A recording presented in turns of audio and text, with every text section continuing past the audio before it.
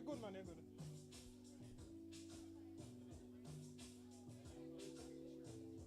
Please, Andrew. Andrew. Andrew. Andrew. Okay.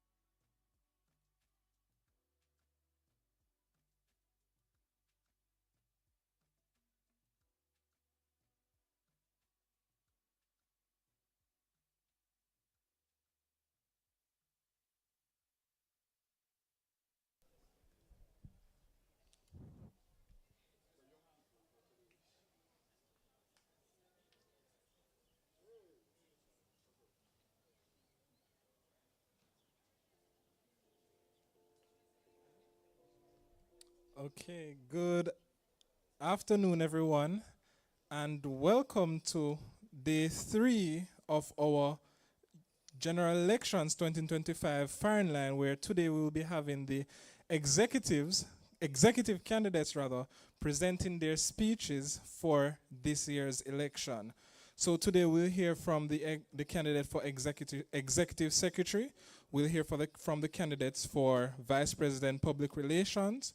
We'll hear from the candidates for president student services, vice president finance, the candidate for first vice president academic affairs clubs and societies, and hear from the candidates for president.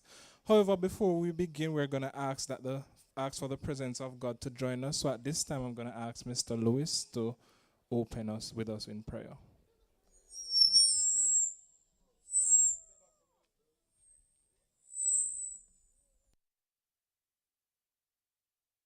All right, so let us pray.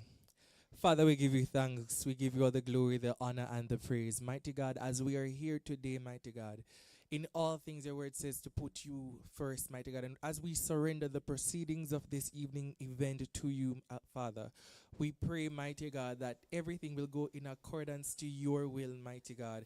Father, we pray that your grace and your favor shall come upon us, mighty God, throughout this event, mighty God. I pray that you will be with the panelists, mighty God.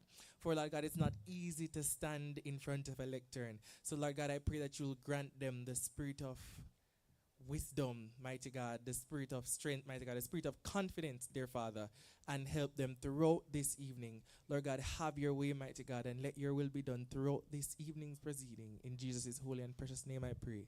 Amen. Amen. All right, thank you, Mr. Lewis.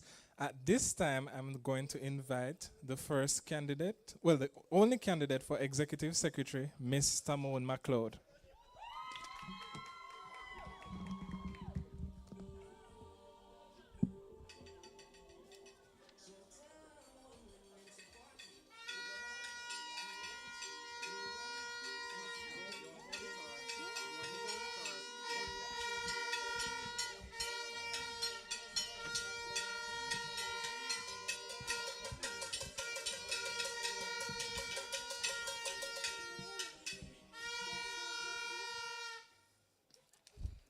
Okay.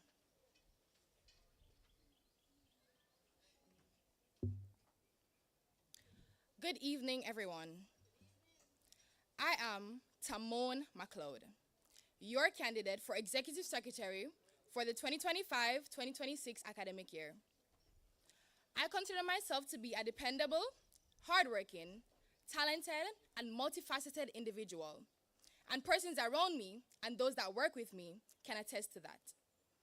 In my previous role as the Executive Secretary for the Public Relations Committee, I was able to facilitate sponsorships for over 10 Student Union Council events.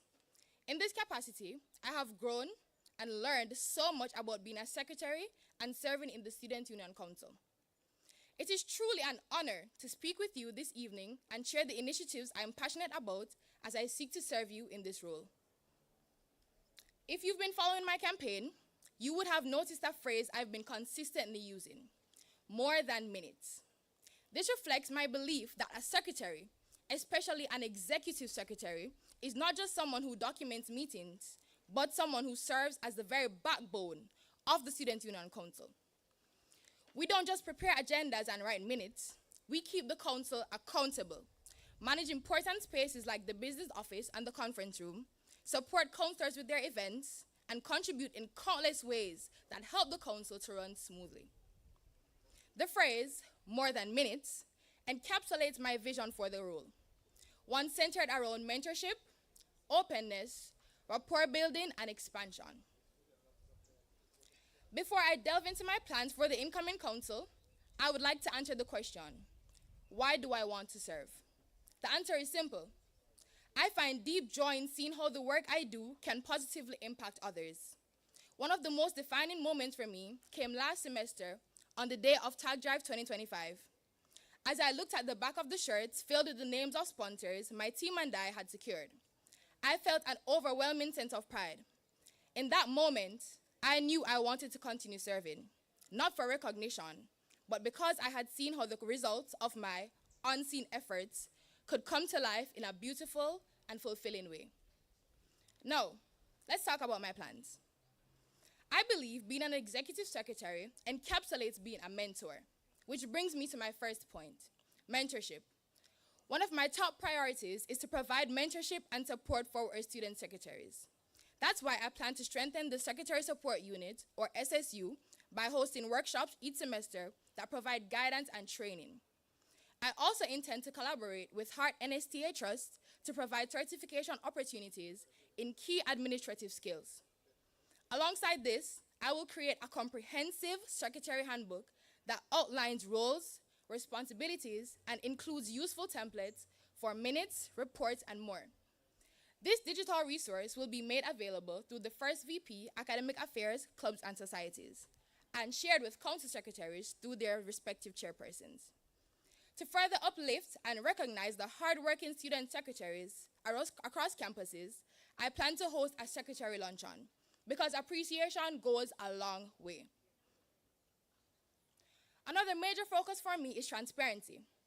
Throughout my time at this institution, I've had the chance to interact with both students and counselors, and I've noticed that many students are unaware of the important roles that counselors play in the services they receive, whether from school, college, and faculty reps, or from different vice presidents and directors. To help bridge this gap, I'm committed to transforming the conference room into a consultation office within the first 9 months of my tenure. This space will serve as a hub where students can speak directly with executives and directors, fostering stronger connections and clearer communication. Furthermore, by July 2025, I will ensure that all events held by the Student Union Council are added to a public calendar for better accessibility. This way, students will be informed about upcoming council events, allowing students to stay involved. In addition, I will ensure that financial reports are uploaded to the council website monthly, and summarized council reports are sent out at the end of each semester, providing our student body with regular updates on the union's activities. Fostering stronger relationships between the students and the council is vital to our success. To support this, I will introduce a suggestion box in the business office where students can easily share feedback and ideas. I'll also implement structured office hours for faculty, school, and college representatives, making it easier to voice concerns and receive support. After each meeting, I will assign action items to all council members and follow up regularly to ensure accountability and transparency. To support this process, I intend to work with a small team of assistants who will help track deliverables, monitor the calendar, and ensure councillors fulfill their business office hours. I want to be clear. Confidentiality and trust will never be compromised. These assistants will only serve an administrative and supportive capacity, never interfering with sensitive matters. Increasing visibility and understanding of the council's work is another key area I want to address. Many students still aren't aware of who their councillors are or what they do. I plan to work closely with the Vice President Public Relations and the Director of Elections and Regulatory Affairs to create content like A Day in the Life of a Councillor and to share councillor responsibilities openly across all our social media platforms. As your Executive Secretary, I plan to be visible. To do this, I will attend most, if not all, council events. Of course, I know this is a constitutional role of all councillors, and this is why I plan on adding value to these events. I will be assisting to the best of my ability with different council events, as well as participating when the time comes. I want to highlight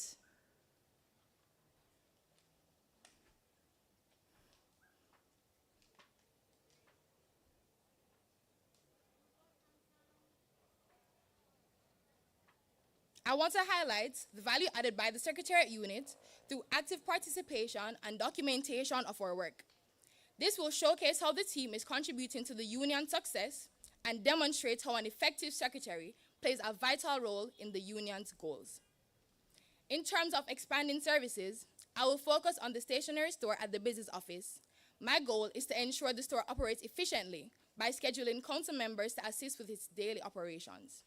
Additionally, I aim to expand the list of items sold there, offering notebooks, folders, pens, snacks, beverages, and even electronics to better serve the student body. I will work with the Vice President Public Relations to ensure that students are more aware of all the goods and services offered at the business office, because I'm sure a lot of students don't even know that printing services are offered there. So, to ensure that we fulfill our role as student servants and are able to make maximum profit at the same time, I plan to the best of my ability to ensure that students are in the know. In closing, my vision as your Executive Secretary is to create a more connected, transparent, and efficient environment within the Student Union. Together, we can continue to build a union that represents and serves the needs of all students. I look forward to providing more than minutes. Together, we can create a council that doesn't just serve, but serves well. Thank you.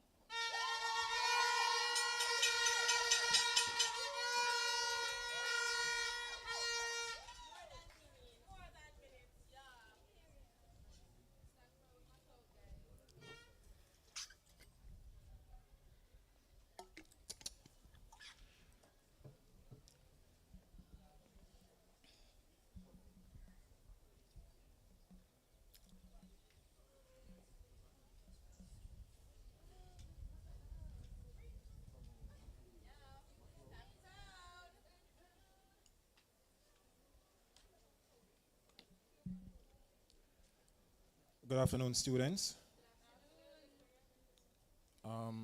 First, before I begin, I would just like to welcome the registrar, Miss Marianne Brown. Give her a round of applause. I want to thank you for coming here to witness what is here today. Miss McLeod, my name is Granville Knight. First Vice President of the Students' Union 2016-17, President 2017-18, and now Executive Financial Advisor at Sagicor Life. Good evening. Night for nights. All right, let me say, first of all, thank you for offering yourself to serve the student population. Representation is both a calling and it's a large responsibility. I read your manifesto, quite detailed, but you said you're representation is a little bit more than minutes, but I have one challenge with your manifesto. There is no representation in it.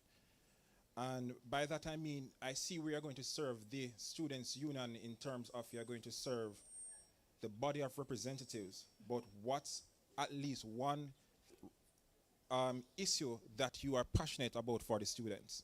Okay, so as I had mentioned before, I plan to transform a part of the conference room into a consultation office. Having worked closely with students, not only as the executive secretary for PR, but as the chemical engineering rep, I've noticed that a lot of students have issues that... Listen to the question again. Okay. What is one issue that you're passionate about representing the students in? Think about the question. Okay.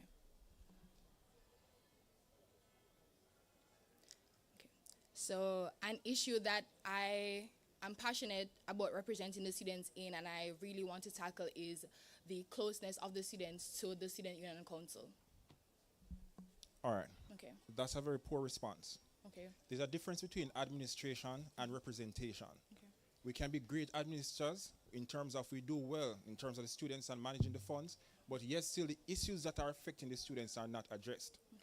The matter of creating a consultation session for students, it was before me, it was said during my time, and it was said after my time. Okay. That is not necessarily going to serve the students, and it's not lasting. The mere fact that scores, at least 10 executive secretaries have said that in the past, Okay. that is not a representational matter. Okay. When as an executive, your role is different from that of the reps. Your duty, you are sitting at the head of an organization. If you are going to be more than minutes, you need to find at least one real issue that you are going to address that is affecting the students' union population. We're not talking about the closeness to the union. The students don't need to be close to the union. As a matter of fact, it's like politics and leadership. We don't necessarily care about our politicians. We care about what our politicians are doing for us. We don't want to be close to our politicians. We want the roads fixed. What issues are to be addressed on the campus?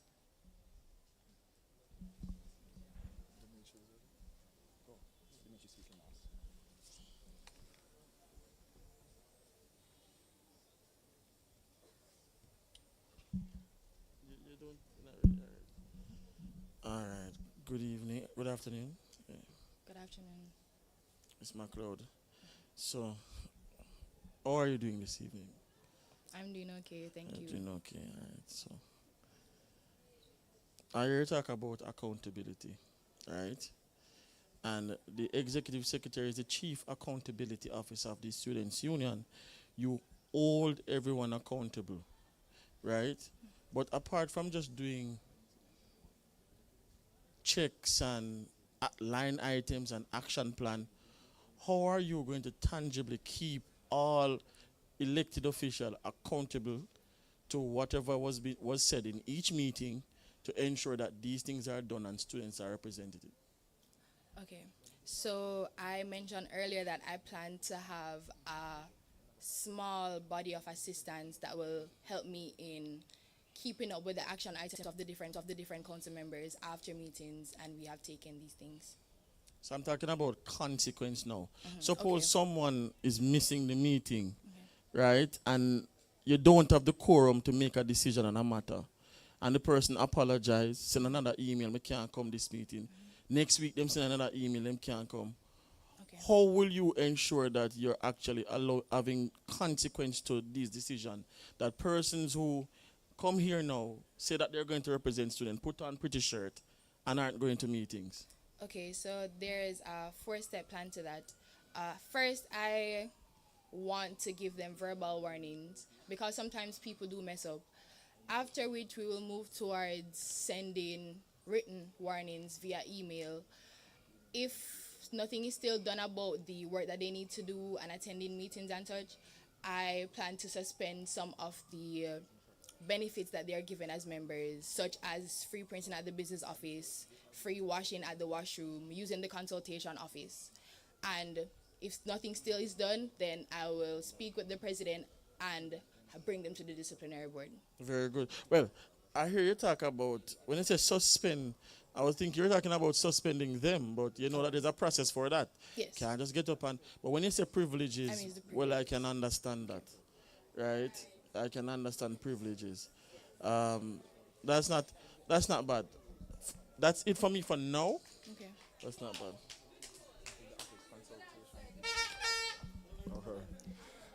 All right, good afternoon, everyone. My name is Chevarie.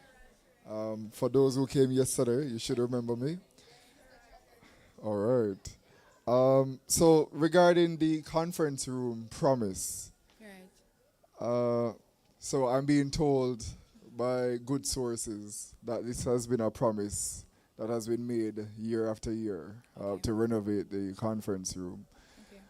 What will you do differently, and how can we trust you, Miss McLeod, to actually get it done? Okay, so having been in contact with the executive secretary of this tenure, she had fixed the consultation office. However, it was not sustained. What I plan to do differently is to regularly check in the consultation office and to ensure that it's sustained. And if something is wrong, then work with the VP Finance to fix it. If there's a broken chair, work with the VP Finance to fix that. And there are also a lot of CSP students that are afforded to the Students' Union, so use the services from those students as well.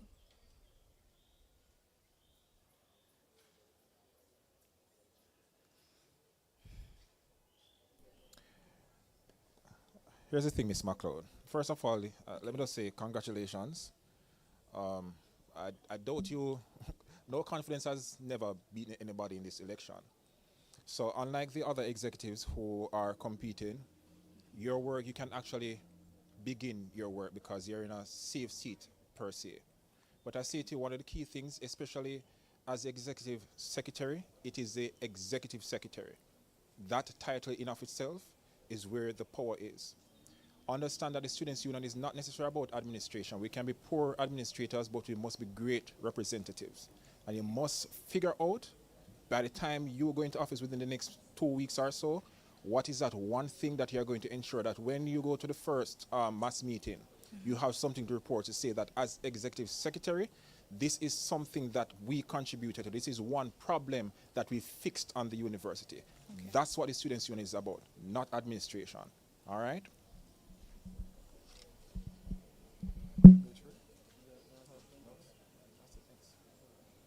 All right, so that's it for the questions. Thank you very much, Mr. McLeod. Okay, thank you.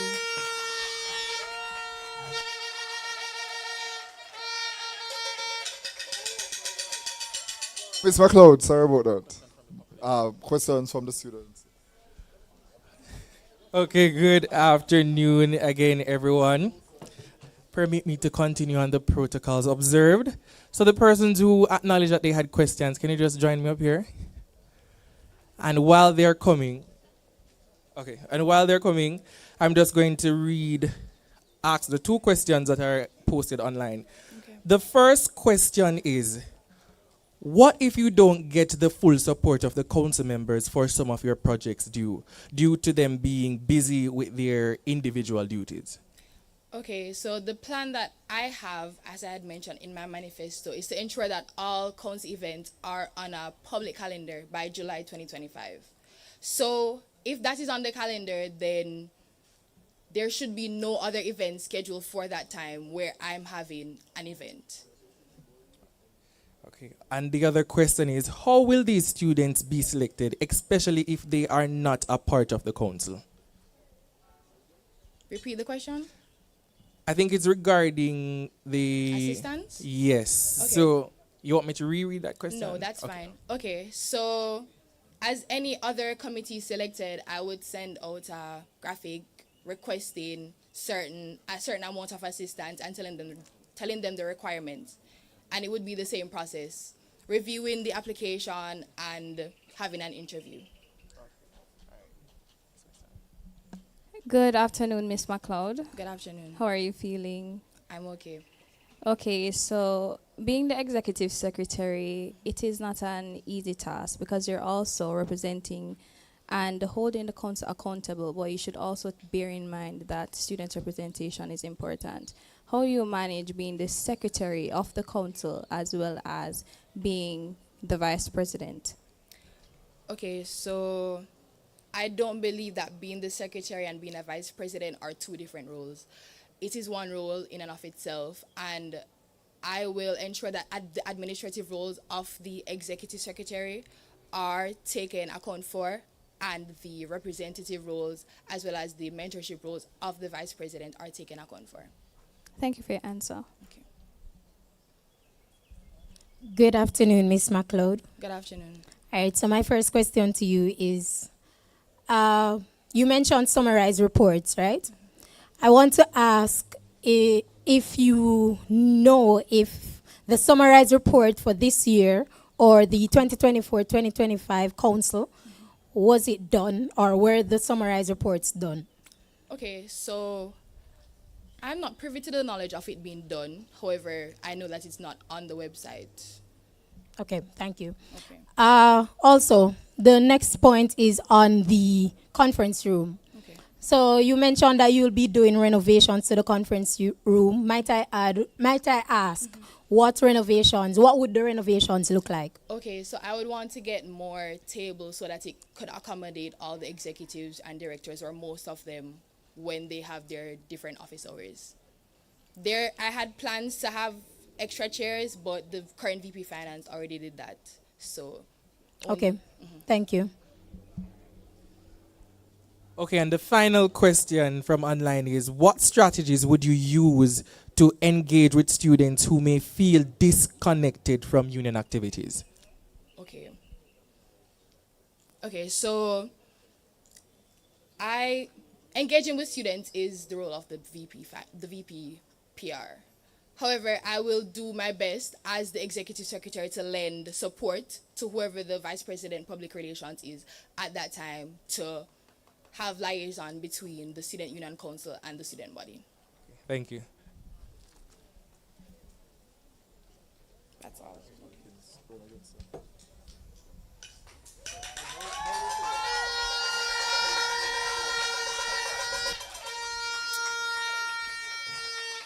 All right, thank you, Ms. McLeod. So at this time, we're going to hear from the candidates for Vice President Public Relations. So at this time, I'm going to invite Miss Shanice McKay to now make her way to the stage.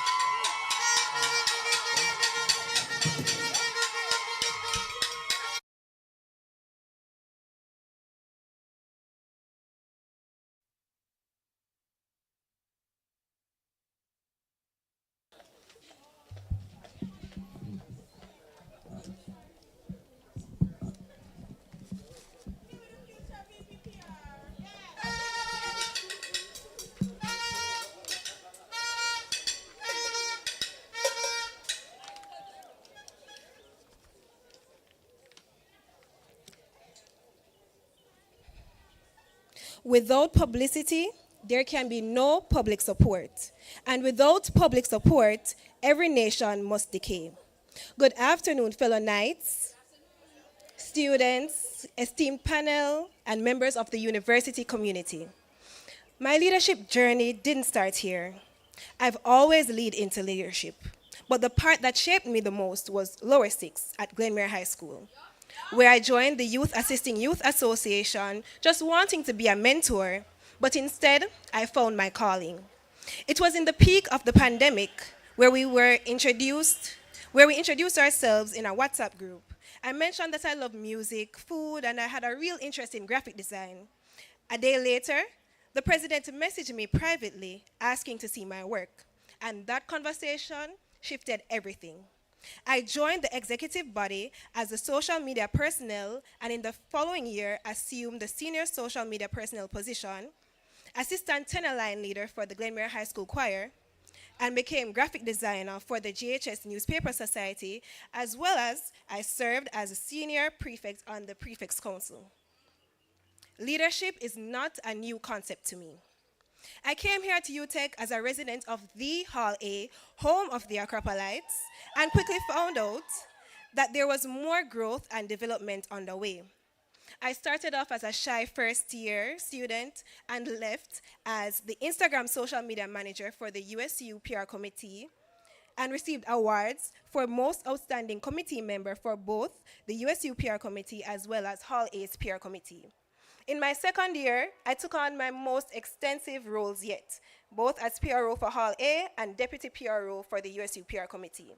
I gained a wealth of experience in both of these roles and got the opportunity to learn more about managing teams, working alongside executives, planning and executing events, writing reports, photography, and most importantly, representing bodies that are greater than myself.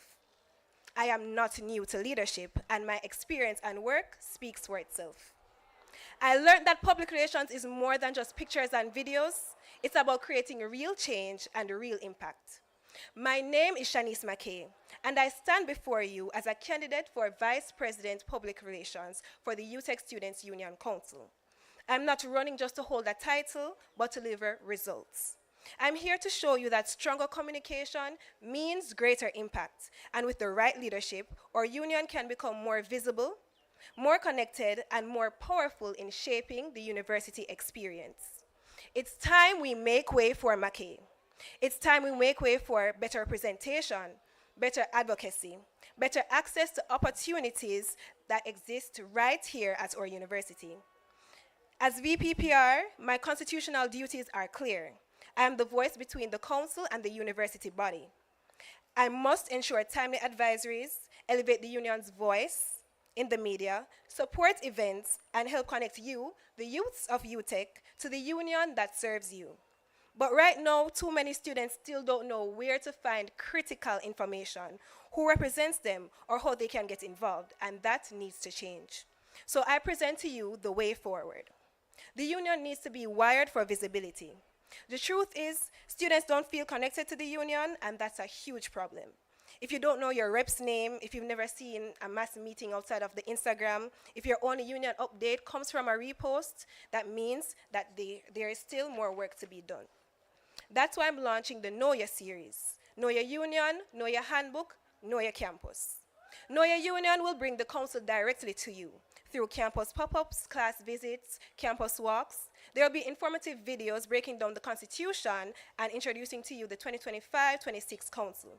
Know Your Handbook will break down the rules and policies into easy-to-digest content made in partnership with the First VP, Academic Affairs, Clubs and Societies, and by extension, the ASU Academic Support Unit. Know Your Campus will spotlight our union concessionaires, services that the departments offer so you know where to go and who to talk to. But visibility doesn't stop there. I'll revamp the USU website in collaboration with the editor-in-chief.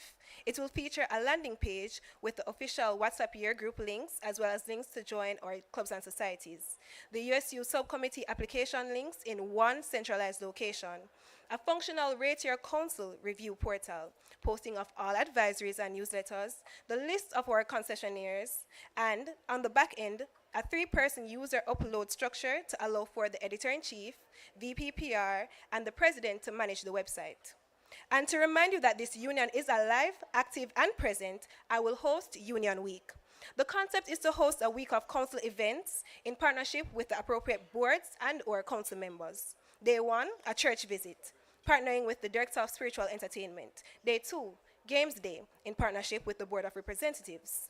Day 3, the Know Your Union pop-up, partnering with the Director of Elections and Regulatory Affairs. Day 4, Free Day and Jersey Day, where I plan to reintroduce council jerseys in collaboration with the President. Mass meeting, of course, organized by the Vice President Public Relations. Day 6, a college rave to end the week in partnership with the Director of Entertainment and Culture. And finally, I'll work to procure a USU digital screen. This will be a space to display advisories, event updates, and even student-led ads. It's about keeping students informed in real time and creating a revenue stream where we can reinvest in you. The VPPR portfolio needs amplified action. Visibility without structure is just noise. I don't just want the council to be seen, I want it to be felt. Our counselors are doing the work, but they need help reaching students. That's why I'll strengthen and unify the PR Corps, bringing together the PROs/editors for all faculties, all halls, all clubs and societies, alongside Western Campus, as well as UTEC marketing into one connected network. Through a central WhatsApp community, we'll share assets, plans, event updates, and strategies across all campuses so that promotions aren't scattered, but strategic.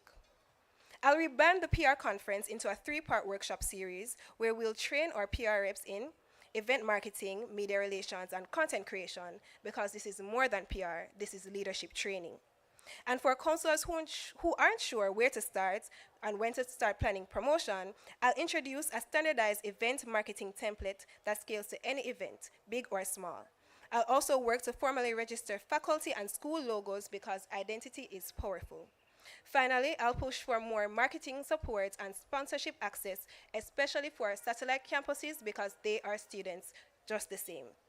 Knights, this is your union, your voice. If we're not advocating, we are not doing our job. Students are dealing with real issues, tuition struggles, safety concerns, academic confusion, mental health battles, and these don't get solved with a repost or a flyer. They need strategy and they need presence. That's why I launch awareness campaigns by virtue of the PR committee alongside necessary bodies and council members throughout the academic year. One of the main campaigns I am determined to execute is a personal branding campaign. The university prides itself on producing work-ready graduates. However, the representation does not reflect this. Branding is more than social media, and it is my plan to partner with the Career and Placement Unit to ensure that this campaign is executed. Externally, I'll push for a stronger national media presence because we're not just UTech students, and we're not even just Jamaican youth, we're also Caribbean youth, and our voices deserve to be heard. I'll work with the National Youth Council of Jamaica, the Jamaican Union of Tertiary Students, Youth and Adolescents Policy Division, as well as any other necessary or appropriate advocacy bodies to bring student concerns to press outlets, the ministry, national forums, because why? The issues that affect us here matter elsewhere. And most importantly, I want to create a safe space for students to speak before things go wrong. That's why I launched the Your Say feedback series. It will have quick polls, surveys, and interactive check-ins to make sure you are heard consistently and not just when there is a problem. And we'll close the loop with a USU advocacy report each semester, outlining student issues, what the council did, and what's next, because transparency builds trust. The way forward, it's a contract between me and every Knight who feels overlooked, unheard, underrepresented, and I'm not promising perfection, but I'm promising presence, action, and results. So let's move forward together. Let's get wired for visibility. Let's demand amplify action. Let's reclaim your union, your voice. Let's make way for McKay, because a one way and it's... Thank you.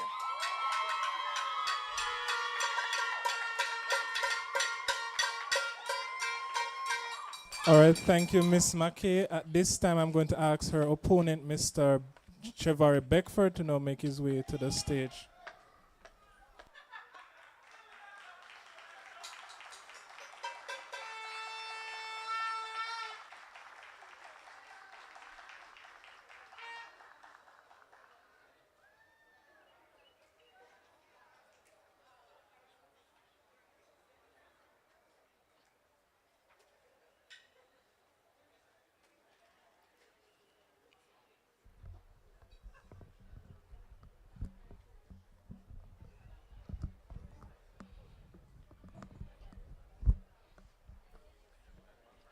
Good afternoon, everyone.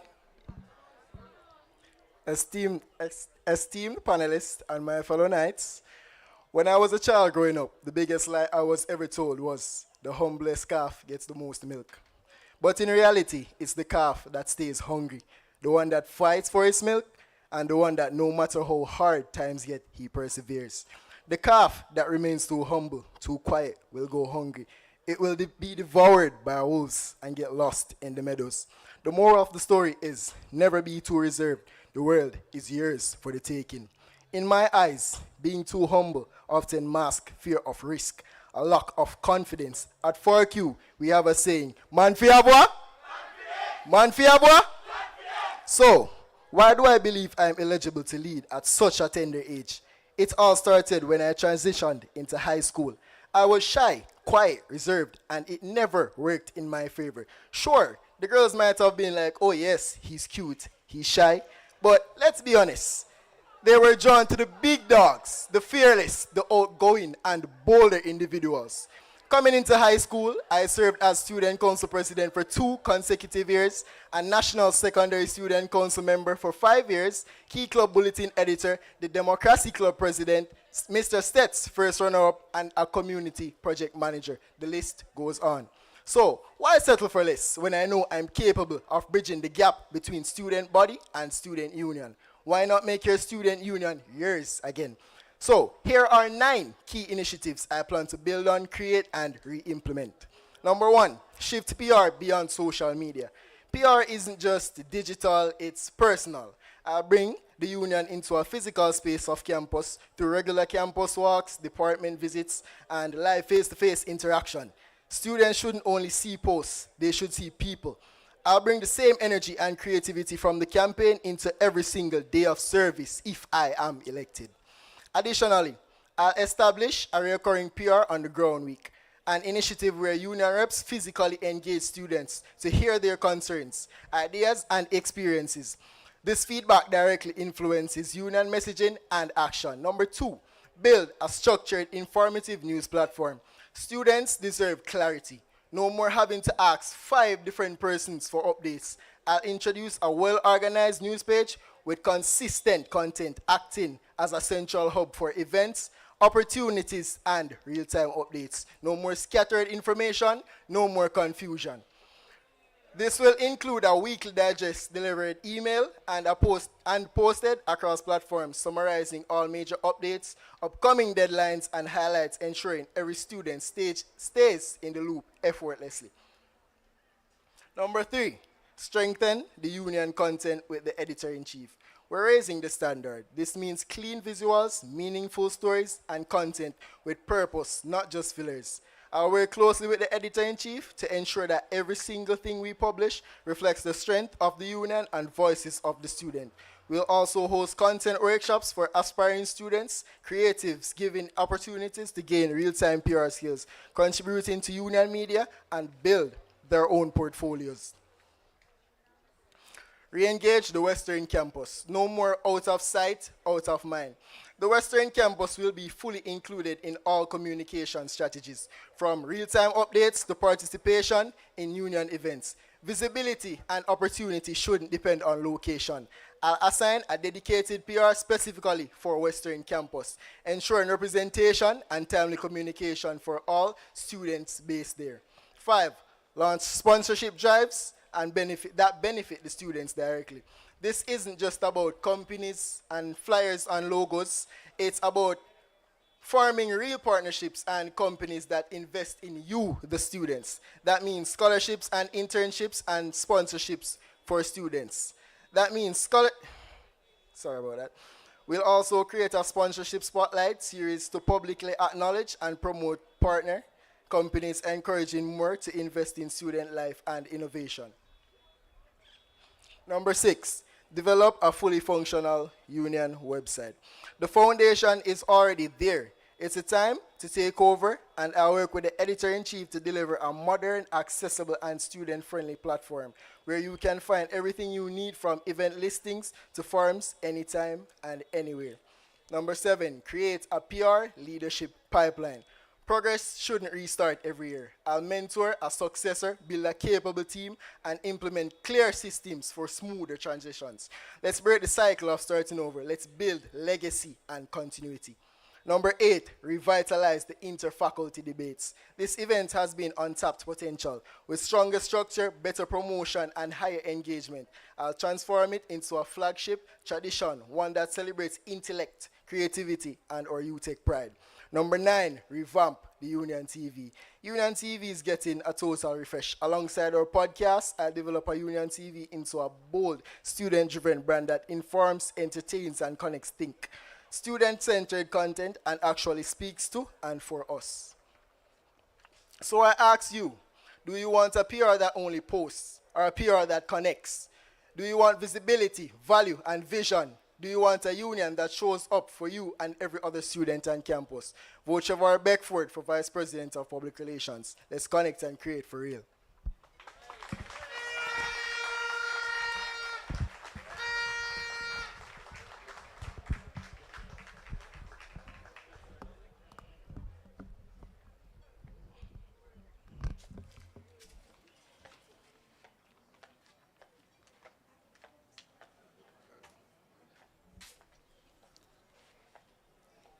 Good afternoon again. First, let me just say that I am quite impressed with the quality of candidates that we have for VPPR this year. Last year's presentation was, well, if you were here, you were here.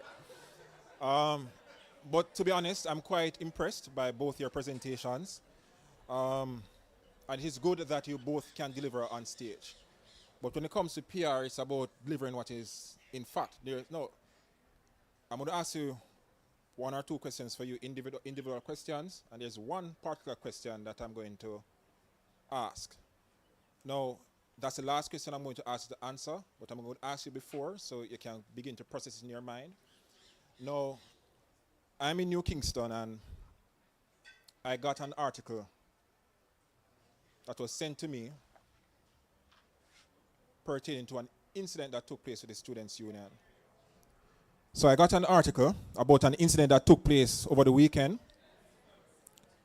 Now, the Students' Union about managing the image of the Students' Union, and based upon the feedback that I'm getting from the persons that sent it to me, that negatively impacted the Students' Union. Now, as VPPRs, address the situation. But that's the final thing that you're going to do. I said not how, address the situation. The specific questions now pertaining to what you have to offer. Ms. McKay, the first question goes to you. The USU digital screen, is this something that you have researched and found out from the university, the process for implementing that? And if it is indeed possible, what would be the cost and the timeline for implementation? Okay, so can you just repeat the first part of the question? The digital screen, one, is it something that will be approved by the university? What's the cost and the timeline for its implementation? Okay, thank you for that question. So I would have spoken to, or I would have reached out to Dr. Kevin Brown, introducing the idea to him. So I'm waiting on a message from him to confirm when we can set up that meeting to have further dialogue as it relates to the logistics. For the estimated budget for the project, it's $1 million. And the timeline would be 3 months, but it would be dependent on the transition of the council for the 2025-26 academic year. All right, it's good that you went to the president, but do you know the department that is responsible for that? Not privy to the department at this time. Facilities Management Department, okay, FMD. So you start the conversation there, and then you go up. All right, thank you so much. All right. You may have some issues there, but that's that. I did not hear mention anything about sponsorship or youth outside of UTech. What are your plans for sponsorship as relates to the upcoming academic year? Okay, so for sponsorship, I did mention it in my speech where I stated that I want to increase the sponsorship efforts for not only the main campus, but all satellite campuses. I would have I'd have had connections at Western Campus specifically, and I'd have asked them, the PRO specifically, what his experience was like for this academic year as it relates to sponsorships, and he was stating that he would have preferred for more sponsored items to be sent to Western Campus, and I was like, okay, thank you for sharing that with me. So as it stands, we already have strong. Okay, I'm going to repeat the question again. Okay. What are your plans as it relates to increasing sponsorship for the union? We're not talking about money being sent down, we're talking about from the outside coming into the Students' Union. Yes, we know that it has to be distributed between the Western and the main campus. What are your plans to reach out to sponsors to support the union? Okay, so we already have sponsor contacts. So it's a matter of maintaining the relationship with them, but to get more in, it's through the work that we'd have already done with the sponsors. So if we reach out to someone, if we reach out to a company and they take a look at our profile, they realize that we do have a level of engagement that's being showed clear with the sponsors that we have on board. So say for instance, JP St. Mary's, we have them on board for an event. Another company can see where we feature them on the page. We take pictures and we send over those sponsor pictures to them. So it's a mutual relationship or a symbiotic relationship between us and the companies that we plan to reach out to. Okay. All right. Thanks much for that. All right. Sir Beckford, sponsorships and scholarships. You speak boldly about that. What are your plans exactly? You speak about what are your plans? How are you going to get more sponsorship to the union? All right, so as it relates to sponsorships for the union, as I said in my manifesto, the sponsorships wouldn't necessarily, as usual, relate to the union. I try to push more sponsorships for the students themselves directly. So as it relates to working with VPSS, I try to implement more bursaries and stuff like that that would benefit the students. I'm gonna repeat the question again because probably didn't understand it. Okay. All right. So when we talk about sponsorship, we are talking about monies coming from corporate organizations, the Sagicors, the Grace Kennedy. What is your plan? Not how you're going to distribute more of the students' union dues, but what is your plan? Because sponsorship is a big thing within your portfolio. You're talking about getting more money to the students. What is your plan to get more money from corporate Jamaica to the students on campus?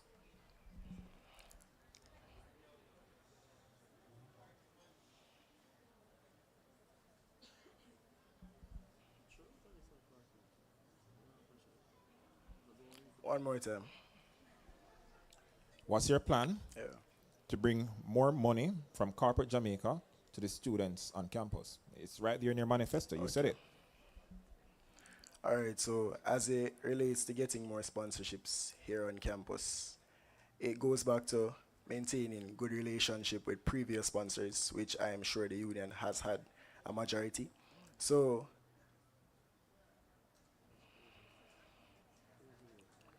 which I'm sure the union has had.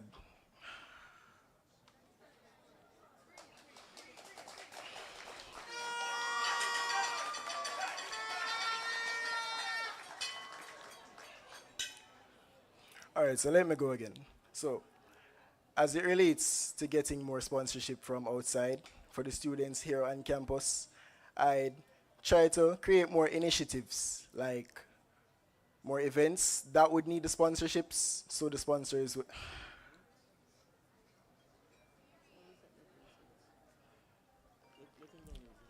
All right, that's fine.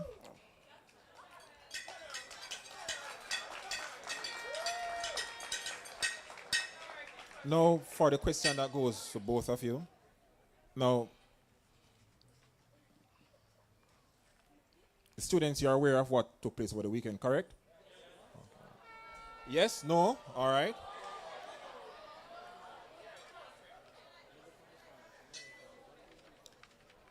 So some students are aware of what took place over the weekend, some are not.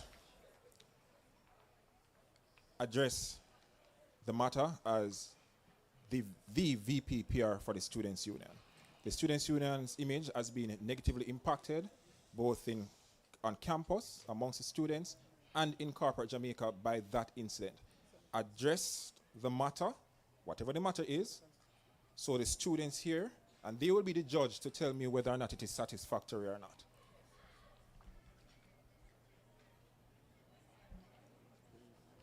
All right, so I'd assess the situation properly and communicate with my team. Address, don't tell me how you're supposed to do it. No, you're called on the spot. You're at a random mass meeting and a student just throw that question at you. Address the situation. No. This is what the role of VP All right, PR so requires. if I'm being honest, I am not 100% sure as to what took place this weekend. Absolutely poor. Madam.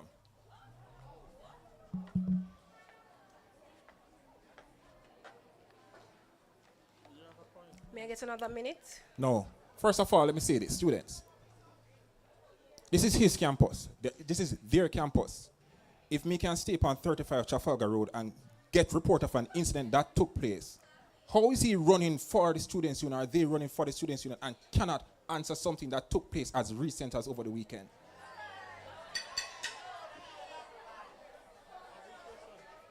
Madam, go ahead.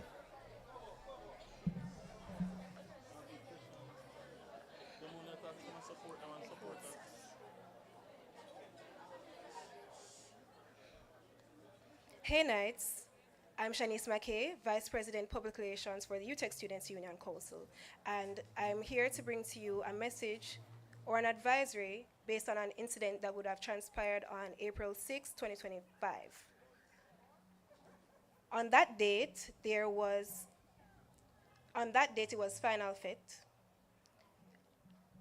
a flagship event hosted by the Students Union Council to welcome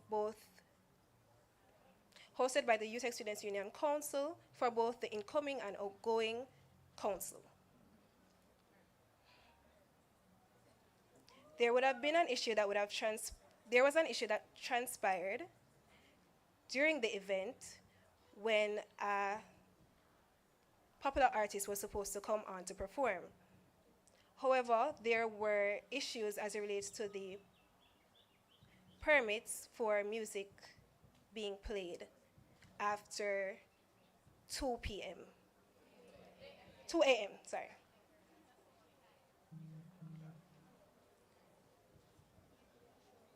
This issue would have transpired between members of the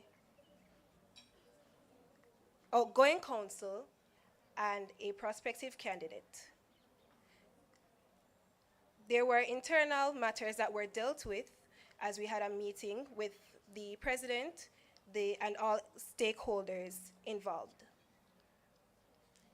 Based on what would have transpired and the agreement that we would have come to, I can assure you that this is something that will never happen again. We will ensure that there are proper permits in place.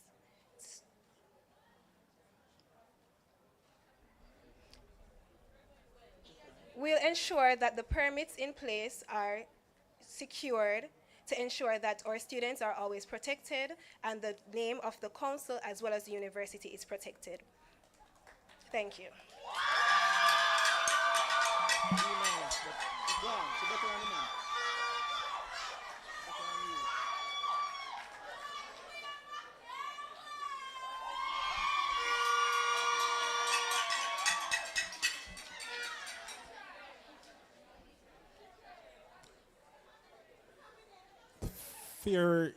Fair response. Could have been more detailed in your assessment, but for an impromptu question like that, that is it. But what this indicates is that both of you, whether whoever is elected, ought to be trained. But this is what PR is. PR is about the ability to represent not just yourself, not just the students, but the university at any given moment. You don't know who is walking on this campus. Right? Someone from the media might just come here just to ask you some questions, and when you look, your response as the VP PR is in the paper. Right? This is not child's play. This isn't about friendship. I'm telling you last year, and since you're never there, last year I'm telling you again, it's not a friend business. This is serious.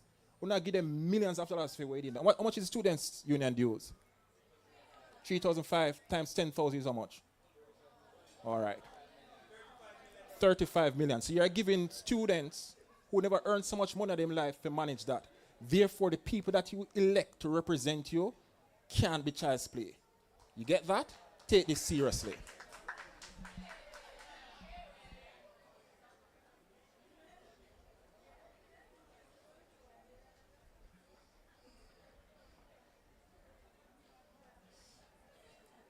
Good evening, board candidates.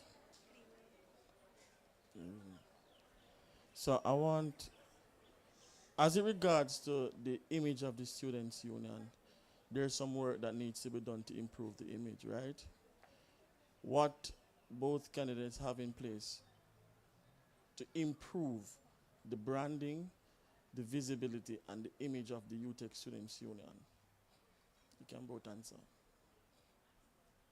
Anyone go first?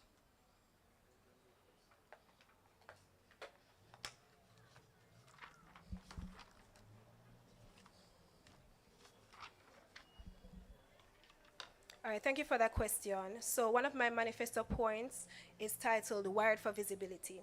So this would suggest that I would have identified that the branding and the public image of the university and the council is of utmost importance.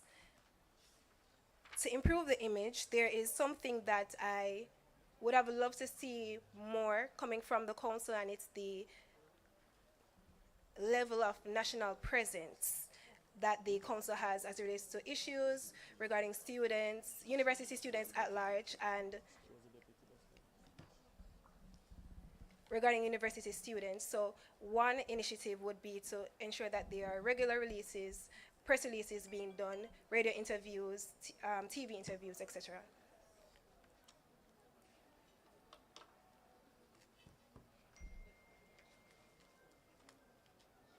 That's it? Yes. All right. Let's get it. And can you please repeat the question for more clarity? All right. What are you going to do to increase the visibility and increase the brand of UTech Students Union within the university community? Okay, so as stated in my manifesto, I have 3 branded initiatives, which include the Student Union TV, the podcast, and revamping the website. These are key initiatives which will put Union on the map. So I think really revamping all 3 will do an excellent job in putting it on the map. So we team with people like TVJ for Union TV, RJR, people like that get sponsors. Do you have trouble speaking in public? Just recently. You know that being the VP PR, you would be required to speak in public a lot. Yes, I am aware. And how do you plan to combat that? Yes, I will improve on that indeed. You will improve on it? Yes, I will. Are you doing anything to improve currently?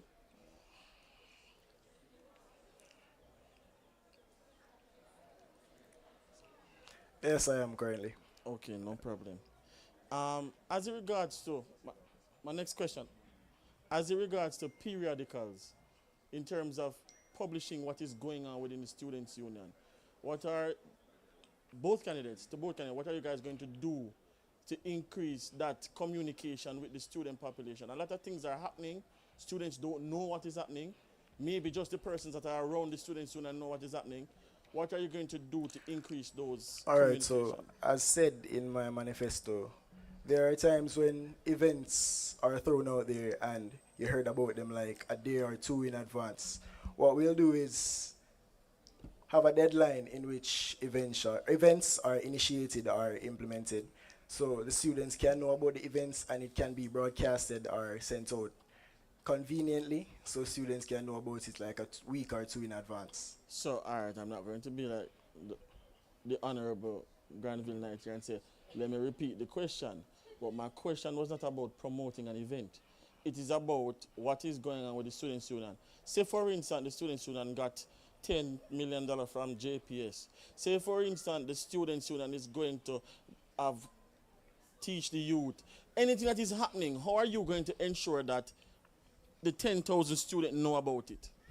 That is what I'm asking. Not how much you promote College Rave. That is not my problem.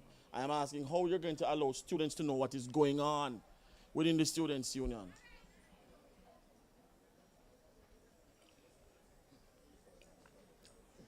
All right, so in this case, it comes down to getting the students involved in what's happening around them. And I think doing things like campus walks and regular interactions with the students, for example, setting up out here in Sculpture Park, talking to students on a daily basis and stuff like that would be a great implementation. Okay, no problem. Yeah. Okay, so as it relates to ensuring that the student body is informed about council events and other features, as it stands, there's USU News. It entails Union TV, the newsletters, and something that unfortunately wasn't implemented by the outgoing VPPR, which is the top 5 council achievements which is done on a bi-weekly basis. So these 3 initiatives would allow for the student body to be informed and engaged as it relates to what's going on in the council. So as you said, if we acquired $10 million in sponsorship from JPS, it would be a point in one of the top 5. It would be one of the top 5 points in the video. It's something that can be stated in the newsletter, as well as a Union TV episode could be recorded with JPS if they come physically on campus to make that presentation. All right.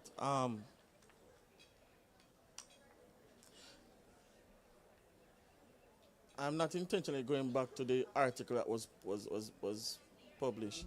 So I'm not going back to the article that was published. But when I look back at the article, I noticed that the person that was there, the bust was printed, and the UTech Students Union logo is in it, right? As regards to publishing the UTech Students logo and getting approval to use the Students Union logo, what do you guys know about that? What is the process to use the logo, to put it in printed? First, let me say, was it the Students Union who printed that? To my knowledge, no. No, right? So that means the Students Union did not.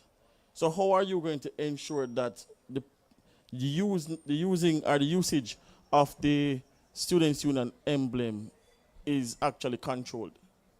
Okay, so as it stands, there is a process for the usage of the UTech Students logo, and there are terms of reference as it relates to even the placement of it, where it should be on the left side, and the T should be capitalized, the apostrophe on the students, that sort of thing. So there are those in place already. So it's just a matter of being quick to identify when breaches of this occurs and then reaching out to those who are in management of the page or whatever material to have it removed immediately. All right. So who is in charge of, who provide the access to to using the logo? That would be the Vice President Public Relations, as well as the University President. University President? Well, my bad. That's for approvals. But Vice President Public Relations. In consultation with? In consultation with the University President. No problem. Sir?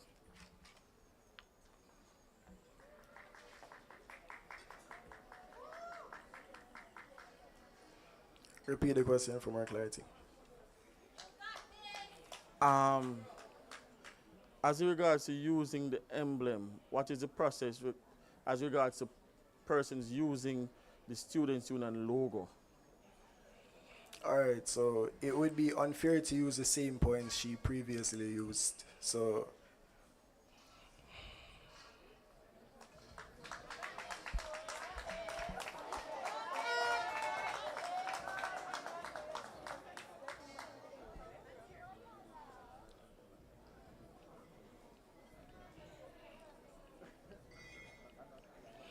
I'm sorry, but I can't answer that question.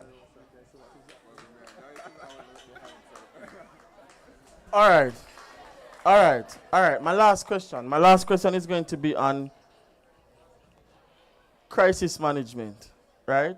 So, Mr. Knight spoke a little bit about crisis management. So I want to know how you're not going to do it here, but you're going to tell me what you should do. So there's two different lines within the Students' Union. There is the executive, as was given.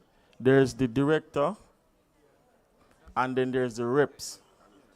If there's an issue that happens with the executives, right? And so that you get in sponsor for an event, and 2 days before the event, the sponsor pull out, and students need that event to happen, and you need to communicate what is going on, what would you do as a VPPR? all right, so as the VPPR, before I reach out to the students to tell them what happened, I'd more than likely have to go back to the drawing board and reevaluate with my team and seek where necessary if we can get a next sponsor or we have funds on the union itself that can substitute until we get a sponsor for the event. Yes, you're doing that part. You're looking if you're getting another sponsor. But what are you going to do? So as it relates to the students, if it comes down, we properly communicate the difficulties that we're facing and be honest. All right.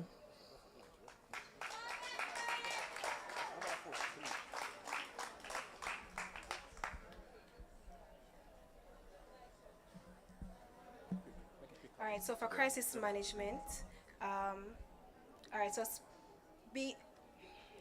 serving on the PR committee as deputy PRO, it's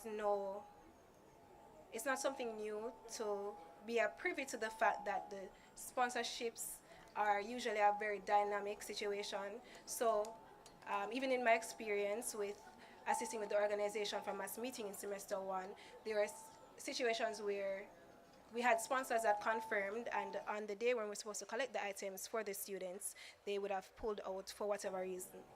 So this is something that is new, but dealing with it is something that, as VPPR, is something that's very important, because the role is very reactive and not as much as proactive.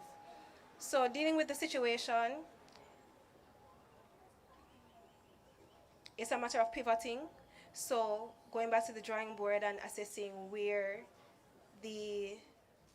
we can get another sponsor on board, or seek to reach out to the few that would have confirmed already, to see if they can increase the offering that's being made to the Students' Union. Thank you. Then, wait, okay. Can I continue? And then, with this decision though, because there's a lot at stake, it's important for the executive body to meet to determine how we're going to go about addressing the issue as a council. Thank you. All right, so in the interest of time, I won't be asking any questions. Just give a general comment, right? I think that you both need to work on a lot. When I say a lot, I mean whole heap. I think that the person's cheering for you is really just a friend thing. Most of your campaign team come, and if you say stupidness, they're going to cheer. To be honest with you guys, I don't think any of you are ready. If there was a third candidate, no confidence, he had my vote right now. So I think that both of you guys need to firstly check the constitution, be creative in your approach. There are some things that you guys say, like your union TV, Mr. Beckford. I don't think you know what you're talking about. There are some things, the logo, Miss McKay, you don't know what you're talking about as well.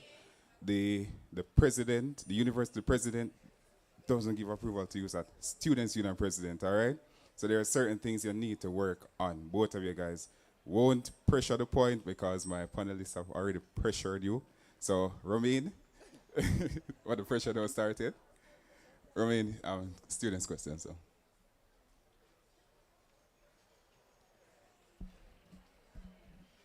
Good afternoon. We have a lot of students' questions, but due to time, we have to only take a select few. So apologies.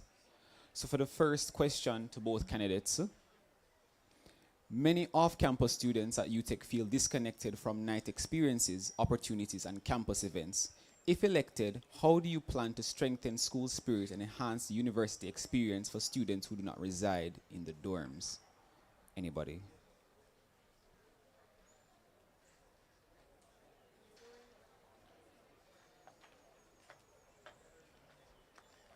All right, thank you for that question. As it relates to students who reside off campus, there are 2 pointers. So first, in my manifesto, I stated where there's going to be an event marketing plan template that's going to be shared with all counselors. In this document, it will outline how they can incorporate more off-campus or more commuting students for the events. A way of doing this would be to have a shuttle bus in effect for students traveling from Western Campus, for example. Another point that I have is through the Union Week, where we are going to invite not only students from off campus, from the satellite campuses like Arthur Wayne Stipend, Western Campus. It's also going to feature alumni so that we can reintegrate everybody into the university community here at the main campus. A notice to all candidates around. Please ensure that you keep your responses concise and short as possible. Thank you. All right, so as it relates to that question, I think nightlife and safety would have been a major factor as it relates to coming here in the nights and getting back home. So I think implementations, as Maki previously said, as a shuttle bus to take the students back home after these events would be a great implementation. Okay, on to the next question for both candidates.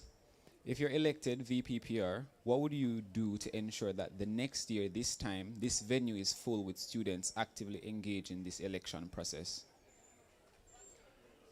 All right, so as previously said in my manifesto, once elected, the same spirit from elections would be implemented in my acts of service. So, and that's it. Sorry.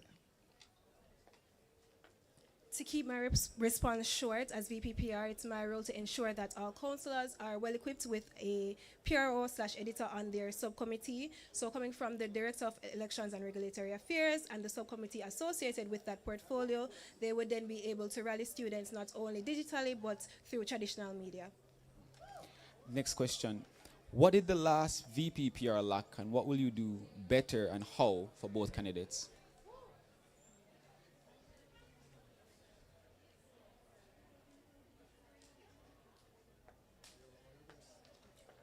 All right, so working with the outgoing VPPR for both years, I can definitely contrast between the two. So I can say that for this academic year, it has been a major improvement as it relates to the work that would have been coming from the PR committee.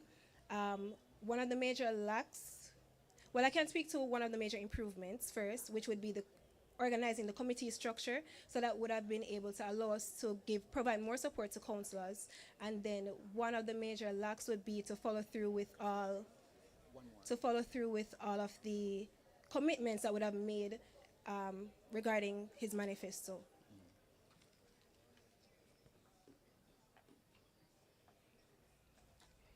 So, all right, in all honesty, repeat the question. Remember. The question is, what did the last VPPR lack, and what will you do better and how? All right, so in all honesty, I think the last VPPR did an amazing job outgoing. So as it relates to what he lacks, the only thing I saw that should have been implemented, he mentioned something about the Union TV, and I did not see that being implemented, so I'd work on that and try to get it implemented.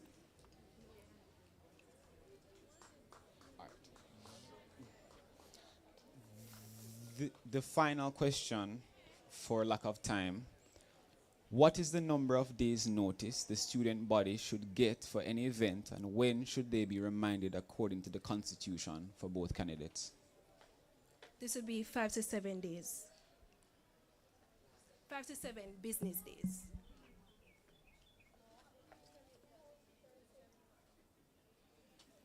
It would be unfair to say, but same response. All right, thank you both. You may now exit the stage. Just a round of applause for both of them, please.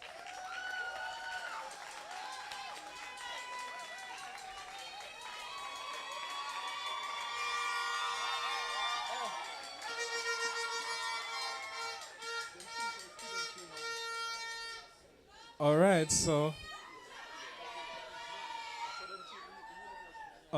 so at this time, we're going to now invite the candidates for Vice President Student Services to now make their speech, starting with Miss Sariah Gabidon.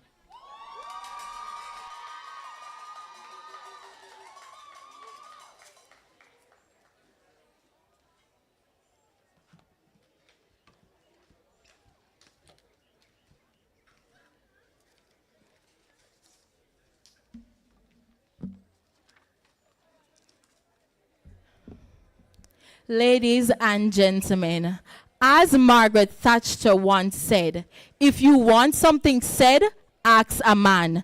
If you want something done, ask a woman. And as is evident, I am the only woman for the job. A woman with the 3 E's: expertise, experience, and a history of executing. To the panelists, candidates, and students, a pleasant afternoon is extended to you. I am Sariah Gabidon, and I am honored to stand before you as your next Vice President, Student Services. I am currently in my 3rd year studying forensic chemistry, a field that has sharpened my attention to detail, strengthened my ability to analyze and solve problems, and taught me the importance of serving with integrity. Beyond the labs and case studies, my heart has always been in service. As the club president of a non-profit organization, I have served for 2 consecutive years, giving me the ability to interact with students and gain first-hand experience in leadership, organization, and advocacy.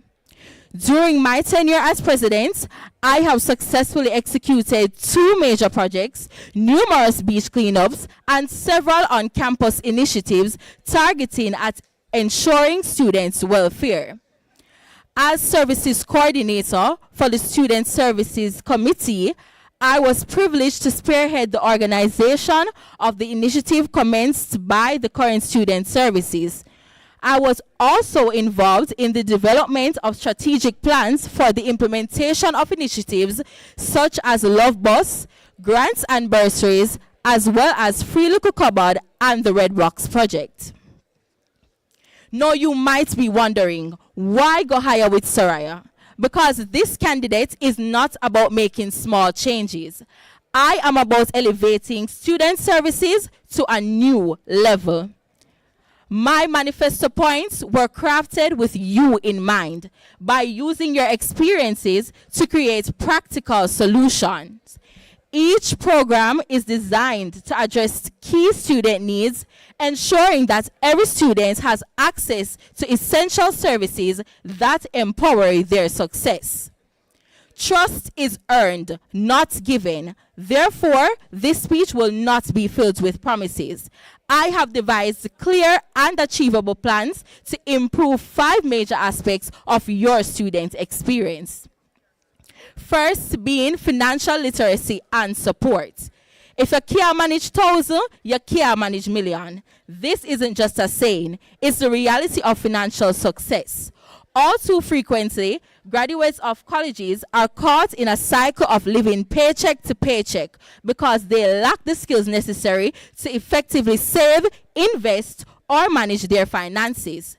Students who possess financial literacy are better equipped to manage their money, make wise decisions, and build a solid future. A workshop on budgeting, credit management, and investing will be provided as part of this joint effort with the Vice President Finance, financial institutions such as VMBS and JMMB, wealth managers, and financial experts. This will ensure that you graduate with more than student loan debt. Many of you have million-dollar ideas, but lack the capital to bring them to life. The Student Entrepreneur Grant is an initiative that is all about giving student entrepreneurs a real shot at success. This would be an extension to our current grants and bursaries, to which I intend to disperse grants to at least 10 student entrepreneurs to help fund business ideas, buy inventory, or upgrade their current equipment. For my small business owners, it does not stop there. Successful local entrepreneurs will be invited to a small business networking event to share their stories, insights, and the lessons learned while conducting businesses. These connections will guide you on your journey into developing your small business into a brand that lasts. But don't hear the complaints. Unbearable loud music in buses, no proper way to voice your issues. It's time to fix it for good. If elected, I will be implementing a scannable QR code system at buses, concessionaires, and key service areas so you can submit your feedback instantly. Your complaints and suggestions will be assessed by the committee, ensuring that changes actually happen. Commuters, you are not forgotten. Under my leadership, I would reintroduce bus routes for areas like Old Harbor and St. Thomas to improve transportation for students traveling to those areas along with areas close to it. You ever feel like you want to scream? Therefore, in cooperation with the counseling unit, I intend to reinstate the peer counselor program.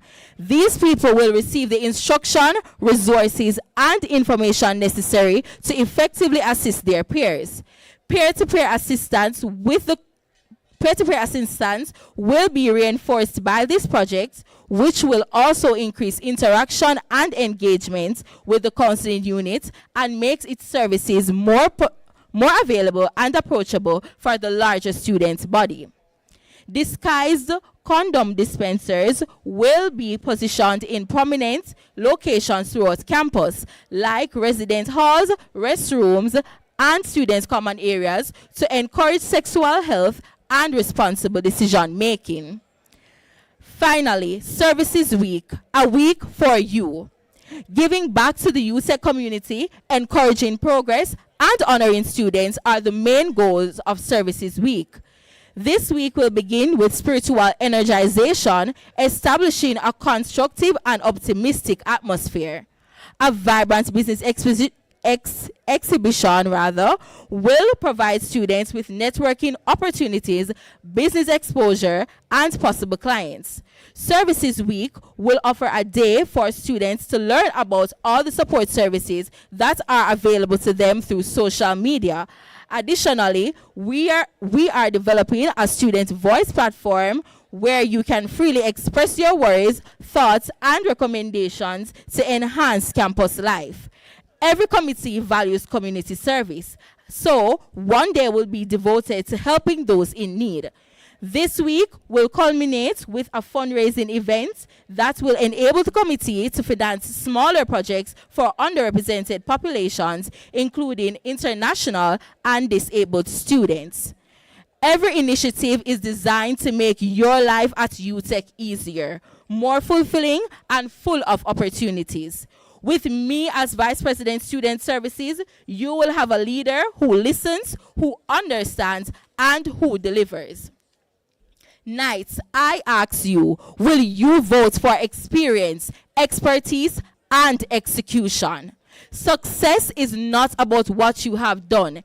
It's about what you're willing to do next. With your support, we will rise together, breaking barriers and embrace innovation. As you go higher with Sariah, you're selecting more than just a candidate. You're selecting change, compassion, and dedication. Let's work together to create a campus where all needs are satisfied, all voices are heard, and all students have the resources they need to succeed. Thank you. All right, thank you, Miss Gabidon. All right, at this time, I'm going to ask one of our opponents, the next opponent rather, Mr. Alex Sims, to now go to the stage.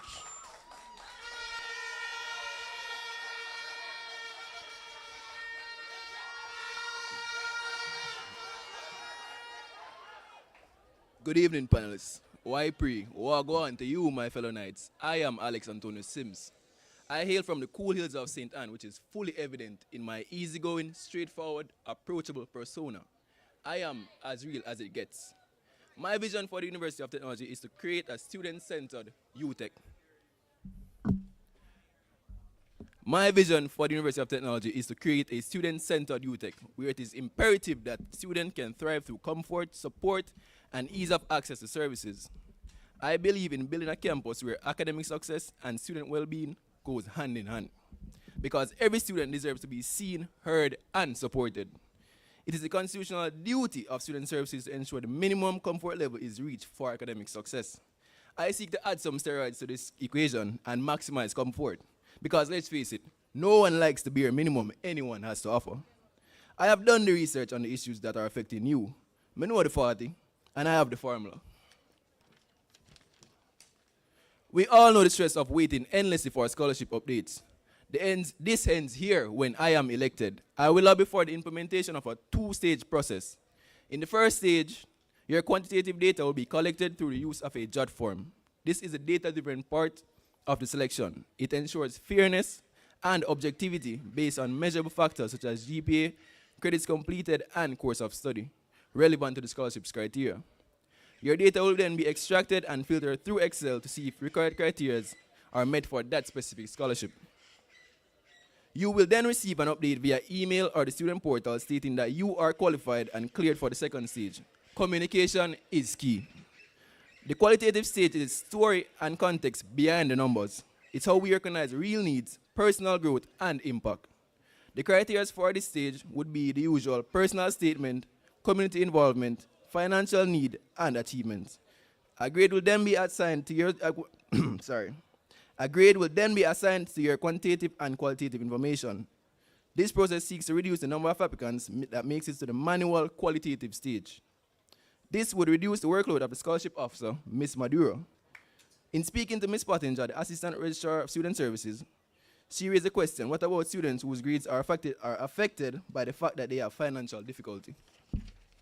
I say to this, they will be given the chance and voice to petition during the qualitative stage via an interview.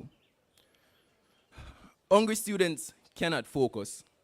I'll bring more awareness to the Love Lunch initiative by providing better marketing for it. Ms. Vijay Francis, the current VP of Student Services, has already laid the first brick by engaging in partnership with NCB. It is just for me to continue building on that. In addition, I will bring additional support to the sip and study, including dinner twice a week.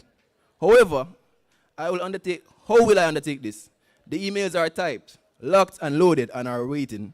The phone numbers of potential sponsors are on speed dial. My brothers over by Donald Ferguson Hall are ready to start dialing. They are just waiting on my election win. Too many of you have voiced your concern that Island Grill needs to be reopened. I hear you, and I will lobby for this. While I cannot promise you Kentucky Fried Chicken, I will advocate for more diverse food.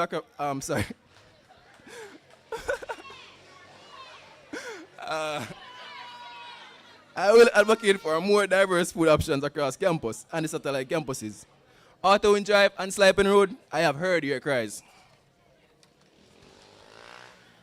University life is not just about academics. It's also about students' overall well-being. In a combined undertaking, I'll make a task force out of student services portfolio, sports, and health and safety to form a student wellness task force. This body will execute campus-wide wellness initiatives.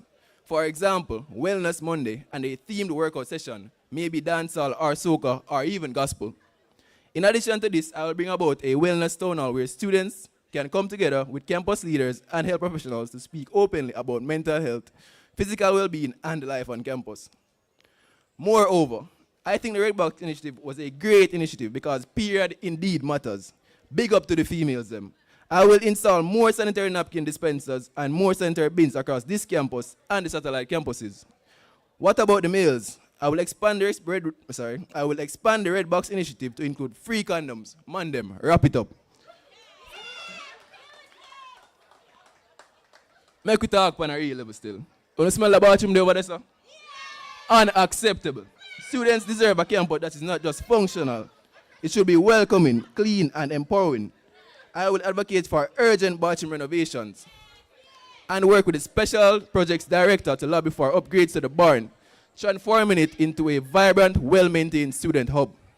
By partnering neutral sponsors for funding, we can beautify and modernize these spaces while keeping them accessible and student-focused. Whether you're studying, socializing, or just taking a break, these spaces should feel like yours. In a partnership with the portfolio of VPPR, I will install clear synergies across campus, especially for new students and visitors. And for students with disabilities, accessibility upgrades will be non-negotiable.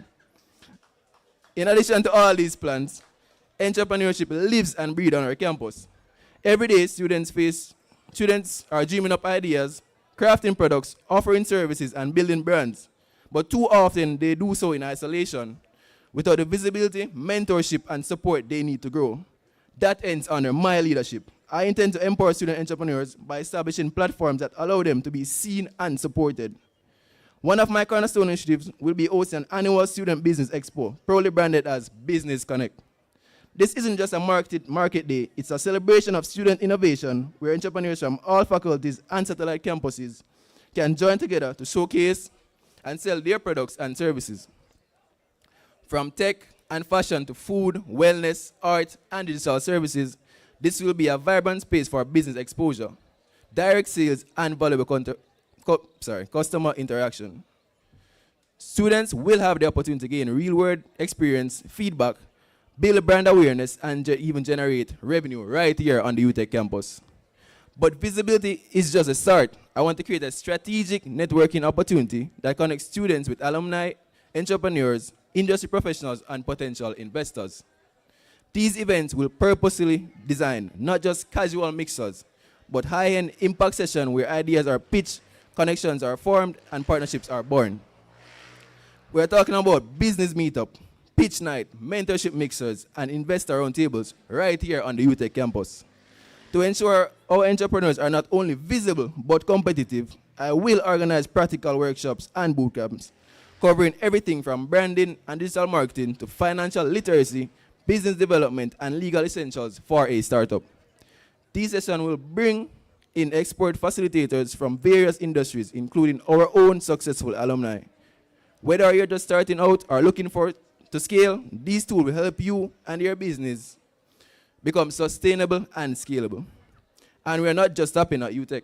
I want to take this movement beyond our gates by partnering with the leaders over by UE, NCU, UCC, and CMU. Together, we can host inter-university entrepreneurship summits. Imagine representing UTech at an inter-campus business expo or join forces with the students from another university to co-found a business that gets real backing. That's where the future is headed, and UTech students should be leading the charge. Student entrepreneurship is not a side hustle. It's a pathway to empowerment. When we build the platform, students will build their empires. Let's give them the tools, the stage, and the support they need to thrive on this campus, across campuses, and beyond graduation. I am not here to make empty promises. I am here with plans, with purpose, and with people already behind the movement. All I need now is your vote to bring it to life. So to every student listening, this campaign is about you, your needs, your voice, your potential. Let's build a UTech that we all deserve. Vote Alex Sims for Vice President Student Services. Real, ready, relentless. Vote Sims.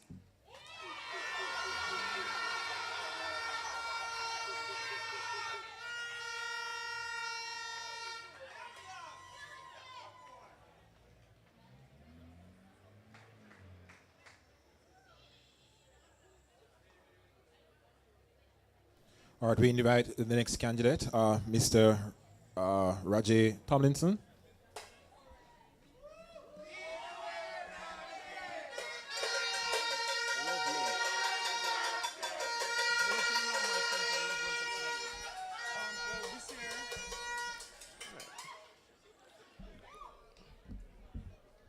Good afternoon, UTech Knights. Good afternoon, UTech Knights. In the sound side, good afternoon, UTech Knights. All right.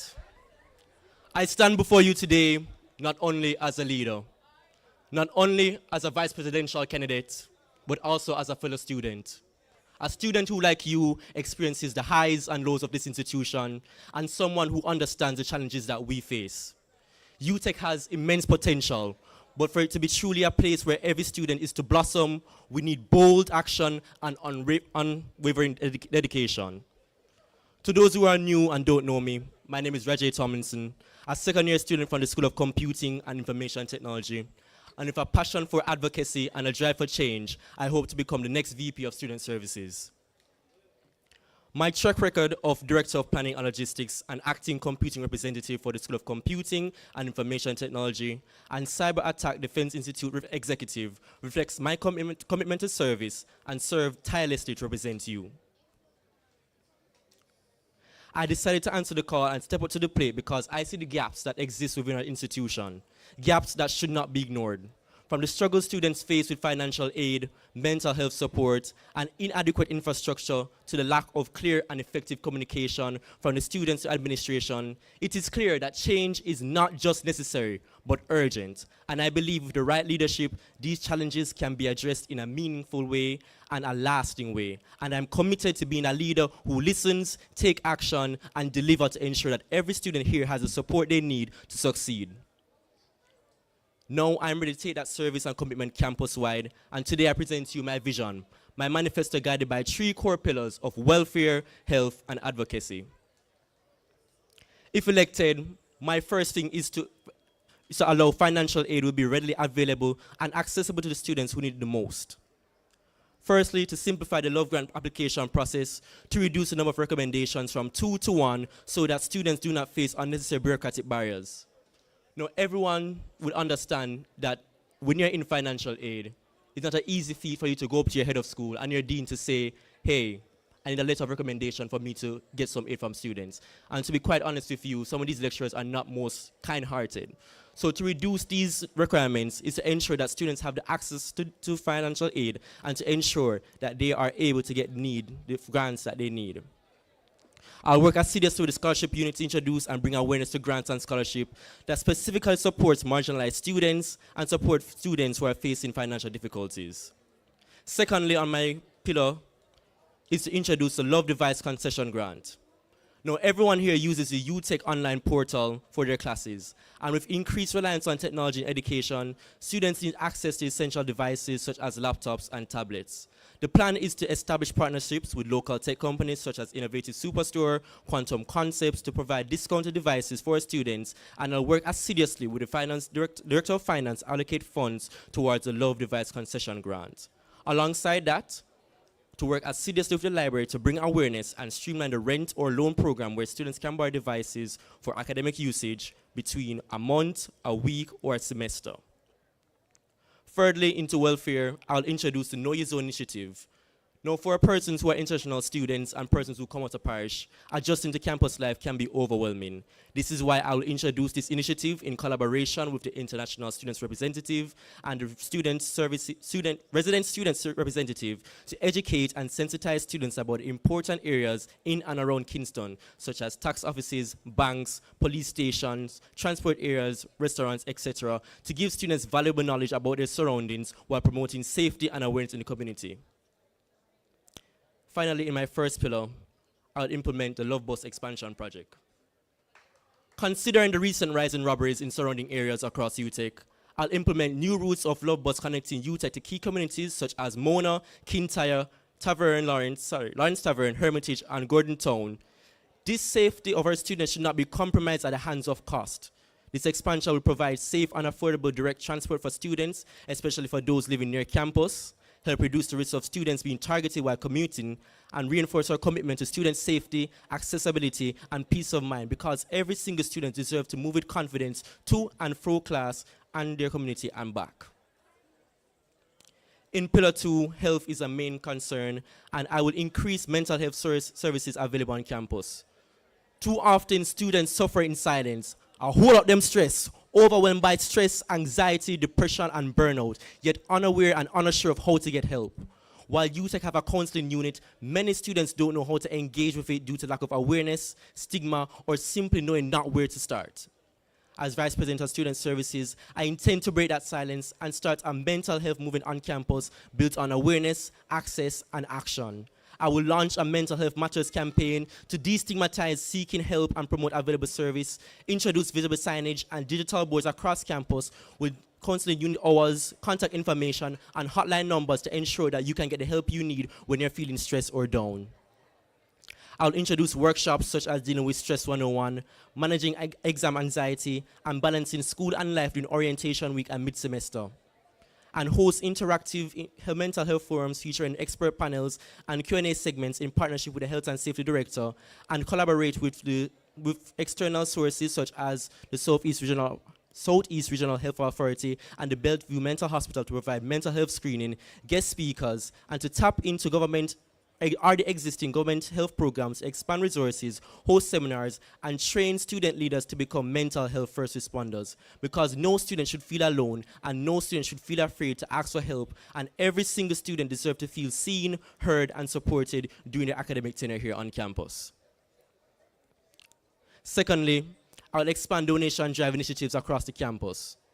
No student should feel the need to sit through a lecture hungry or skip classes due to the fact that they cannot afford necessities. I'm committed to expanding efforts to support students who face difficulties by strengthening donation drives and ongoing campus initiatives such as a free liquor cupboard.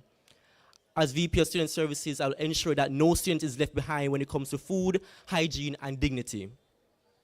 Increasing the free liquor cupboard initiative across the campus will make it more accessible to students who are in need, and I will stock the cupboards with non-perishable food items, toiletries and sanitary products, and quick student essentials such as pens, notebooks, hand sanitizers. And to ensure that this is often refilled, I will organize monthly and semesterly donation campaigns encouraging staff, students, alumni, and external donors such as the Food for the Poor Jamaica, Red Cross, and Kiwanis Club of New Kingston to contribute. In my last pillar, advocacy. Advocacy is the heart of every student leadership.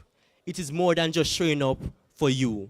Every decision, every policy, every change should reflect what you, the students, are facing and experiences. As Vice President of Student Services, I will ensure that your voices are heard, your concerns are prioritized, and your solutions are implemented. I'll be holding a Student Services Town Hall at the beginning of every semester because your voice belongs in the room, and I will ensure that there's a seat for you.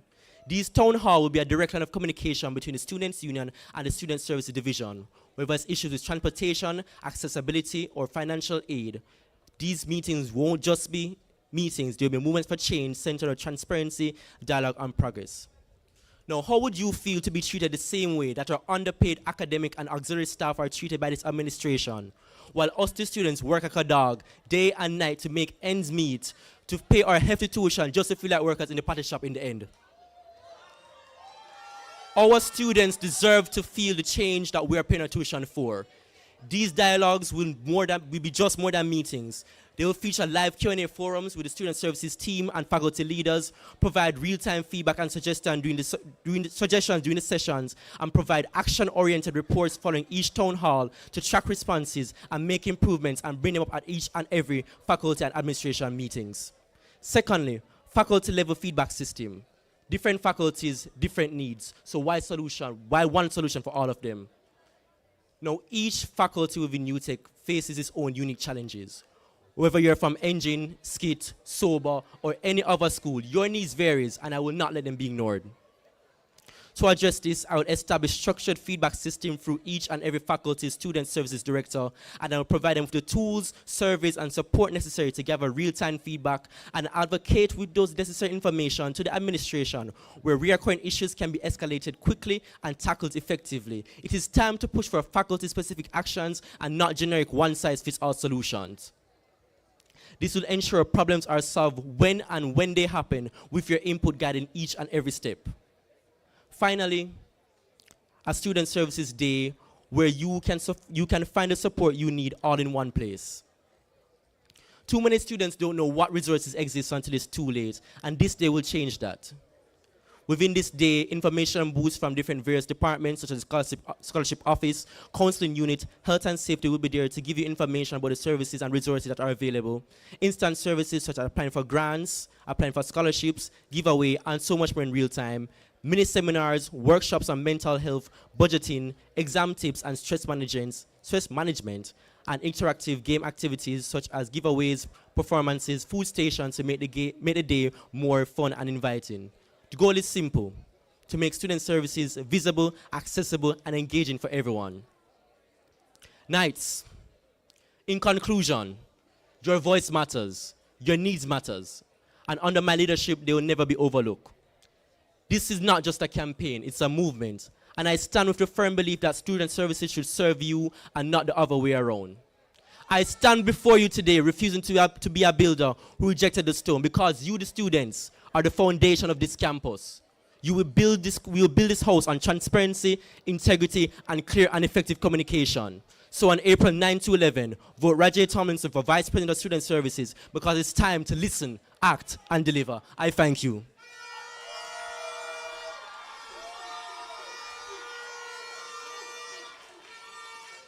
All right, thank you, Mr. Tomlinson. At this time, I'm going to ask Mr. Sims and Miss Gabidon to make their way back to the stage.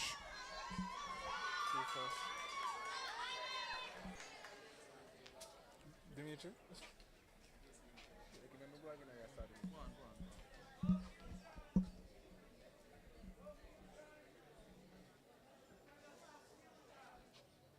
She's there.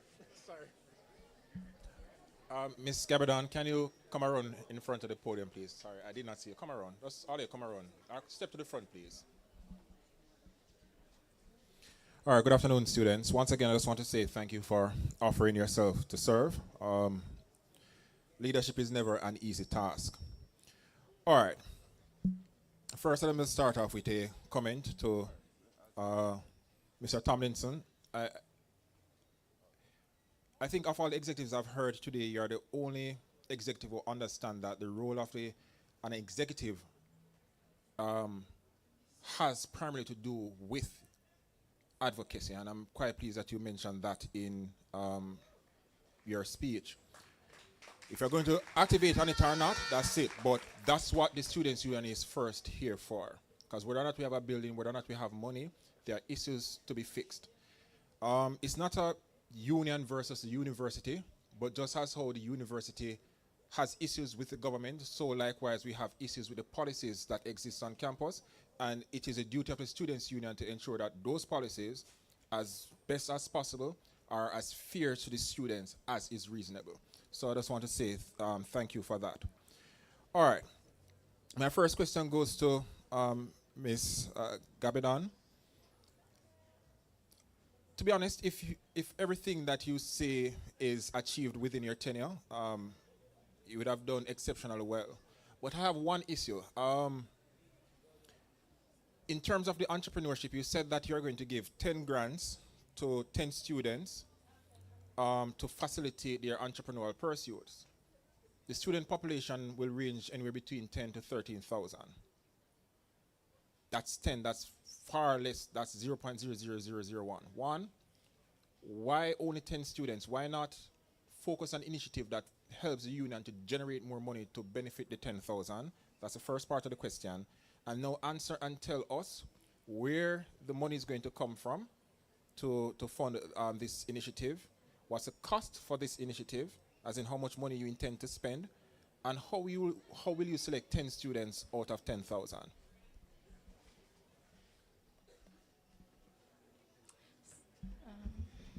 So thank you for that question. So I'll answer the last part of your question first, where you said the funding. So I have reached out to Barita Investments Limited in efforts to collaborate for this initiative.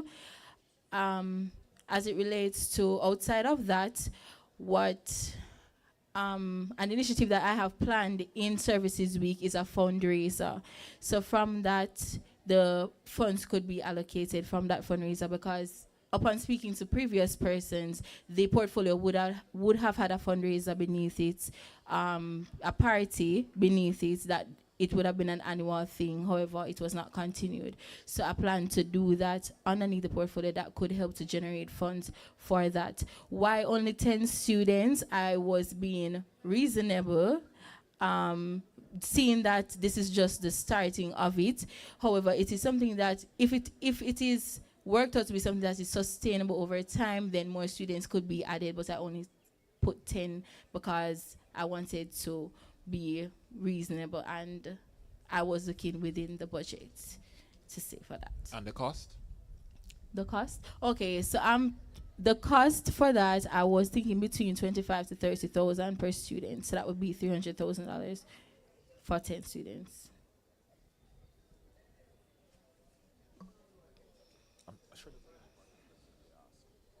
But all right, that's fine.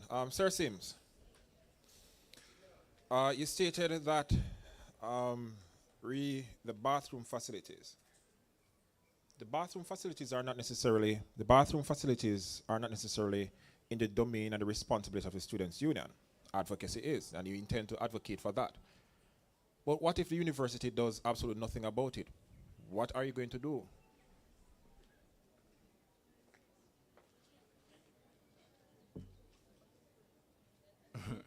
Though the bathroom is not in the domain of the portfolio of Vice President of Student Services, I will have the students behind me, and I am at lead as voice of the reason.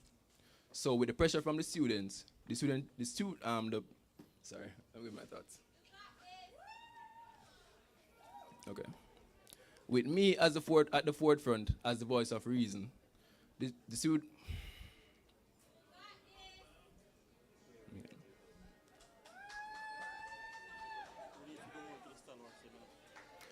Okay, I'm here. With me at the forefront as the voice of reason for the students, I would advocate, and I will have the power of the students behind me. So the university, we have no.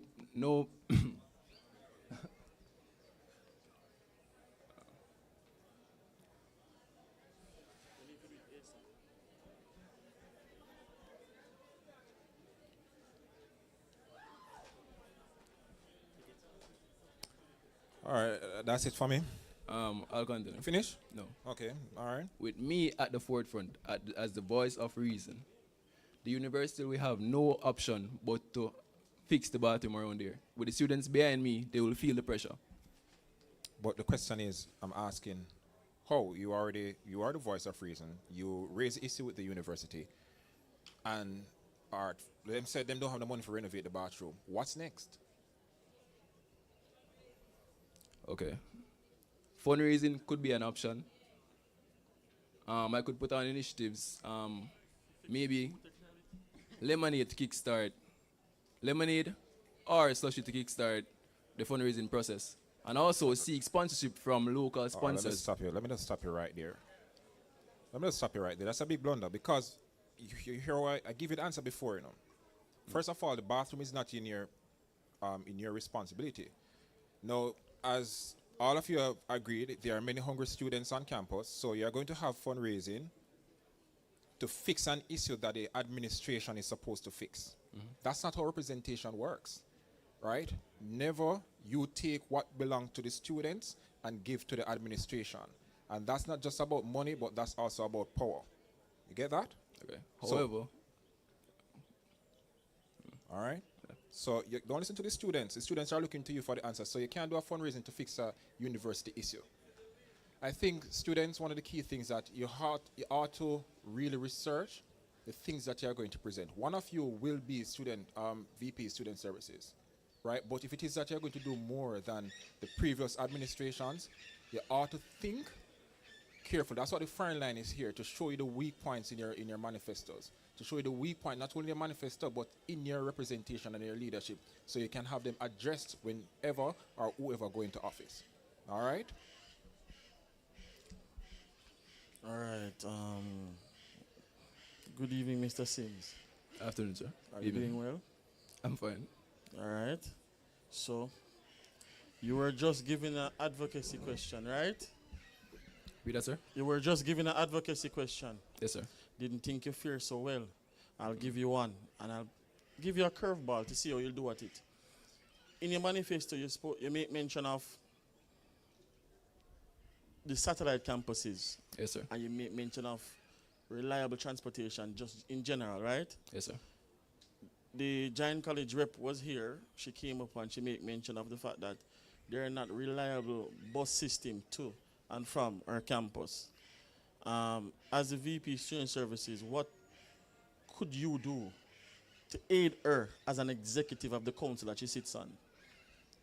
How I could aid her is advocate on behalf of the students to the bus drivers and see what the issue is, to see where they are lacking, why transportation is not going down by the joint colleges and stuff like that. So you'd advocate to the bus driver. You wouldn't go to wherever the bus driver reports to see what is going on. You go directly to the bus driver. No, I would want to find out what the issue is with the bus drivers first, and then bring it to the higher authority for the bus drivers. In what way? Like, bring it to them in what way, I mean? To see if the issue can be fixed that the bus drivers are having.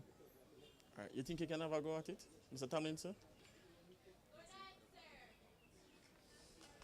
All right. Firstly, thank you for that question. Now, as it stands with the JCAL rep, what we can do, we also have a lot of bus services. So if we can ask those drivers on behalf of the current UTEC system, we can ask them to, tag along with these drivers and to ensure that whatever issues that they're facing, we have additional drivers and resources, so we can put them on the route where the drivers are falling short. Well, I hear you, but you're making the same mistake that Mr. Knight just speak to.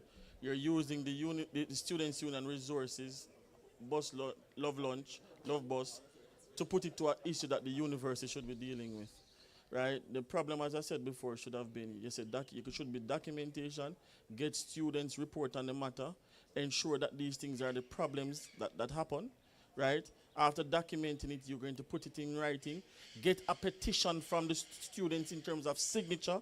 This is how we deal with issues. This is how we've always dealt with issues. What I want you guys to do is to really just research, because a lot of things will happen and you guys will not know how to address these. It is not always to try and run a fundraising for things that should be given to you, right? You have rights. That's all I am saying, right? My question to Ms. Gabidon, I see in your manifesto that you make no mention of infrastructural development. Both candidates, the male candidates did. Why? And if so, what would you do infrastructurally? Thank you for that question. I made no mention of infrastructural development due to the budgets that we have for the student services, as grants and scholarship would be the majority of the budget. So if I should do something infrastructurally, I would have to, I would let the university do it on their part. I would advocate for the university to do it on their part, because whatever is happening infrastructure-wise, I know that it has to be streamlined through the facilities management department, etc. So I would have to allow them to do it on that part. However, if nothing is being done, then that's the part where I have to step up my game and advocate some more. However, you also asked what would I do infrastructure. I would put some lights, additional lights around by the shared facilities where the parking lot is. That area is very dark at nighttime. There is a light around there, but it's like blinking, like it needs to be changed. So I would do that, because a lot of students utilize that parking lot, and when you have 79 classes, especially the females, they are walking around there by themselves, and it's an open area, so, and it's very dark. So I would put some lights around there. All right. As I said, please understand, I am not trying to be difficult in any way. But you see, when you're running for this position, you have to run big. You have to ensure that you can get things done. You're going to be the vice president, student services. Mm-hmm. It cannot just be putting up lights within 12 months, right? You want to ensure that students have more food options. Try to see if you can get KFC on the campus. So try to say you want to get all a gym that students can use straight throughout the day. Okay. Supermarket that can go long hours. Mm-hmm. Not lighting around the campus. What I'm saying is you need to think bigger. And if it is that you don't have the funding, you need to get it from Corporate Jamaica, like Mr. Knight was saying. Try to get the sponsorship to get these things done. Yeah. Right? You are from Skit, right? Do you think there's sufficient Wi-Fi down by the barn? Your question. And what can you do to fix that? Thank you for that question. No, there isn't sufficient Wi-Fi across campus overall. No, we can partner with administration to get Wi-Fi extenders across the campus and to boost signals across the different areas that are down. No, Wi-Fi haven't been the greatest across UTEC. So in advocating to get more Wi-Fi routers, Wi-Fi extenders, and Wi-Fi boosters across the campus to improve signal. Okay, good answer. Mr. Sims, your time.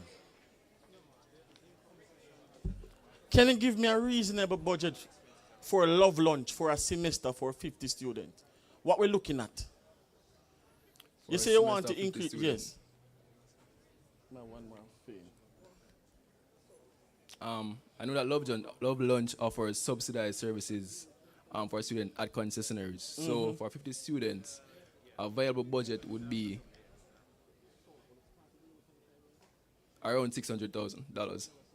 Work it out. What are you doing? How will you reach Based on my knowledge, the Love Lunch, what they got initially was $2,700. So by doing the maths, yeah, that's around the figure. 2,700 for what? A whole semester? Yeah, for the whole semester. I don't think No, that's weekly. Weekly. Yeah. No, so, well, your figure is not bad, but I said just make sure you do the proper research. My last question to you. Yes, sir. You talk about having more diverse in terms of transportation with the buses out the front. Do you know the current routes that run out the front? All right, so we have Portmore halfway 3 and halfway 3. Portmore halfway 3 and Spanish Town. And the crowd help you, but what are you going to add to that? You say you want to increase the number of routes or the routes. What are you going to add? You have thought about it? I was thinking about routes like Old Harbour. However, in speaking to somebody on the council, not a lot of students are reporting going that side. So why you put it on your manifesto then? Because I'm in the Love Bus groups and I've seen the number of towns that they travel through. If we could provide a wider reach, I'm sure you even mentioned with the VPPR situation where not a lot of students are on campus during the nights, that could be used as an initiative to boost student engagement on campus. All right, so, all right, no problem. So as I said, thank you guys for stepping forward, for vying for the position, but just do the research, necessary research. Yes, sir. And think big. Big. Give the students some KFC. Think big.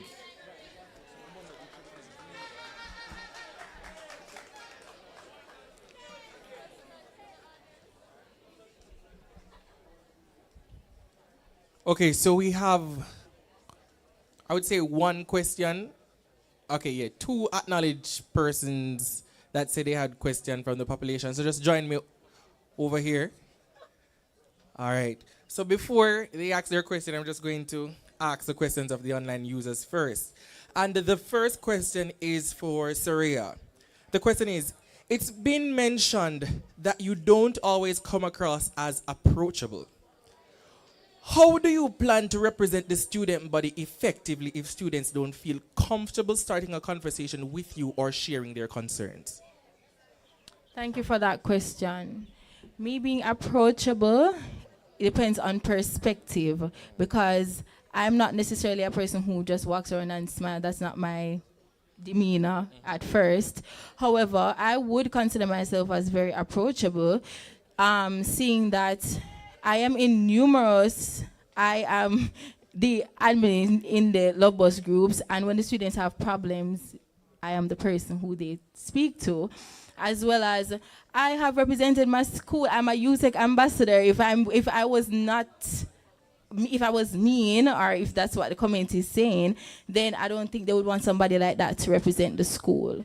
So, as I said before, me being approachable is depending on perspective, and that's just not my demeanor on a regular day. Okay. All right, thank you.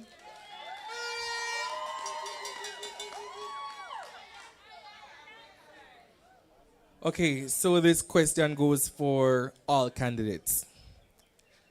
Currently, when students apply for scholarships within the university, such as the UTech Open Scholarship, they're not notified if their applications is unsuccessful. This lack of communication can leave students uncertain about their status and unable to plan alternative options. How would you address this issue to ensure students are informed in a timely and transparent manner? Thank you for that question. So you said you take open scholarship, right? To my knowledge, that scholarship does not fall beneath the student services. However, we do offer grants and bursaries beneath the student services, but that is not one of them. Our grants and bursaries, though, in recent times, it has been done in a timely manner. We try to do it before the census date as well, so persons are not penalized. As it relates to updates, there are currently no update system in place for the grants and bursaries that fall underneath student services. Like, we don't really text people like, oh, hey, whatever. It's just like a streamlined process, and when it's complete, then it will be published. But UTech Open Scholarship does not fall beneath the student services portfolio. Austin, thanks for that question. No, as stated, I don't want to agree. So the scholarship does not fall under the student services. What can be done is to ensure to work assiduously with the scholarship department to ensure that all updates with all applications being processed, we work with them and to ensure, and we actually work with them to tell whatever students have applied for the scholarship, we can tell them in a timely manner just before the census date.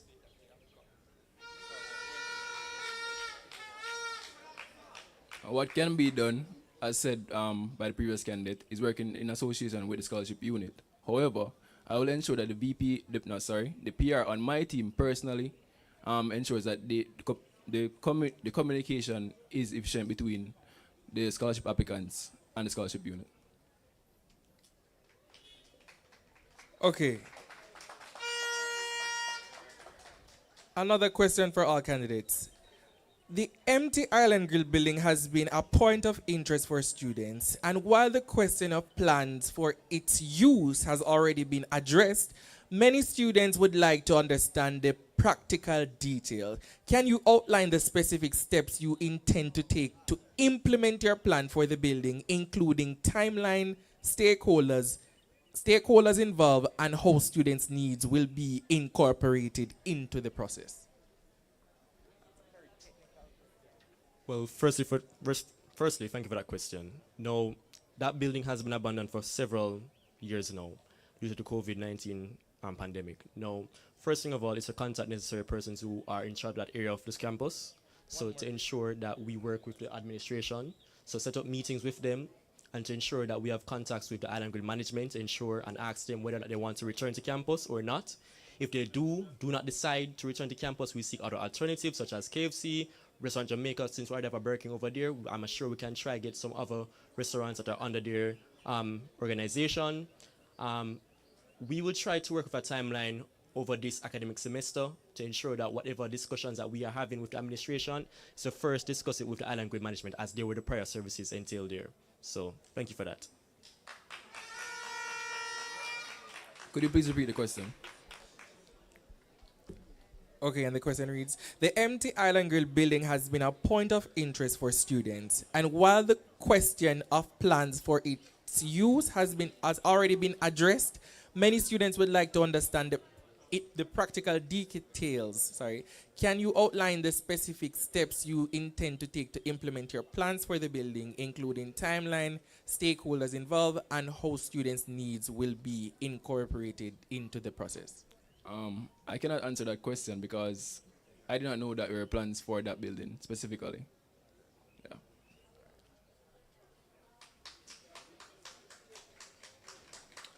Okay, so as it relates to plans for the Island Grill building, I'm not aware of any current plans or ongoing plans for that building.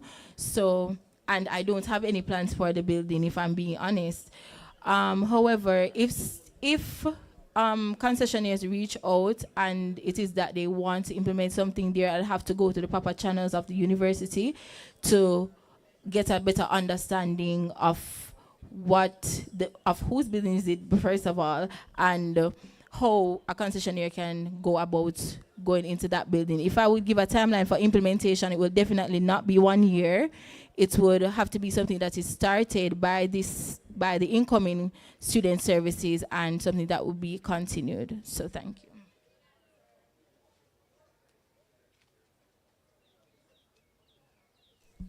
So good evening, everyone. My question is for Mr. Tomlinson.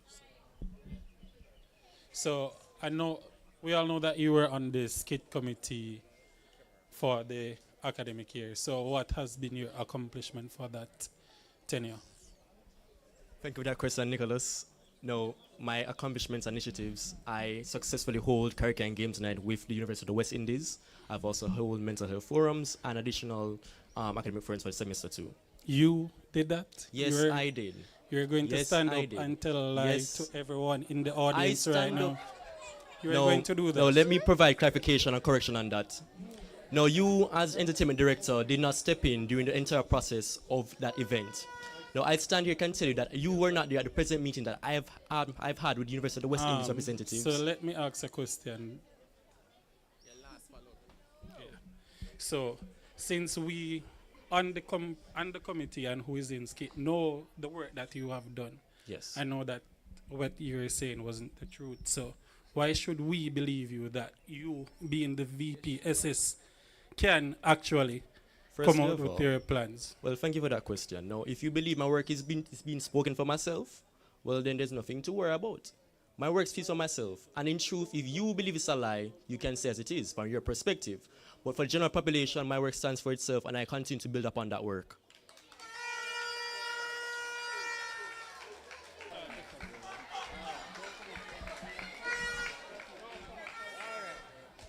Good night.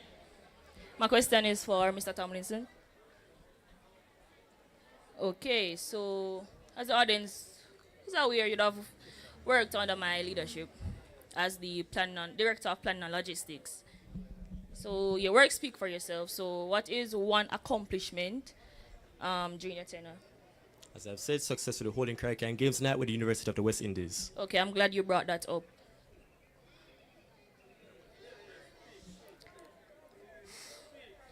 All right, so during the the planning and execution of the Karaoke and Games night, could you bring us back to the day before the Karaoke and Games night? What happened? Well, And how was that resolved? In regards to the planning and execution of that well, event? first of all, in terms of the transportation with the students and the transportation from the person from the University of All the right, West. pause. You take, not you. Okay. So, firstly of all, in the second semester, which one are you referring to? The first semester or second We semester? only had one Games night with Yui. Okay, so in that second semester, I cannot recall exactly the timeline, but in terms of just the general planning, it was just the initiatives of setting up with the equipment alongside dealing with the roof, which was being worked upon during the renovation of the skip building. Okay, so what happened with the event approval form?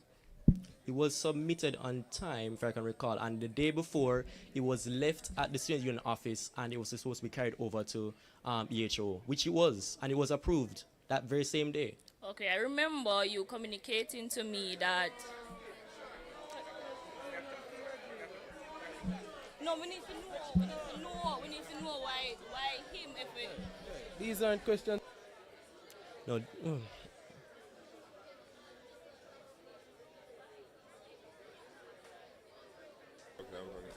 All right, so everybody, you have to listen. This is getting too personal, right? How is it a case where him and event form is related to him on like bursaries and grants and stuff? Yeah, I understand that you may have a problem with him though, but this is just not the place to air it out, all right? Okay? Mm-hmm. Why is it that? Next question, please. I'm not going to ask second one. I'm not second. All right. Well, that's been sorted out, Mr. Sims. I'm a cybersecurity student, and I heard you mention earlier that you'd be collecting data, and it kind of intrigued me because you say you were going to store it on Excel. Could you just tell me about some of the other ways that you would protect said data or ensure that that data isn't used for any malicious purposes? Based on my knowledge, we would not be breaching any Data Protection Act because this would be data that the university already has. Didn't answer the question because you're still What was the collecting question? data. I'm asking you, how are you going to protect the data? The data is already protected, and it will be within the university. I think he's asking, when you get access to the data, how are you going to ensure that it's protected? Oh, I will not be getting access to the data. I'm providing a solution to the scholarships unit. All right. All right, thank you, candidates. You may now exit.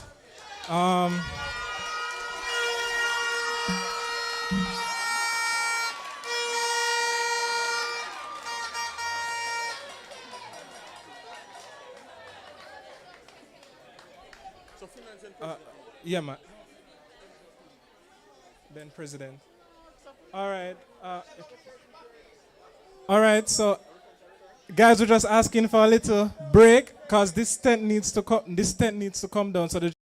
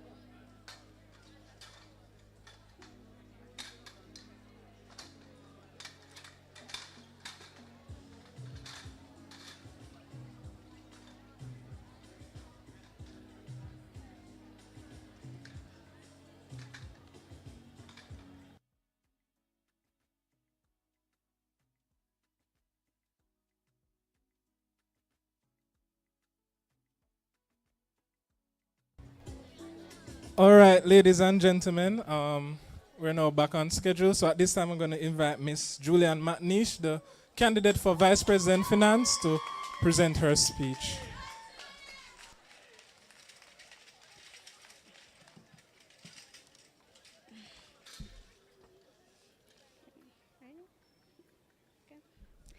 Good afternoon to the panelists, my fellow candidates, and most importantly, my fellow knights. My name is Julian Matnesh, and I'm running to serve as your next Vice President of Finance. I'm here because I believe in strategy, accountability, and adaptability, rather. This campaign isn't just about making promises, and it's definitely not about being a mish. It's about real plans, real solutions, and tackling the everyday challenges we face and how together we can continue building a students' union that actually works for us. I bring experience and perspective to the table. I'm currently pursuing a Bachelor's of Science in Accounting. I've acquired my Associates in Accounting. I've worked as a junior auditor, and I've already served in the space of student representation as your SOBA JDC representative. So when I talk about finances, I'm not guessing. I've studied it, I've practiced it, and I've advocated for students through it. Let's start with the basics. Financial accountability. As much as the previous and current VP Finance has tried their best to ensure proper accounting practices are maintained, we simply need to stop the guesswork. That's why I propose hiring a certified accountant to work alongside the Students' Union. Their job, to optimize budget, track spending, and eliminate financial leaks. Every dollar spent should be justified and accounted for because it's not the council's money, it's your money. Since the university has already started the process but hit a roadblock, the first step is to re-engage the conversation with the finance department.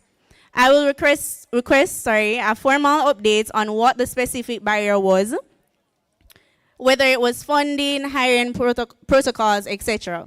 If the main issue was budget constraints, I will propose a cost-sharing model between the union and the university. For instance, the union could cover a portion of the accountant's stipend and the university another portion. While we work to finalize the hire, I propose an interim solution, bringing on a final year BSc accounting student intern or a recent graduate under supervision from a licensed accountant, which we have here at the school.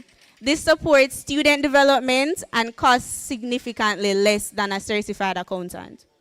Next, we build opportunities for students and the surrounding community. Resident students, imagine monthly vendor markets where you can get fresh grown provision and fruits right here on campus, so you don't have to spend extra time or money going off campus just to get the basics. My fellow knights, especially the young entrepreneurs among us, imagine having the opportunity to run your own pop-up shop right here on campus, a space where you can sell, showcase your brand, and grow your business. This monthly event wouldn't just create income and exposure for students and local vendors, they'd also generate additional revenue through booth rentals, helping to fund union-led initiatives that benefit us all. Current council members, we've been renting tents, tables, audiovisual equipment, or worse, running from department to department, begging to borrow. And what does that lead to? Events starting late, missing key tools, or sometimes not happening at all. As we can see, the tent is now gone. That's money going down the drain and valuable time being wasted. It's time to end the cycle. Let's invest in fixed assets that the council actually owns. It's a simple strategic move, one that saves money in the long run and frees up the budget for bigger, better initiatives in the future. But it's more than just cost saving. This also directly supports our dorm communities and even faculty representatives whose schools don't own these basic resources. I'm sure some of you are tired of constantly begging SOBA seminar organizers just to access a table, a speaker, and most famous of all, a tent. That's not how a union should function. Our council is for the students, and if we're truly here to serve, then we must ensure we have the tools in place to support student-led events and engagement across every corner of campus. Accountability doesn't stop at tracking. It starts with planning. That's why I'm proposing mandatory budget reviews at every union retreat alongside a strict policy against last-minute funding requests that haven't been properly vetted. No, I know these budget presentations are already considered mandatory, but let's be honest, we've been too lenient with some portfolios. It's as simple as this: no budget, no money. Every dollar spent must reflect our collective priorities, not spur-of-the-moment decisions. Although we've been given the privilege and responsibility to manage the union's finances, we must never forget, this isn't the council's money, it's your money. So we have a duty, an obligation at that, to ensure it's not wasted on unnecessary or poorly planned events, but used in ways that truly serve and uplift the community. To my fellow prospective council members, this isn't about micromanaging. It's about respecting the trust the students have placed in us, a trust that demands transparency, discipline, and purpose in every financial decision we make. How many alumni do we see not having basic financial literacy skills? Financial literacy is power, and too many of us are graduating without it. That's why I'm taking action. I plan to partner with the Jamaica National Bank and professional accountants to host a certified financial literacy workshop. These sessions won't just teach us how to budget and manage our money. They'll help us to plan the future and walk away with a certification you can take with you far beyond the walls of UTEC. Now, I want to acknowledge that past vice presidents of finance have tried to make this happen, but they hit roadblocks, especially when it comes to getting students certified. That's exactly why I've already started doing the groundwork, reaching out to organizations, financial institutions, and trusted mentors to explore the best pathways to make this initiative a reality. Let's be real. Some of us, myself included, still don't fully understand how SLB works, and many of us still stare at our student accounts wondering what half of those charges even mean, because the student is simply just not user-friendly. That's why I plan to engage the university's finance department in a real conversation about redesigning the portal interface to make it easier for students to understand and interpret their financial standing. But I don't want to stop there. One of the most confusing things we all face is figuring out how much to pay and by when, especially around the census date. A small mistake or misunderstanding, and suddenly you're hit with a late fee, even though it could have been avoided with clearer information. So I'm proposing that the finance department provides a tuition breakdown specific to each student, something that clearly outlines what we owe, what's covered by SLB or scholarships, and how much is left to pay before the deadlines. No more confusion, no more surprises. We deserve transparency and clarity when it comes to our money. I'm ready to advocate exactly for that. So, UTEC, this is my vision, a union that serves, saves, and empowers. With smart budgeting and real opportunities, we'll build student experience, not next year, not someday, no. I'm not asking for your vote because I want a title. I'm asking because I have a plan, I'm ready to learn, and I've already started working. Thank you.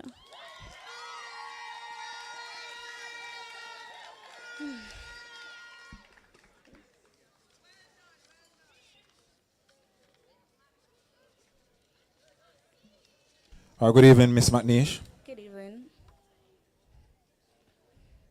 All right, first let me say congratulations. As I would have said to the other candidates before, no one has lost to no confidence. Which means the nature of my questions are more along the line to get you thinking. What's the process for accessing funds? The students' union, students pay their dues. They, of course, pay to the university. What is the process to access that funds? I'm not entirely sure, but I am aware that we have an accountant that oversees us, Mrs. Marlene Salmon. I'm assuming that we would have to go through her, as well as, sorry. You're not asking who I need to speak to, you're asking the process of, right, good. Okay, I'm assuming that we need to speak to her or Mrs. Maxine Gordon to access those funds when they're paid. But I'm not entirely sure, and I will find out after I leave this stage. Max, another question. Who determines how the students' union dues are spent? The union or the university? The union. Are you sure about that? I am. So if the university say to you that you need money to spend on, let's say you decide that, you know what, you're going to spend half of the budget on grants and bursaries, and the university tell you no, what's your stance on that? It's not the university's money. As I said in my speech, it's the union's money, it's the students' money. Therefore, they don't have control over that. All right. Now, next question. And what if they do not sign off on the distribution of such funds? What will be your next step?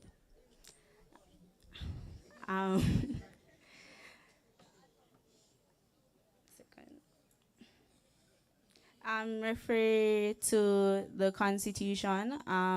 I have a line item here that says the Vice President Finance shall manage the finance and accounts of the student union in accordance with the student union financial operations. As long as we're not breaching any financial protocol, then they don't have, should I say, right, to not sign off on. I just really want you to remember that. Okay. All right. Question, and there's a big reason why you need to remember that. Money is money. Just remember that. That's all I'll say. All right. Another question. Do you know if the students' union is in a deficit or in a surplus, and how much? Currently, when I did my research, we're in a surplus of, when the current VP Finance exits office, we'll be left with about 10 million. Sure. That's what I was told. All right. So you left with a surplus of $10 million from the previous year. How many students were unable to sit exams last year because they did not have enough funds? I'm not aware of that information currently.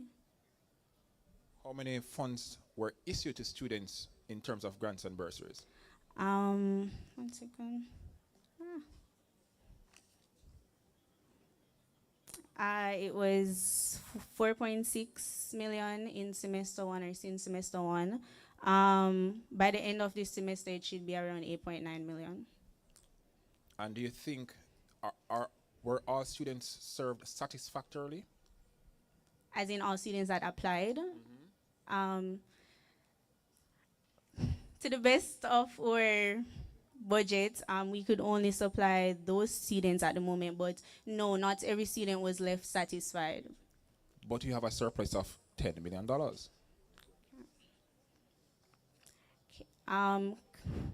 When the current council exits, we still have to fund the events in summer. For example, our community service initiative, Teach the Youth, where we give back to the community. Although it is our UTEC students' money, we also have a duty to do outreach. So I believe that the current VP Finance did his best to leave us with some money to do those outreach. How much is the cost for those outreach programs?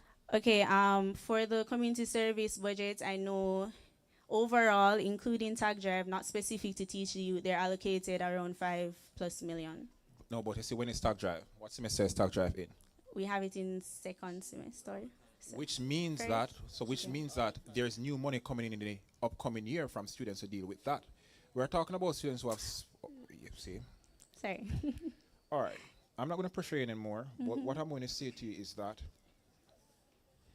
it is good to have a surplus. But as long as students are coming into the campus, money will always be coming in. Yes, there should be a residual amount of money always left back, but it can't be that based upon the report that I'm seeing here, the actual excess that is supposed to be here is $25.8 million. Now, how many students are in poverty? Now, if you check Jamaica, the researchers can tell you how many percentage of the population is living below poverty. If you are effectively going to serve the students and issue grants and bursaries, you must know what percentage of the population year after year have to postpone, stay an additional year or 2 years in university because they can't afford to do a course. You have to be smart in terms of your monetary policies to ensure that the funds are equitably distributed amongst the university population. You bringing over 25 million, yes, you look good as VP Finance, you did not leave the students in a deficit, but you left the students in need in their personal deficit as it relates to their education. Money should be managed, but money must also be spent and be spent wisely. So it should be part of your mandate to ensure that this money doesn't sit down over the university, but is distributed to the students that need it. Okay. All right? Thank you. Good. All right. Good evening, Ms. Matnesh. Good evening. All right. This is basically my first set of questions from evening, all right? Delinquency fee. Do you know what that is? Yes. All right. Can you explain to me what you're putting in place to make it better or say remove it? Okay. Alright, so in my manifesto, it doesn't completely remove it, but I want to start conversation. I want to start conversation with the university administration to have students being more aware of when and how much they owe. So a complete fee breakdown specific to each student. As it relates to breaking it down, I have had several students come to me that, they probably owe a small amount of money and they're being charged 10,000. If they can't pay that small portion of money, how can they pay an additional 10,000? What I can do is speak with the finance department to have it be a case where if it's below a certain amount, say if it's below 5,000, then they shouldn't be charged the 10,000. All right, thank you. I heard somebody behind me say, like, what's the delinquency fee? So persons, the UTEC system is broken down 30-30, 20-20. If you miss the 30%, say your school fee is 100,000. And September 30 is a census date. If you don't pay that 30,000, UTEC charge you the delinquency fee. So the thing about it is this. There's actually a minimum amount. So if you owe, well, when back in my days, not that far, just put in. So if you owed like 2,000 or less, they can charge you the fee. Another thing I want you to know is that during COVID 2020, 2021, Professor Giles was the president. He stated, and I want to catch it on video too, he stated that UTEC does not rely on these type of fees for the budget. So it should be a case if they're not relying on it, they can remove it. That's your point of advocacy there. So I think you should try to get it removed, all right? Thank you. Student of Paul, although it's like better than last year, probably like 80 persons here. It's, no, not more than 80. 1, 2, 3, 79, 80. All right. But still, we need more persons here because that's the poor. So students here, one of the reasons why we're pressuring them so much is so when they go in the meetings, they can put your best interest first. All right? Next question. In terms of budgetary allocation for the council members, do you have any plans in this? As it relates to... So allocate it. So what formula would you use to allocate for, say, student services versus FOSS versus SOBA? Do you have any plans in place at that? Because I know that's a sore point and you said it earlier. Don't worry, we'll soon make it come down the bugs, you know, don't worry. Okay, so being a part of the past council, I have realized that we aren't very prompt with providing our budgets, myself included. Sorry, for student, all right, so say for instance, student services, your fellow panelists would have mentioned that we need to find out the percentage of students that are not being catered to in relations to the grants and bursaries. So going into office, we'd find that information out, speak with the next VP of student services to have that being, what should I say, to have it being allocated properly or reaching a wider amount of students, so they would eventually get a higher budget allocation than, say, a representative that's hosting fundraising events, academic initiatives like, yes, those academic stuff. But yeah. Okay, one pressure. Two last questions. You mentioned I think it's point number one. You want an accountant, but yes, but I want to ask you why. And also, when Mr. Knight had a question for you, you stated that the union accountant was Mrs. Tamone McPherson, and then I think you mentioned somebody else. I don't remember who. So why you want an accountant, and what's the difference between those two persons? Okay, so she's not our official accountant. She just oversees certain things for the union. So she's employed by the university, right?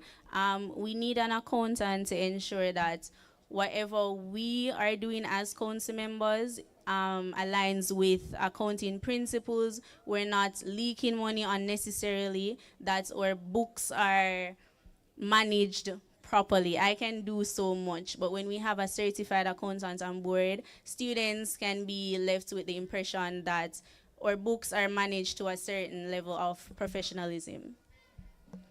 What's the budget for this accountant? How much you plan on paying this accountant? I haven't looked at that yet.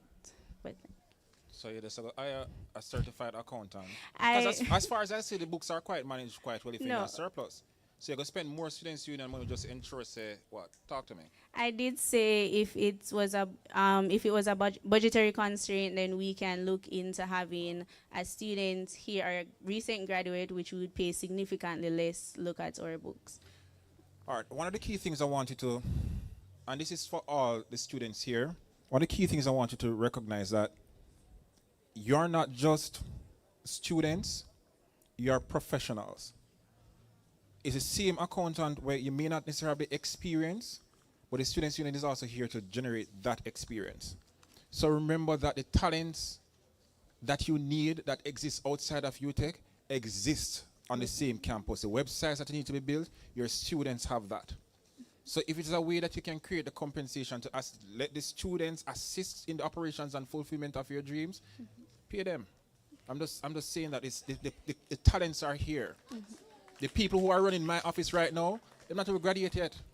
I haven't been in office for the last 2 or 3 days, and my business is being run sufficiently, and the persons haven't graduated from UTech as yet. So UTech does produce work-ready graduates. Then use them.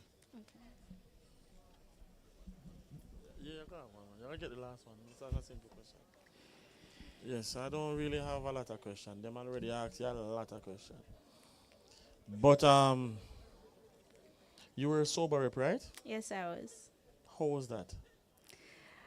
It was a learning experience. I did enjoy my tenure as sober rep because I got to speaking with students. I helped numerous students with their issues, whether academic or just regular university issues. But as I said, it was a really good learning experience. I had fun. Yeah. Where you got the funding to do most of what you did? From the union. From the council, rather. All right. Yeah. So they were forthwith in terms of providing. They were forthcoming as it pertains to providing funding, right? Yes, they were. How much do you believe is an adequate amount to give a rep to start off their academic tenure?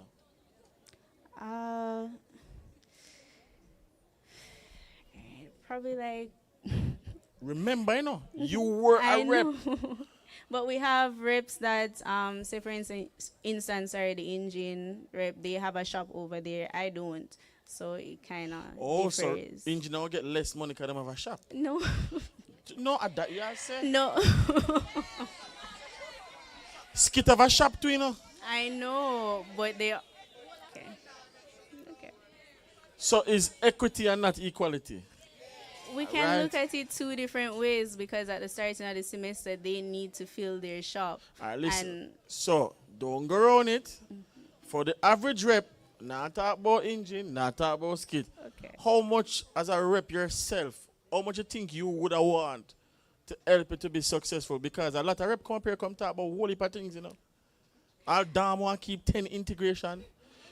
You have it. How much you think is enough money? Okay, so I would say around $100,000 because these representatives are planning to have fundraising events so they can build on this amount to help fund their other initiatives. 100,000, about 14 reps. How much reps? 14, so 1.4 mil just off the bat. You're willing to do that? Yes. And everybody can take your word for it. Damn, everybody. 100,000. As I didn't promise that as long as they come with their budget and it makes sense, then yes, it will be approved. All right. You see the farmer financer come tell me time. You see them something there? But all right, no problem.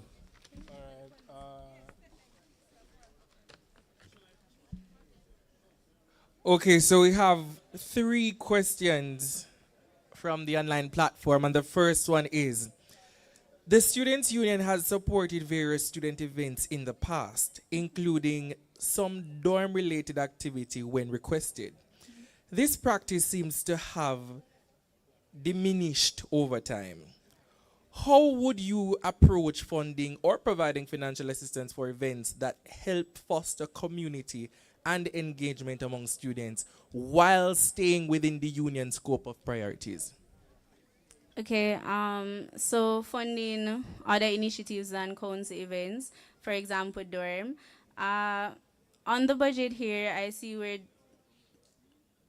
with tuition assistance, grants, and dorms, they receive $4.6 million for complete transparency. For increasing this amount, it's your money. I'm not going to say I'm saying yes to you, no, but as long as, again, it makes sense, it stays within, it makes sense, it's within a reasonable amount, then we can look into providing that assistance. And the next question is there any consideration to increase the funds allocated to the Western campus? I'm assuming that's from a Western campus person. I was told that Western campus did actually receive funding. It was because of their last minute requests for these amounts. It was because of their last minute requests for funds, and sometimes some of the stuff that they requested money for simply did not make any sense. There are other ways that you can get this equipment or etc. So they did actually receive money. It's just that the Western campus representative should follow financial protocols, submit budgets within the required time frame or relevant time frame, etc. Okay, and the final question online is, as finance have looked into acquiring branded assets for the student union that could be used to raise funds outside of the campus as rental? If so, name the 3 items and how would you ensure where they are kept when they're purchased? Could you repeat that question? Okay. All right, I just realized that question is not sound sensible, so let me paraphrase it. I'm sorry. So basically, the question is asking, the person is saying that they heard that student union is looking into purchasing assets instead of renting them. So when purchased, how will you ensure that they're stored? Like tents and so forth, for example. All right, so we do have a storage container, although not up to standard. I can ensure that we find a suitable place, probably,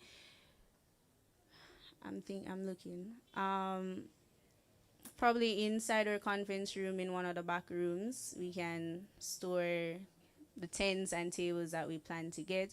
Also, we can work with FMD to have them stored there. Yeah. And that's it for questioning. Thank you. All right. Come down. All right, thank you, Miss Matnesh. Let's go one more round of applause for her. All right, so we're coming down very nicely. So at this time, I am going to invite the candidate for the position of first vice president, clubs and societies, academic affairs, clubs and societies, to now make her way to the stage, Miss Kishana Roberts.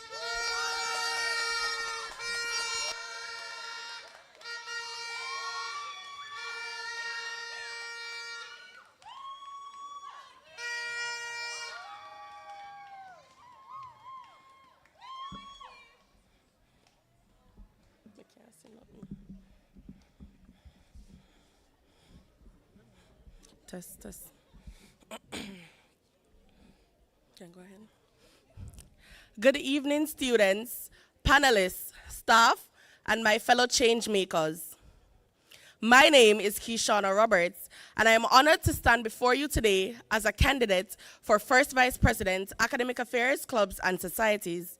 But more than a candidate, I stand before you as a student, just like you, who has faced the highs and lows of academic life. This manifesto is not just a list of ideas, it's a vision rooted in action, fueled by student voices, and driven by a commitment to leave no student behind. My leadership is guided by 4 pillars: greater academic success, greater student engagement and experience, stronger clubs and societies, greater opportunities. Let's dive in. Academics are at the core of our university experience, but success should not be about surviving. It should be about thriving. And thriving means having the right systems and support in place all year round. I will lead the creation of a student support task force in partnership with student representatives to deliver fast, effective, and personal assistance. This initiative will have 2 key arms: the help desk, a digital platform for academic questions, campus challenges, or general advice offering timely responses and real support. The on-ground task force, a team of trained student advocates who will be available in person, especially during crucial times like module selection and assessment periods, to provide live, face-to-face guidance.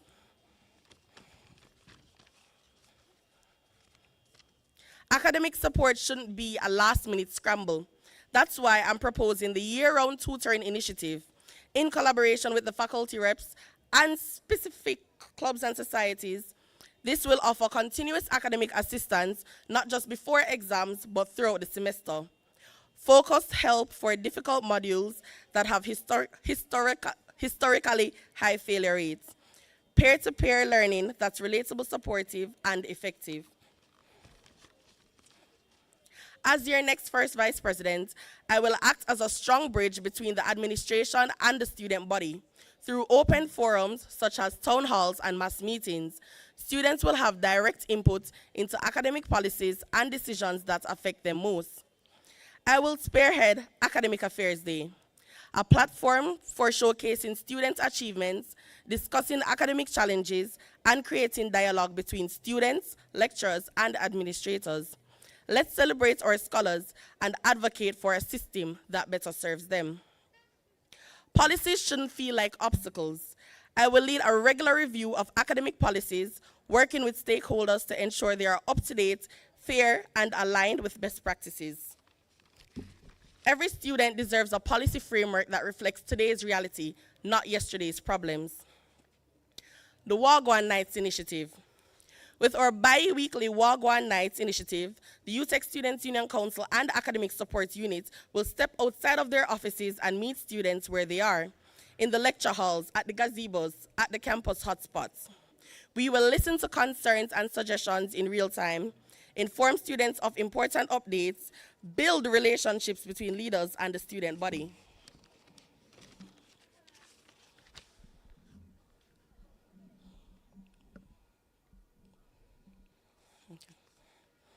Students on our Western and satellite campuses deserve just as much visibility, support, and interaction. That's why we'll conduct mid-semester outreach visits to hear their concerns, gather feedback, and advocate for real changes. Representation means being seen and heard everywhere. Seminar Support Initiative. We often see amazing ideas fall flat due to lack of resources or promotion. That's about to change. I will champion a seminar support initiative to assist student-led events with marketing. On to what some will call my favorite part, clubs and societies. Our clubs and societies are the heartbeat of campus culture. They deserve to be seen, supported, and celebrated. Let's bring the energy. I will organize Clubs and Societies Day, a celebration of student talent, passion, and creativity. This event will offer students a chance to discover clubs that match their interests and join vibrant communities. Every registered club will have access to a central platform to showcase their work, recruit members, and promote events. No club should go unnoticed. Through a bi-weekly spotlight feature, we'll highlight different organizations, share their achievements, and boost engagement. University should not be a ceiling. It should be a launch pad. Students are brimming with ideas. Let's give them the tools to grow. This platform will showcase student-led businesses and ventures while offering startup pitch events to win funding and mentorship, workshop on branding, business, planning, and marketing, and also networking opportunities with alumni and industry leaders. Leadership isn't just a title, it's a responsibility. This initiative will train and equip club executives, committee members, and student reps. They'll gain skills in budgeting, event planning, team building, and public speaking. We'll also provide startup loans for club fundraising, so ideas become action and goals become a reality. Serving as first vice president, Academic Affairs, Clubs and Societies in the 2023-24 academic year was a privilege, one that taught me more than I have ever imagined. This role is deeply important to not just me, and it's not just a title, but also the impact it has on students, on leadership, and on the changes we leave behind. I'll be the first to admit that my first tenure wasn't perfect, but with reflection comes growth. And with growth comes renewed purpose. If given the honor to serve again, I am committed to pouring my heart, time, and energy into this role. This isn't just a campaign, it's a promise that in the 2025-26 academic year, you will not just hear words, you will see action. You will feel the difference, and together we will have an amazing year. Let's build a campus where every student is supported, engaged, celebrated, and empowered. Thank you.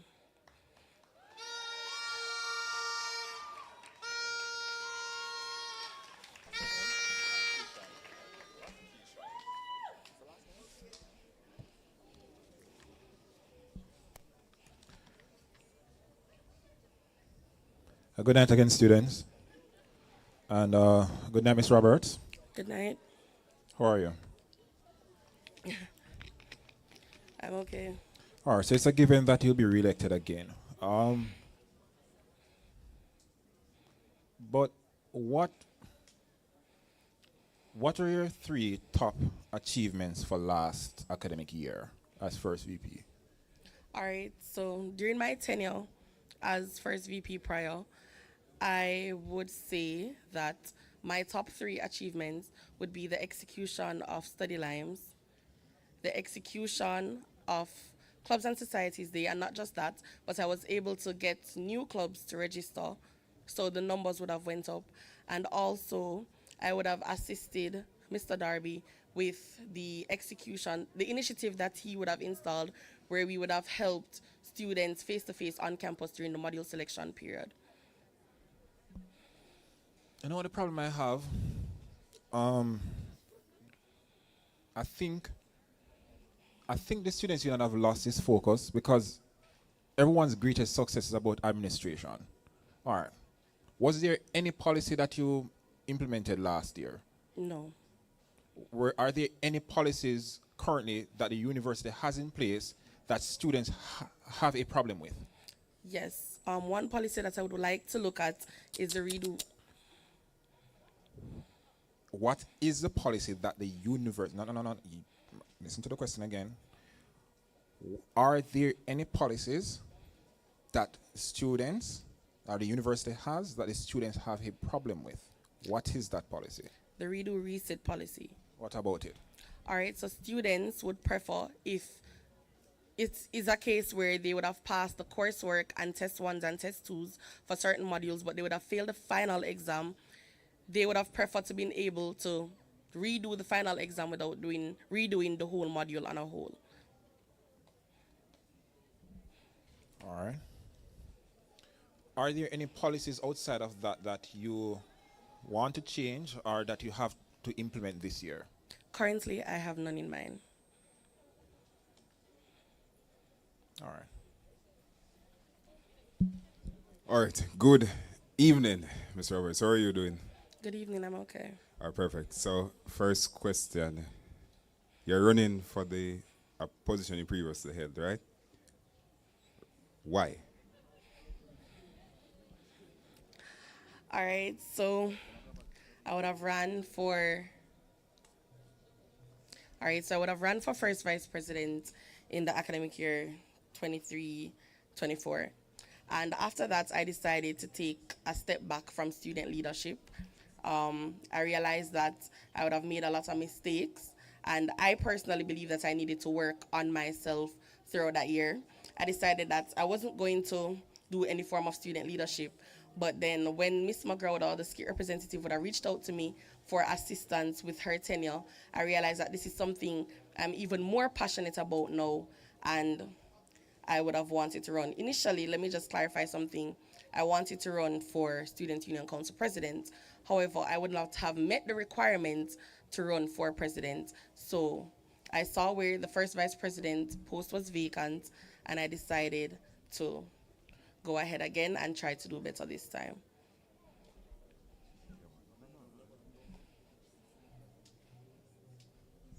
All right, perfect. First Vice President, Academic Affairs, Clubs and Societies, right? Mr. Knight would have asked you about a policy you want to change, and you said none. I think that as the first Vice President, you have to have a policy because you drive the policy direction, the advocacy from the union. So the first Vice President is not pushing anything advocacy related. The reps them don't have any passion or any motivation to go forward. So I'm going to somewhat set you up on a question.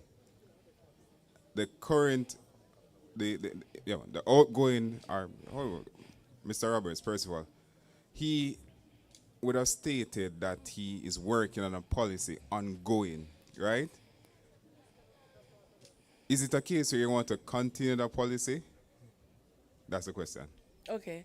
All right. So when the question was asked previously about the policy, I was saying that one that I would have looked at is the redo reset policy. But to answer your question now, if Mr. Pival Roberts is currently looking at a policy coming out of office, I would work with him or communicate with him in order to fulfill and execute that policy.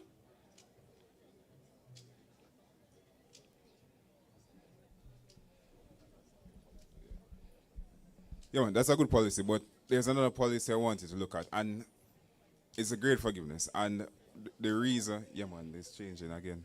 Make it even better. Remember Rick said it last year, it actually coming true. So the reason why I'm highlighting these is just to show you that clubs and societies is great. All the plans you have are great, love them. But I want you to focus more on the advocacy, right? You have to have some policies in place because at the end of the year, person's going to remember, yes, your clubs and societies day was good. They may say academic affairs day was the best ever. But you see what put your legacy in stone is the policies that change, all right? So remember that, please. All right, I just want to make a comment. So students wouldn't know, and perhaps the students have forgotten. It's the clubs and societies' responsibilities that comes under the first vice president. Those are delegated duties. You don't have time for that. You sit and you plan, and then you just allow your team or the director of elections or someone to execute that. You are sitting at the highest level in this university, the academic board, where decisions pertaining to the students, all those policies we see pass, any policy that was passed in the last 5 years, 2 years, 1 year, that negatively impact the students that only want to change, It's failure of the first VP in that meeting to stand up and advocate for the students and bring back the report to the students to have those policies changed or adjusted to meet the students' requirement. So it's not just about admin, it's about advocacy. And if you are not going to do that, I'm going to talk to you straight. Step aside, make somebody else do the job. The president don't have the time to advocate. I'm telling you that. Right? The president is dependent on you to advocate. You go to most meetings in the university. You get me? Nobody else can sit at these meetings. No rep can go to these meetings for you. Right? You have to go there and you have a vote at the university table. So your role and responsibility is no pure business. I would like to ask about the reason why you weren't qualified to run as president, but I'm not going to ask that. You mentioned that. But in my mind, as a student, if you can't serve as president, or you're going to serve with the president.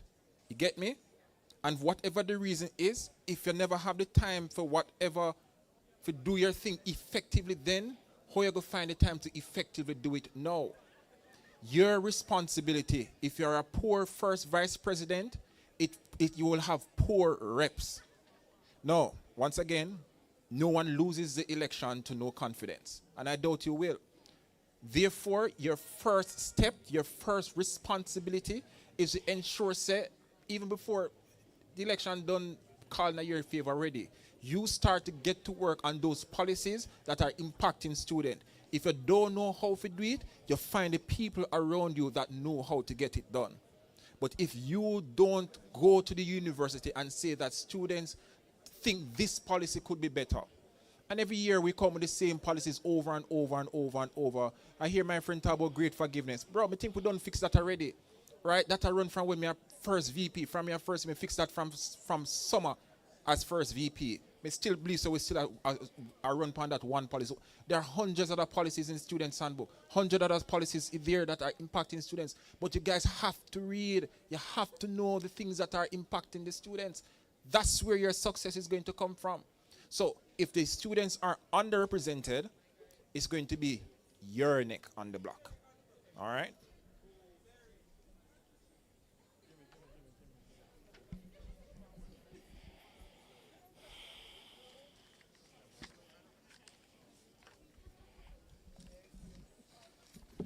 Good evening, Kishana. Good evening, Dr. McGregor. You good? I'm okay. You're okay. So you're going for first VP for the second time? That's correct. Right? And you know all three of us on this panel were all first VPs, right? I'm well aware. I'm the most passionate, but yes. Train them. Good second, you know. I'm good, man. But what would your role be on the Board of Representatives? I really need you to think about the question before you answer. Because you're not giving me an answer as somebody that is going on the Board of Rep. You're giving me an answer as somebody who would have chaired the Board of Rep for 1 year. So, think about the question and answer the question. The question is, what would be my role? What is your role? What is your role on the Board of Representatives? And while answering that, you're going to tell me what the role of the reps are on the Board of Rep.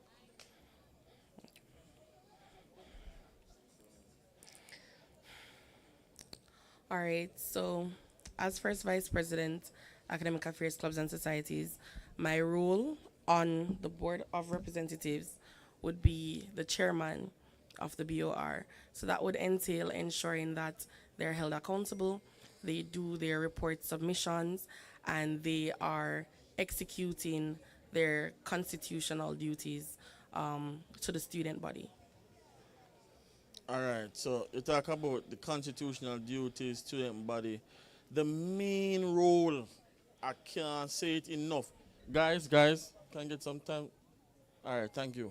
The main role of the chair of the Board of Representatives is to ensure that every single issue that every student have, that is a major issue, pass through that board. If school fees raising, pass through that board. If the school is going to do something, pass through that board. If it is that there's going to be a sport, pass through that board. Why? Because every representative in the entire university is on the board of rep. Somebody from dorm, somebody from FAS, somebody from CAS, somebody from West, from law, everybody. It is, in terms of decision making, it should be the board that, when it comes down to unilateral decision, the board that has the most depth. So that is the most important reason. Now tell me, what is the responsibility of the reps? The responsibility of the Board of Representative members would be to advocate on the students' behalf, to note their issues, carry it at the highest possible level. So they have committee meetings. So each rep would have the opportunity to have a committee. Their committees are normally similar to a mimic or a copy of what is represented on the Students' Union Council. They'll note the issues, concerns of the students also, and take it to the faculty board meetings and so on. And also their duty is also to develop the students or put out initiatives to develop the students academically and holistically. Okay. So you know about Regulation 5, right? You definitely would know that, right? Academic misconduct. So Regulation 5 speaks to academic misconduct, right? Mm-hmm. And I'm not saying that you all have been doing your job as regards to promoting and increasing the awareness so that students can know before they go into an exam. A student can know that if they carry a piece of paper that is unauthorized, it is still an offense. No matter if the piece of paper has nothing to do with the exam that they're going to do. Yes, you are doing that awareness. One of the awareness that I don't see a lot of first VP do is awareness as it regards to Ordinance 14. You know what Ordinance 14 is about? In this moment, no. Okay. Ordinance 14 is about not academic issues, but other offenses that students do. Speak cursing, abusive language in public. Students know that there can be, there's offenses for that can write them up, be suspended from the university. Fighting, drinking alcohol, smoking. So what I'm saying, what are you going to do to ensure that you promote, but increase the awareness of these offenses so that students can know that it is not a free-for-all at the university. If you're going to UTech, there are certain offenses that you can break and make sure not to. What are you going to do to promote that? All right, so on my manifesto, I have a Wagwan Nights initiative where we'll be able to walk the campus, interact with the students, not just note academic issues, but to also keep them aware of what's happening within the universities and its policies and so on. So that is something that we can definitely take up or push out to the student body. All right. All right, remain the two questions. Mikhail, where are you?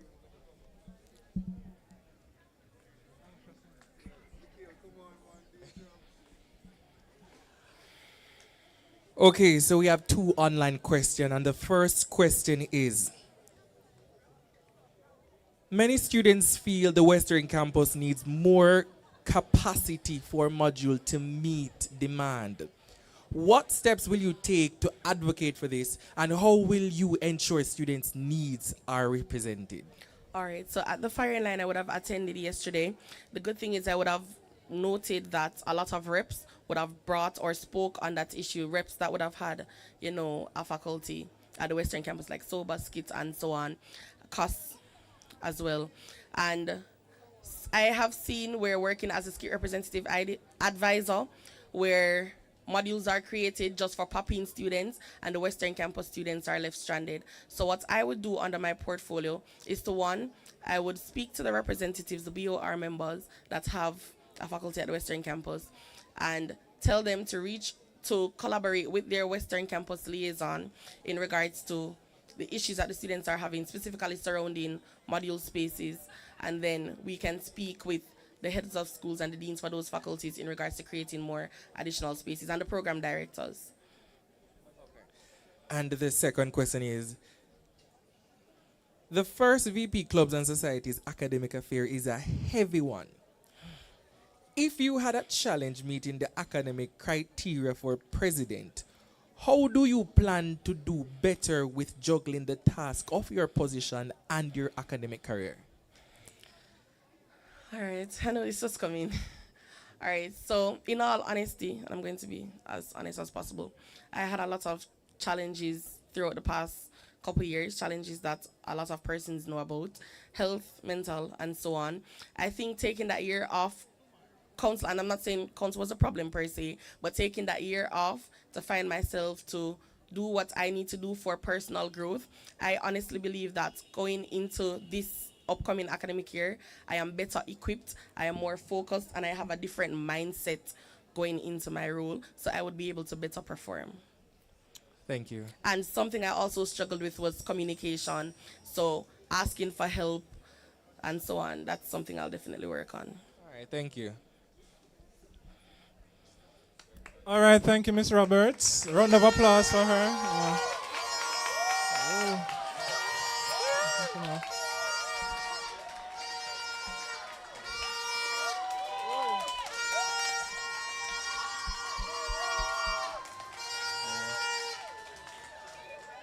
All right, so we're at the big lineup now. So at this time, we're gonna hear from the candidates for the role of president. Right. Woo. All right. So introducing to the stage, firstly, we're gonna have Mr. Nicholas Lindo.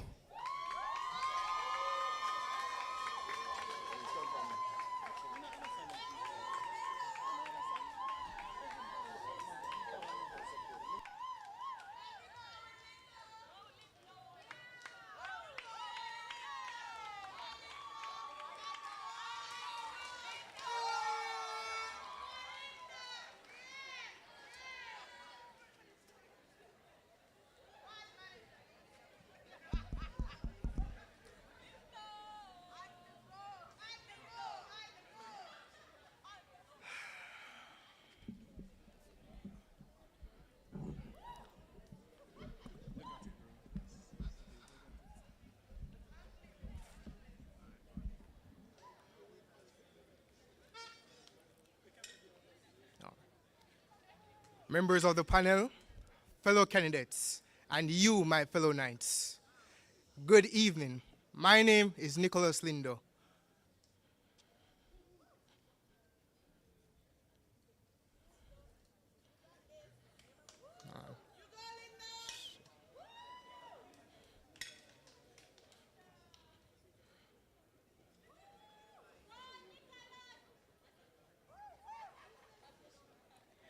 All right.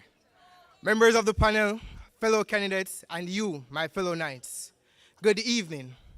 I stand before you today not merely as a candidate seeking your support, but as a dedicated youth advocate who has consistently delivered meaningful results for our university community.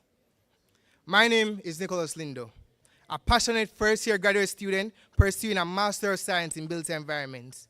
I have committed every step of my academic journey to championing student advocacy and implementing positive, lasting changes that benefit us all. My extensive track record stands as a testament to this commitment. In my role as project coordinator on the Student Services Committee, I was tasked with the initiative to launch and lead the transformative End Campus Hunger campaign, successfully establishing vital food cupboards in both the business office and Loam, and directly impacting over 400 students. Working closely with the first vice president as academic advisor, I played an instrumental role in reforming the grade forgiveness policy to better serve our students' needs.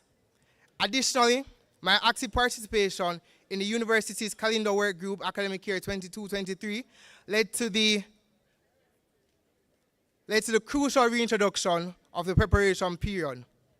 My dedication to student welfare extended beyond our campus borders through my position as National and International Affairs Executive on the Jamaica Union of Tertiary Students. In this capacity, I've elevated our collective concerns to the highest levels of leadership. Through a productive courtesy call with the Prime Minister and members of the CRC committee, I championed the cause of a simplified version of the Constitutional Reform Committee report to benefit all students, both at the secondary and tertiary level. Our collaborative efforts with the Minister of Education, Senator Dana Morris-Dixon, alongside representatives from UE and UTEC, yielded substantial financial benefits for students, including a significant increase in SLB ceilings from $1 million to $1.5 million, along with expanded coverage for essential hall fees. Although this is great, we wait for this amendment to come into effect. In the same meeting, I brought to the attention to the university's pressing housing crisis, and I am happy to announce that just this weekend, I saw that UTEC is now seeking bids for someone to design and build 100 new bedrooms, 100 new spaces.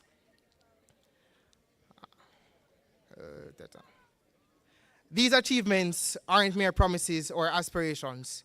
They represent tangible, measurable results that have directly improved student life.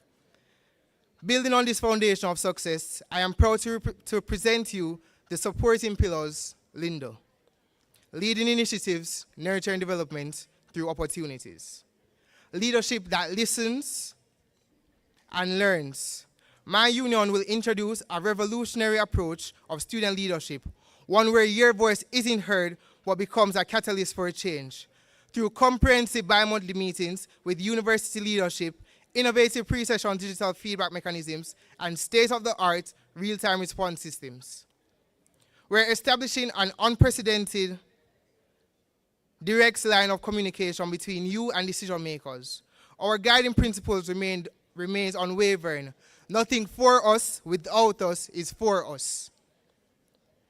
Innovation in inclusive student support. Envision a campus where every single student has access to the comprehensive resources they need to thrive and excel. We'll establish a mental health task force through strategic partnerships with UNICEF and UMatter.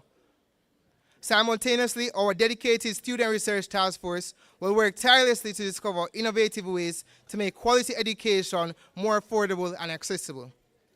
This initiative goes beyond problem management. It's about creating sustainable long-term solutions that future councils can build on.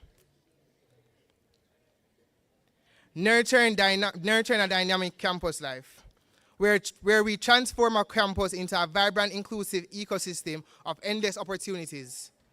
From revitalized study spaces to enhanced security measures, from the expanded End-Campus Hunger Initiative to our innovative storage solutions, we will build a campus environment that thoughtfully addresses every student's needs. As the student leader I am, I won't just build one person, I'll build all of us.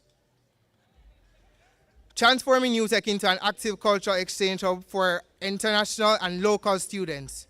Moreover, we'll taking decisive action against pure poverty through our strategic partnerships with Herflow Foundation and Lasco Brands. Now, development through comprehensive excellence. I firmly believe that academic excellence should be universally accessible, not a privilege for the few. My union will create an extensive user-friendly bursary and scholarship database, implementing robust infrastructure for students with special needs and advocating tirelessly for equitable policies across all student levels.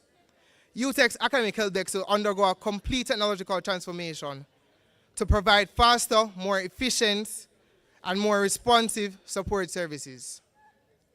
Opportunities for every student's success. The vision extends far beyond graduation. The union under my leadership will be preparing you for lifelong success through extended career and placement unit partnerships, comprehensive job readiness programs, and innovative professional development grants. We will ensure that every student has access to the tools, resources, and connections needed to build a successful future, from intensive resume workshops to high-impact professional networking events. We'll create clear, accessible pathways to achievements. However, this vision encompasses more than just planned initiatives. It's about the transformative journey this university we will undertake together.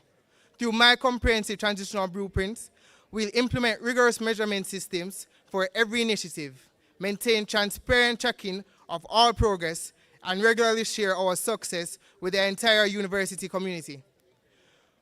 We'll establish unprecedented levels of transparency through comprehensive evaluation systems, structured feedback mechanisms, and detailed regular progress reports. I stand before you today offering more than just promises. I presented a proven track record of achievements combined with a comprehensive actionable plan for the future. With the blueprint, together we can build a student union that truly serves and empowers every single student, breaks down long-standing barriers, and constructs strong bridges to success. Are you prepared to join this transformative journey for our university? Are you ready to be a part of creating something meaningful? Are you excited to continue building on our foundation of success with Lindo? Join me in this endeavor. Together, let's create an enduring legacy of academic legacy, groundbreaking innovation, and genuine inclusion. Because we're not just about building a better student union. We're laying a foundation for a brighter, more successful future for every single student. Thank you, and always remember, your voice shapes our direction. Your choice determines our future. Vote Lindo.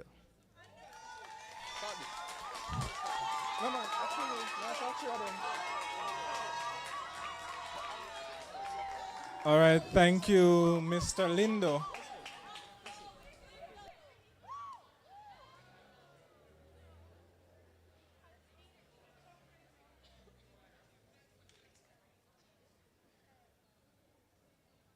All right, at this time, I'm going to invite the second candidate for the presidential role, Mr. Shamir Martin.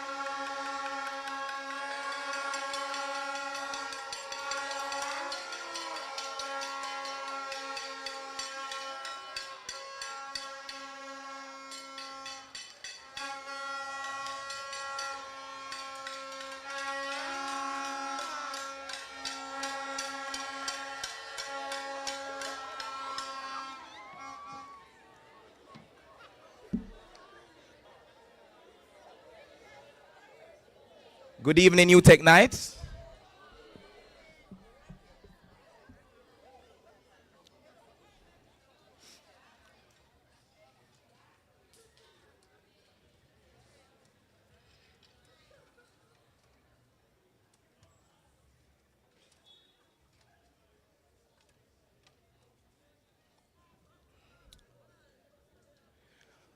A vision without a plan is just a dream. A plan without action is just a wish. But a plan prepared and executed, that's how we build legacy. And that's exactly why I'm here today. Not to dream, not to wish, but to plan, prepare, and execute. My name is Shamir Martin, and I'm running to serve as your next president of the UTech Students Union. Why? Because too often we have seen student leadership run on slogans, on stall on delivery. Too often we have had passion with no plan. good intentions, and no execution. But what this university needs right now, what you deserve, is leadership that can plan, prepare, and execute. That's why I'm bringing you a vision I call Project #You Win with Martin. A plan built around 7 pillars. Execute. EXECUTE.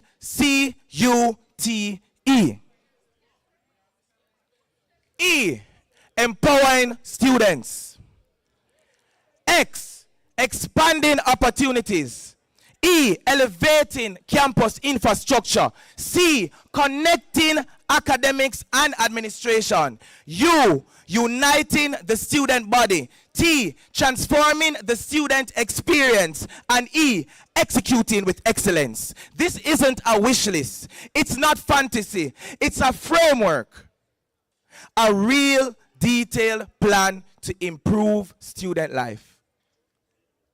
Uplift your voice and deliver real results. Let me show you how you win with Martin. With empowering students, with the You Come First feedback wall, both physical and digital, you'll finally see what true accountability looks like. You speak, we will respond. You report, and we will act.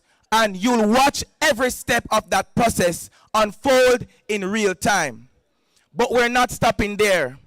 Under my leadership, we will launch a student empowerment fund with support from external partners and alumni, specific to furthering the needs of students across all campuses for things as necessary yet deprived, such as food and self-care items.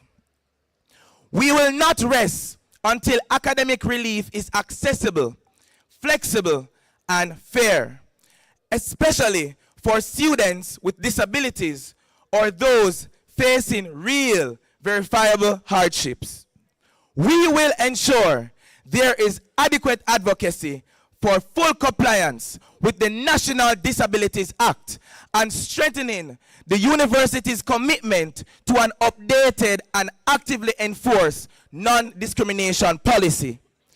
On the UTech website, the review date for this policy is every 2 years, yet the policy on the website is dated 2014. What service is that to the student population?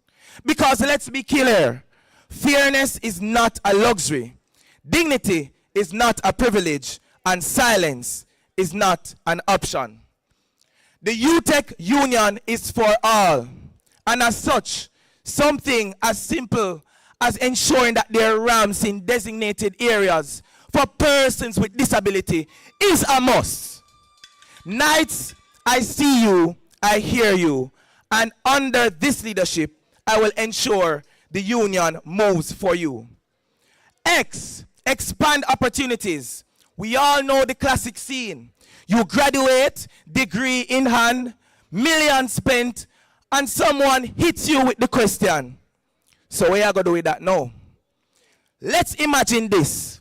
A space, a forum at every single faculty called Beyond My Degree, where real industry professionals, people who've walked the path before, sit down with us to show us exactly how to turn our degree into direction. The focus is not only on what you studied, but what you're truly capable of. And because we know student life is much more than the books, we're also making moves to ease the pressure on clubs and societies. No more walking up and down and begging offices for PA systems, a tent, table, chair. We're streamlining that process by utilizing a logistics system that provides these items for you to access, so clubs and societies can stay focused on the vibes, vision, and execution. And listening to the late night study sessions, events, or just needing to reach home safely shouldn't come with fear or stress. That's why we're going to be piloting the Drive Safe Taxi Voucher Program, starting with satellite campuses and underserved roots of the Love Bus initiative. There's no hope for you to win as a student if you can't win with safety. And as such, your choice for president must be the one that considers all your wins. E, elevate campus infrastructure. Have you been over to LT4? There's mosquitoes. If you go up to the first lab, there's only 2 Macs that are working. All of these issues are issues that students face. Sometimes when you go to a chair to sit down, the table is dirty. You can't even sit with your friends to study. I want to change that. I want to advocate for you. With the Adopt a Space initiative, we will work with the Alumni Association to upgrade the places that matter most to better serve our students. Your labs, dorms, and even your classrooms. We have already started, and I have the commitment from Jamaica Bedding to supply 50 new mattresses to our dorm community. Because just like you, sometimes I'm tired of back pain when I wake up. And 15 is not a lot, but it is something, and it is a start. We're talking real investment, real improvement, real wins with Martin.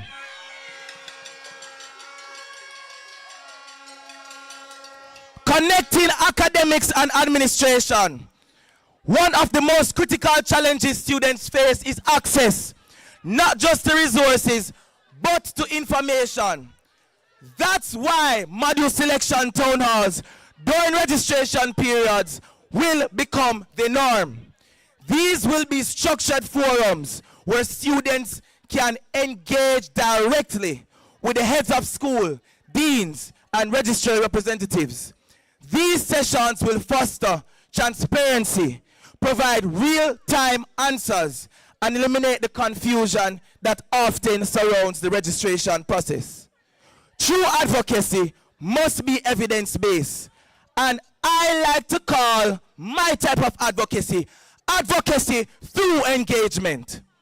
I will champion a data-driven approach to student representation by ensuring administering surveys throughout the academic year. These results will directly inform the union's positions and priorities. You unite the student body. Equity building begins with inclusion. We will take the intentional steps to bridge the gap between the main and satellite campuses. When we unite as one student body, informed, engaged, empowered, we unlock a stronger and more impactful union for all. T, transform the student experience. I love this one. Beyond campus walks, we will strengthen our collaboration with the Jamaica Union of Tertiary Students, JUTS. Through this partnership, we will submit policy and position papers to Parliament, which ensures that the student voices are not only heard, but respected in national conversation on youth development and education. We must recognize that true representation means ensuring that every student has a voice. To that end, I am looking into instituting a policy within the Students' Union to establish a role of an accessibility and inclusion representative.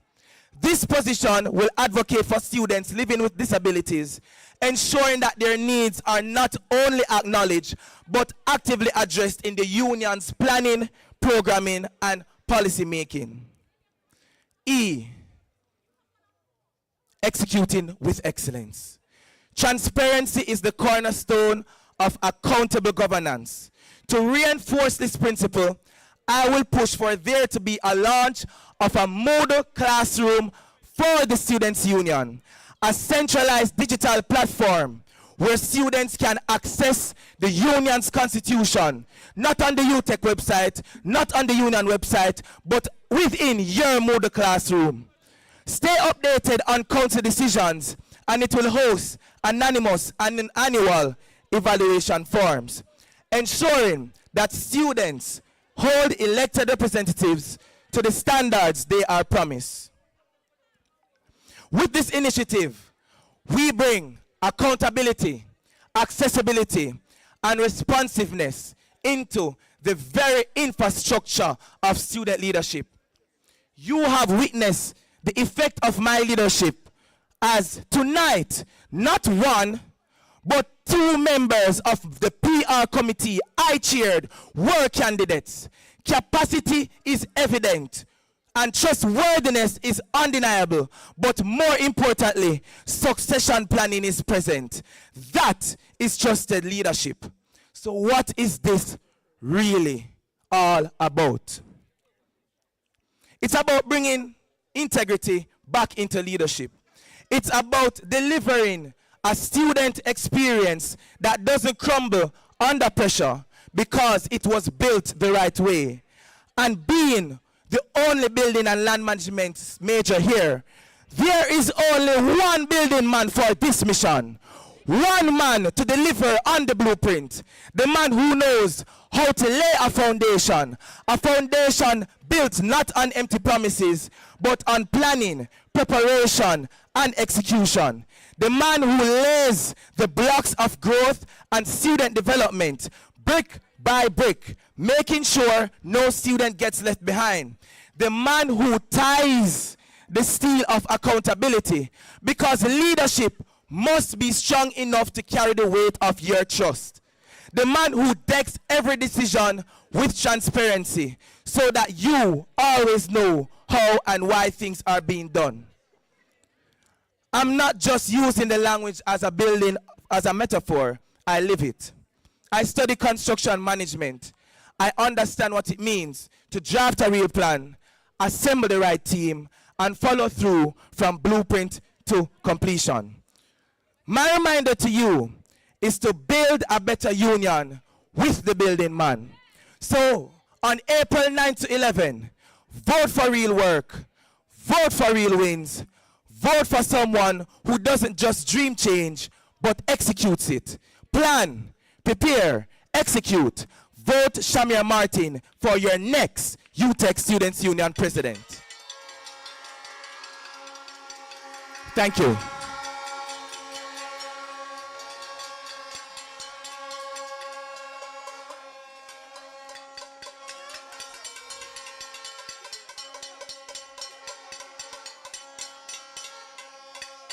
All right.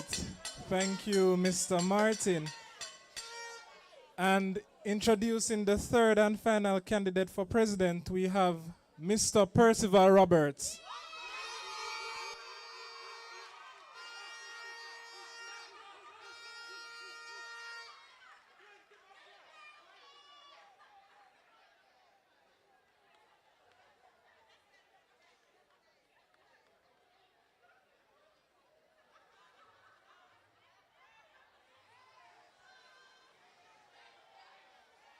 Monster chatter gangster in answer. Alright, now I'm there to represent for Madison, the baddest and the biggest. Pival Roberts, UTEC Student Union President. I'm here to say right now they're stable with Percy, you know, is sitting going there, hear that. I'm here to say, yo, I'm the new president. How we a girl first sit. Hey, Percy Roberts, hi. In answer represent. I do you the Messiah lane so for sing a singer. Pival Roberts, UTEC Student President. All who I wish more power. Where you have to say no charging. Hey, Pival Roberts, them did a chat by your name. What if you see a mash up and jump by your face? Pival, they are the top of the game. I see them brown youth, we are lucky one place. Fuck you all, you take a tell us straight. Youths fear fly out and a snap on the plane. Pasta if not a lap stop on the plate. Salute it Pival, boss one of the year. Look where Pival I come from to him, they know who all we have to say. He hard work we have, and me want you take fi bill with Percy. Who not like that then cho? Hey, so all you a wash mouth power we. How you feel no chargy? How you feel more hardy? Bad things you say, Pival, never forget. Me take are there, put the pieces to the puzzle and I look for myself in the mirror where I'm coming from. Only for time and feel like to go squeeze the bomber. Now but the trouble when the trouble your fam. Never give up, me searching me fam. Still I carry the burden, me strong. Now me got the world in me and everybody know me song. Okay, no used to rate me, no fear me.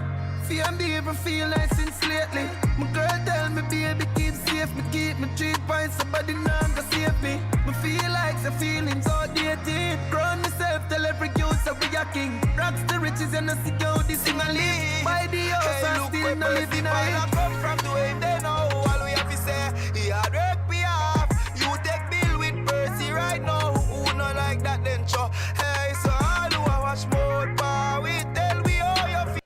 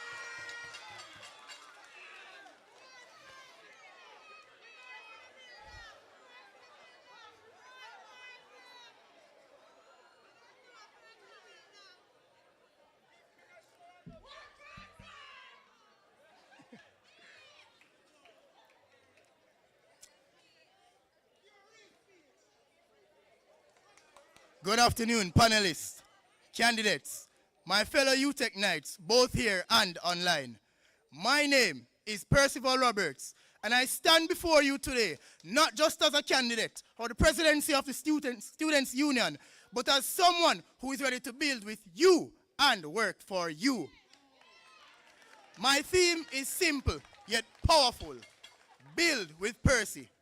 And when I say build, I mean expanding on a strong existing foundation, raising up the beams of student support, cementing a future of innovation, leadership, and growth. Because our campus experience, our future, isn't just made up of brick and mortar, it's made of you. Today, I brought 2 tools with me, a hammer and a tape measure. Now you might ask, what have these tools to do with student leadership? The tape measure, it reminds us of every promise must be measured. Every goal must be accounted for. And every step must be tracked. Because as your president, I don't just want to stand and make promises. I want to show measurable results. My fellow Knights, allow me to share the vision of what we will build together. The first point on my manifesto, be better student support. No structure stands without a solid foundation. And here at the University of Technology Jamaica, students are that foundation. I will work to ensure that the academic help desk is fully functional, well promoted, and easily accessible to all students. This will provide students with the opportunity to voice their concerns and seek academic support, regardless of whichever faculty, school, or campus you're from. I will also collaborate to enable greater mental health support to every student on UTech JA. I will be partnering with UNICEF Jamaica and U-Report to establish a 24-hour dedicated mental health hotline for our Knights. This support will include the reinforcement of counseling services, awareness programs, and wellness initiatives. I have already started this conversation, and I'm only awaiting official discussion to lay the groundwork for this hotline. Because builders don't just talk, we bring the action. A good builder never overlooks the edges. Great structures stand because every part is valued. So to the students of the Western Campus and satellite campuses, I want you to know this. You are not alone. You are a part of the plan. I will be making at least 2 site visits per semester to tackle key issues in an effort to ensure that all student voices are being heard and all issues are being addressed. So town halls, face-to-face engagement, no more out of sight, out of mind. You deserve to be a part of the structure, not just the scaffolding. And guess what? International students, you will not be left behind because I will be a president, not just for one, but for all. So, for you, my international students, I will collaborate with the International Students Office and the International Students Representative to I will collaborate with the International Students Office and the International Students Representative to create a virtual guide where you will be provided necessary information to navigate living, studying in a new environment. I will also create an avenue for the provision of a crash course in Jamaican Patois through partnership with the Jamaican Language Unit at the UWI Mona to facilitate ease of communication and interaction. Under U, which stands for University Life and Experience, Knights, we deserve a vibrant, safe, and exciting campus life. Together, we will bring entertainment back to campus spaces with daytime events and live performances. Furthermore, I will implement a driver's education program and continue the fight for things like an additional ATM on campus.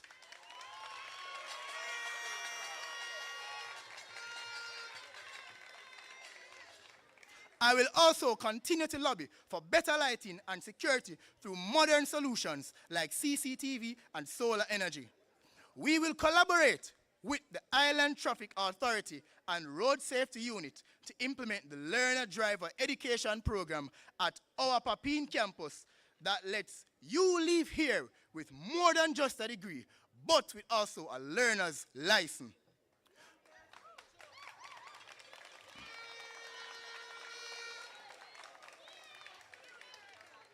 We've begun laying down the groundwork for wiring safety with conversations already started with solar companies and the university administration. On innovation on my manifesto, we believe that the roof is the building of innovation. We are building upward from an entrepreneurship day to a creative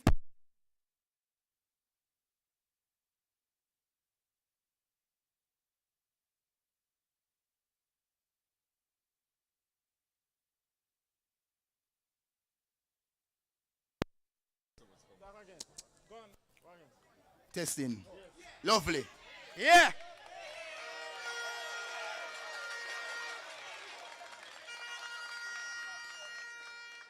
Knights, we are building upward. From an entrepreneurship day to a creative expo, we will empower not just academics, but artists, creators, and builders. For our creatives at the Center for the Arts, I will launch a scholarship to ensure that your talents are met and you have adequate opportunities. We launched the Night Store to put branding on our structure because pride in UTech shouldn't only be visible, it should be wearable. This conversation has already begun and merchandise such as jackets, sweaters, tumblers will be ready by August 2025. So all Knights from incoming to outgoing are proud to be a part of and represent this university.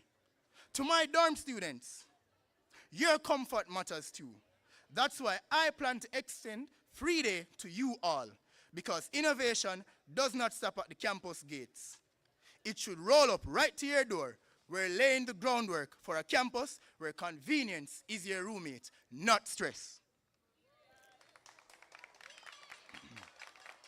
Under L for leadership, a true leader is not a boss. They're a builder. But even the best builders know that they can't construct greatness all alone. That's where leadership comes in. Leadership is the architect and change. It is time to redraft the plan. I'll host leadership retreats, train club execs, publish financial reports, and adopt global best practices to reinforce this council like rebar through concrete. The union will no longer be perceived as a quiet office behind closed doors. It will be an open construction site of progress where transparency isn't a buzzword, but a standard. Leadership must also be accountable. So expect timely reports, an updated union calendar, and new ways to get involved, such as participating in expanded mentorship programs as union ambassadors. Under D for digital transformation, why are we living in a modern society but not enforcing technology? The world is digital, and so should our union. We will upgrade the USU website to enable student access to different services in a central location. This includes making it easier for you to purchase merchandise, laundry passes, and tickets, and ensure real-time updates are kept to you. We're building a campus where convenience is everybody's business. Under engagement, a strong union means a connected campus. So now let's talk about the paint job. Student engagement. It's time to coat this place with color, culture, and night pride. Together, we will reignite school spirit through UE UTech Games, Culture Day, and the Ignite Pride campaign. We'll bring back the podcast, Views from 237, and introduce monthly updates through USU in 5. So you're never out of the loop. UTech will not just be seen, it will be felt, loud, proud, and moving. And lastly, on my manifesto are reform and research. Finally, reform and research, our finishing touches. Great builders always check the blueprint. We're measuring twice and cutting once. We'll revisit outdated policies like the redo resit, push for constitutional reform, and establish a research task force to study student needs and to respond with precision and purpose. This is to ensure that decisions aren't just bold, they're backed by evidence, because every great building stands not just on strength, but on strategy. In closing, these are not just plans, they are pillars. And with every pillar, we drive a nail of commitment and tap the hammer. With every initiative, we measure what matters. Pull the tape. We measure what matters, right? So today, I ask for your vote, but more importantly, I ask for your partnership. UTech Nights, the foundation is ready. The site is marked, the team is assembled, and the crane is moving. Now, all I need is for us to build a union that reflects our spirit, our strength, and our shared future. Let's build something worth standing on. Let's build with Percy. Thank you.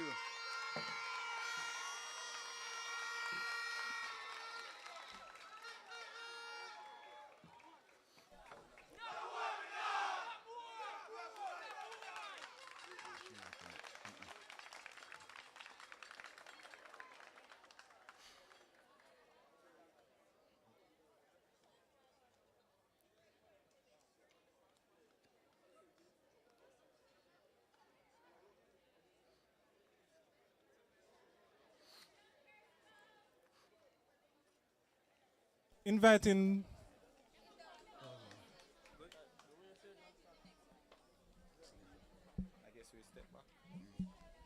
Yeah, man, you can step back.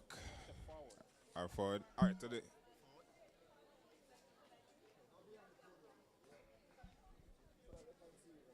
Yeah, so you can be seen. All right, good evening, everyone. All right, come forward a bit. All right, forward. Alliteration, forward. All right, first question to all candidates.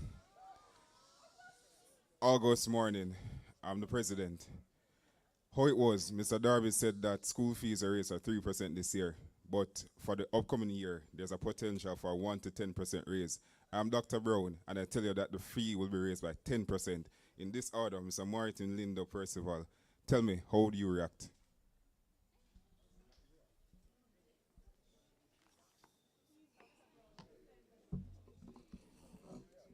Thank you so much for that question, Mr. Hutchinson. Well, if Dr. Brown were to come to me and say that he would like to increase the school fees, my first response would be no. However, I know how the university admin is, and I don't represent the admin. I represent the students. So definitely, some form of negotiation would have to be on the table before I move forward with any form of increase. And if there's going to be an increase, there should definitely be some promises that he has to fulfill before that increase can be applied. Thank you.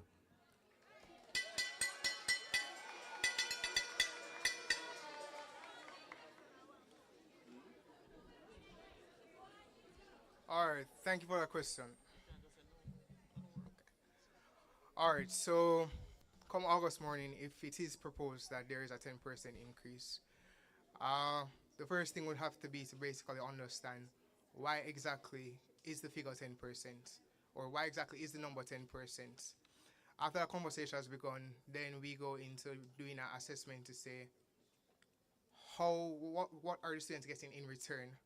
And if it's a case where there's nothing beneficial towards us or there's no justification for that 10% increase, then we go to the students to understand their feedback and understand what they think of it. After we get those students' feedbacks to get that, okay, that's basically 70% of the population is against that increase, then we have some proof to say that this is something that cannot be implemented. This is something that the university, that the students' population is against.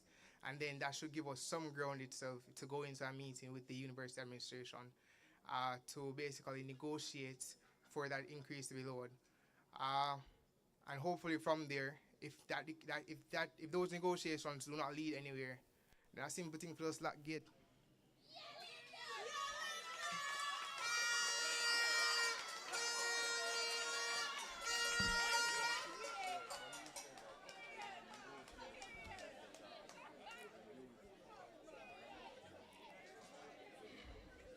So, come August morning, if Dr. Brown decides that he's going to raise the tuition by 10%, the very first thing we need to do is to understand the rationale behind the decision. We are going to have to understand that rationale, and then we as the Students' Union will engage in conversation with the administration, and we'll take that feedback to you as students to let you know what is happening within the university. Right? After we get that feedback, then we'll engage the university administration in negotiations, and if negotiations fail, then it is up to us as the Students' Union to come up with the plan, the strategy to effectively advocate for the reduction in that tuition fee. To advocate for the reduction in that tuition fee. And if all else fails, then we'll take further action.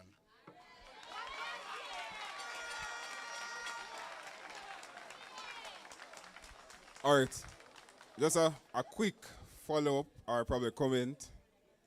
The question I have, the school fee was raised by 3% this year, right?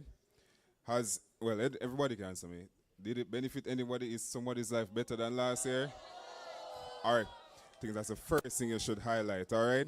So it's a case where they raised it for 3% already, right? And nothing changed. What can they do to convince you that, say, if that 1% raise, how are you going to benefit them, all right? That's it. So I think what you guys need to do, sometimes you have to understand your strength in numbers. Look around you. We have way more than 80 now. So use that to your advantage, all right? This is it for now. We're forwarding back with more questions. All right, good night, students, and good night, gentlemen. First, let me say this has been probably the most refreshing point of the evening. And over the last 5 years, in terms of Foreign Line, this has been the best presentation by the presidential candidates I've seen. So I think they deserve a round of applause tonight.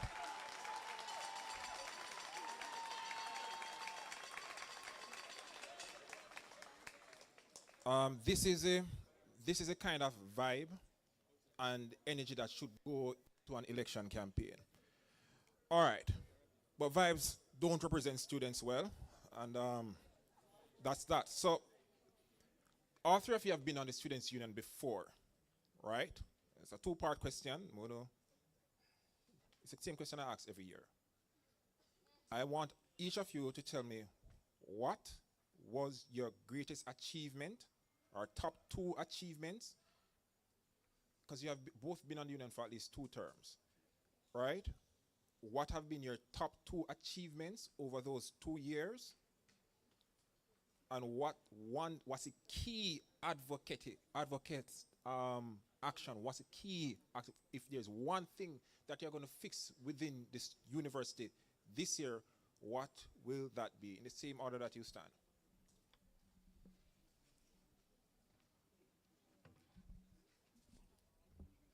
All right, thank you so much for that question, Mr. Knight.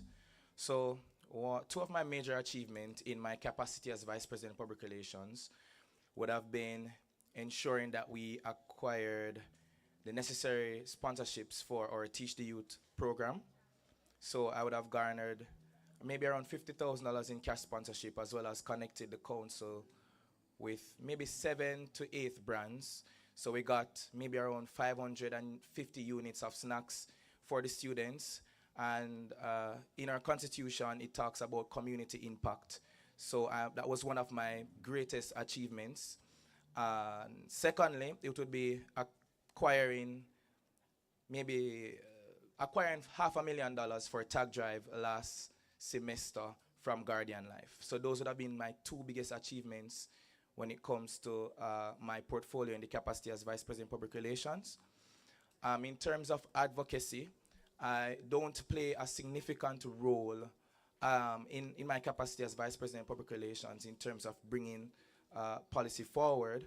But I can remember one instance last year during our No Increase campaign where I led the Instagram Live, letting the students know on live what exactly was happening on the ground.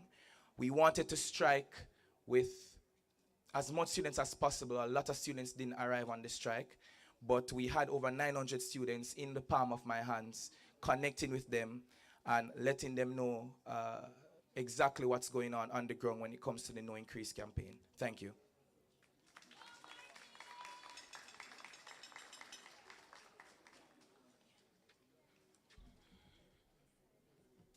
All right. Just for clarification, you said that we could speak on both our tenures on union, right? All right. So for major achievements, one major thing would have been my role in the reintroduction of the preparation period. So during the COVID-19 pandemic, the university had taken the approach of removing the preparation period from the academic calendar, whereas it would have been straight from week 13 straight into exams. Back in 2022-23, I would have been assigned as a student union member to the calendar work group, where I would have advocated and stated why this preparation period is needed, and successfully the preparation period was implemented back into the academic calendar. Additionally, this semester, I can't say this year, since January when I was appointed as acting graduate student representative, one major headway that I've made is that the graduate student lounge is very underused. Also, students don't really know about it, and also students fail to understand how they gain access to it.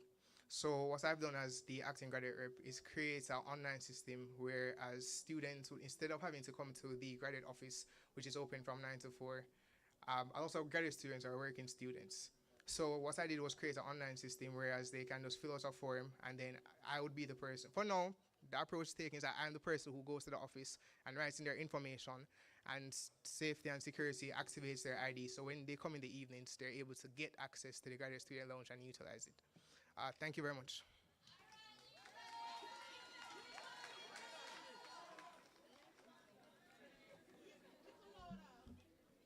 So as it relates to 2 of my most impactful achievements, they would have come from serving as First Vice President, Academic Affairs, Clubs and Society.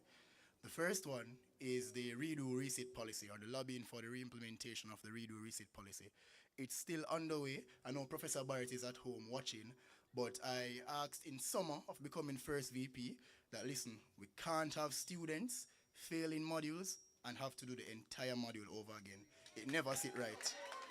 So what I asked the university is that once a student fails the module and they pass the coursework, they should be able to redo only the final exam.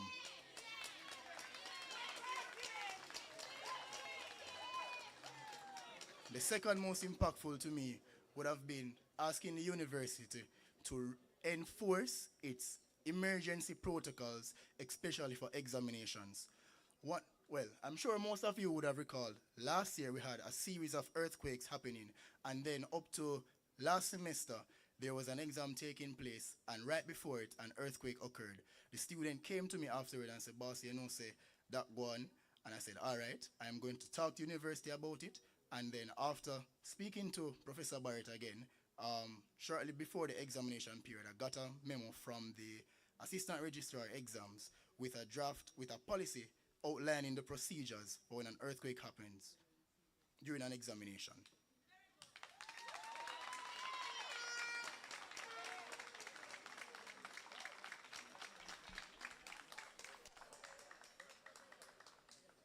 You know what the sad thing is? Well, you know what the sad thing is? Only one of you guys will be president at the end of this. Unfortunately, only one of you will be president. All right, that's it for my general questions. On the next round, I'll have some more personal questions. Good evening. Good evening, guys. I said good evening, guys. All right. So, let me say, and I want to address something that you said, Mr. Martin. You see, when you're on the Students' Union Executive, you are threefold. You are a Student Union Council member first, then you are an executive, which means that all decision making for the entire council, pass through you and you're on the executive, the board of executive. So if it is that the school fee is going to raise tomorrow, I would assume that comes to the board of exec and it be discussed. So when you're saying that you didn't play a role in advocating for policy, I'm confused, right? What I will ask you now, for your 2 years on the council, what was one initiative, apart from just posting on social media, what was one initiative that you assisted students with, ensure that you progressed the issue and ensure that the issue was dealt with? One. Thank you so much for that question. And just to clarify,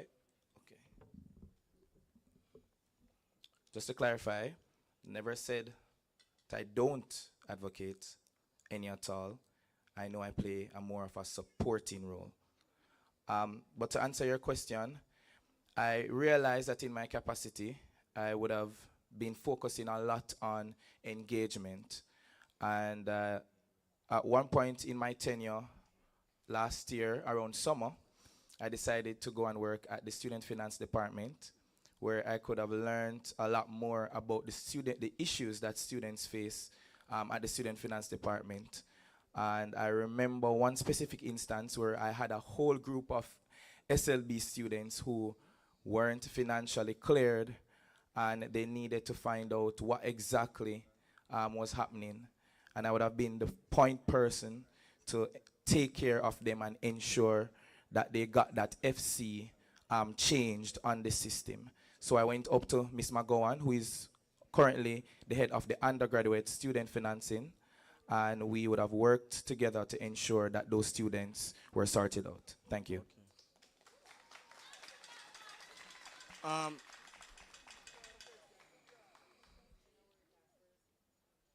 Mr. Lindo, I want you to tell me one issue that the Western campus is facing and one issue that the giant colleges are facing.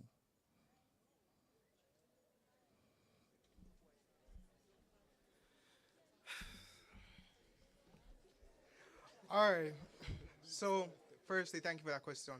In regards to joint colleges, one major issue that they're facing is currently that one of their workspaces, I'm going to say lab, is out of use. Therefore, many students, unless it's during class time, they are unable to actually go practice and actually to better their on-hand skills in their study.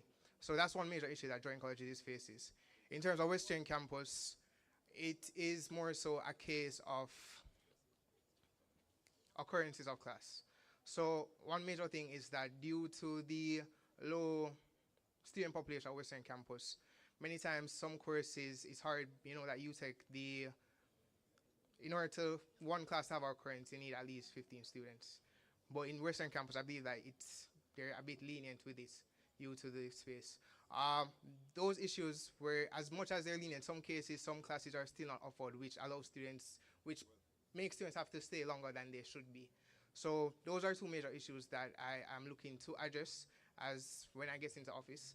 And yeah, so basically, yeah, as I said, the issue of the lab at Joint colleges not being in use, as well as the occurrences of classes at Western Campus. So the issue of the labs with the Joint College, which group of students it's affecting? The EH, the ASH, public health nurses? Which group of students it's affecting? Dentistry. Dentistry. Okay. All right. No problem.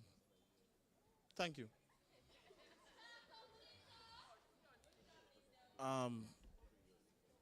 Mr. Roberts, you were the first VP for the tenure just gone, right?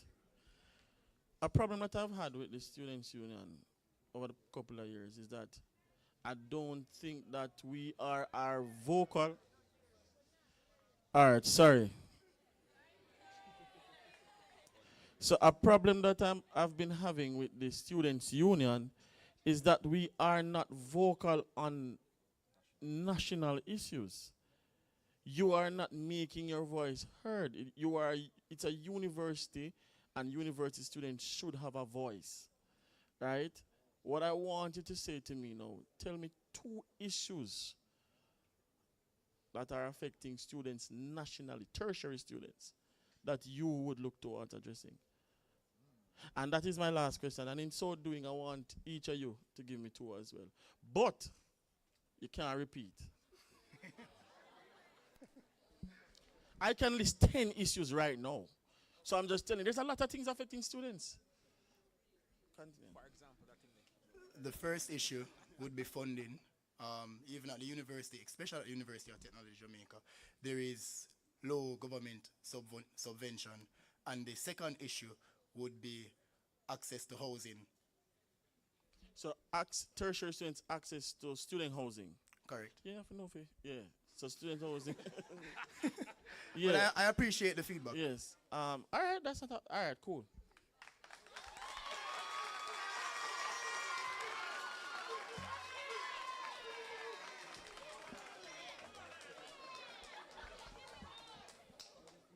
All right, thank you so much for that question, Doc. I'm so happy that you asked that question. So, 2 issues that university students currently face. I would go access to food, to good food, actually. Sometimes it's a serious difficulty to access good quality food as university students. And I think that on a national level, we can look at asking corporate Jamaica to partner with the government to help with our food security issues here on campus. All right. That's one. Now, before you give me the second one. Yes. For that specific issue, if you were to do it in a campaign, what would that look like? Ooh, that's a great question. So it starts off with, currently, in the Constitution, we have a Vice President Student Services who really pushes a end campus hunger campaign. And if you look around the campus, sometimes we have free little cupboard where we encourage students to put something, but if you really need it, get something. So the Free Little Cupboard campaign is definitely a campaign that I can look to push forward to tackle food insecurity. Yeah, that's a very good campaign, but it seems more locally than nationally. It seems like a local situation. If you're going to bring that nationally, it would be something that on a grander scale, like you put things in Papine and all over so that persons can come. But the idea is good, but the scope is limited. But what I'm going to ask you now is the second issue that you're going for. Well, the second issue I would look at is the overall infrastructure that is provided to tertiary students.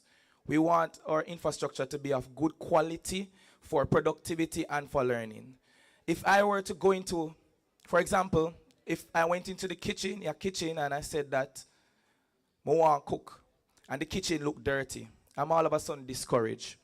So what that means is there should be a general standard right across the tertiary board when it comes to lecture theaters, when it comes to spaces, when it comes to labs, when it comes to our library.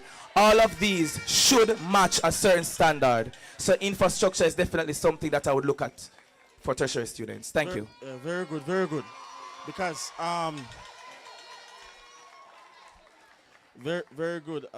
When you started, I never knew where you were going, because you started to say when you go in the kitchen and we talk about national issues, right? But then when you talk about standard across the universe, that's very good. All right, thank you for the question. All right, so two things. One would be accreditation. So one of the major issues that a lot of students face across the island, during my time on Jamaica Union Tertiary students, would have noticed that many students would have complained that based on the preference degrees or based on the requirements that are asked by some corporate workplaces, they're at a disadvantage, especially when you think about the qualifications for engineering students at the University of West Indies as well as NCU. Now, additionally, in terms of my second, national issue, when you think about it, it's more so something that affects us on a national level, of whereas now Jamaica has a lack of doctors. One of the major issues is that many students move to countries such as other Caribbean islands, such as Cuba, to gain training in medicine. However, the issue that they have is that when they come back to the island, they're unable to actually go into the hospitals to do that externship that they're required to end up becoming a resident. So these are two issues that I believe affect tertiary students. What was the first issue? I didn't get that at all. The first one? Yeah. All right, so the first one is accreditation. So accreditation in terms of the accreditation for some programs across different universities on a national level. So for instance, as you think about it, realistically, a lot of persons in the corporate world prefer to hire UTech students in terms of engineering, over UE engineering students. Reason being due to a certification that is attached to accreditation of the UTech engineering program.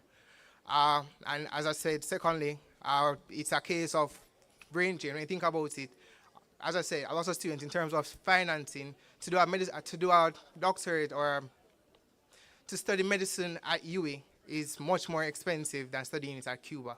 So a lot of students who go to Cuba to study medicine, they're unable to actually come back and be integrated into the hospital system where they can get that externship to end up being certified to actually becoming actual doctors within these hospitals. See, what is the issue there?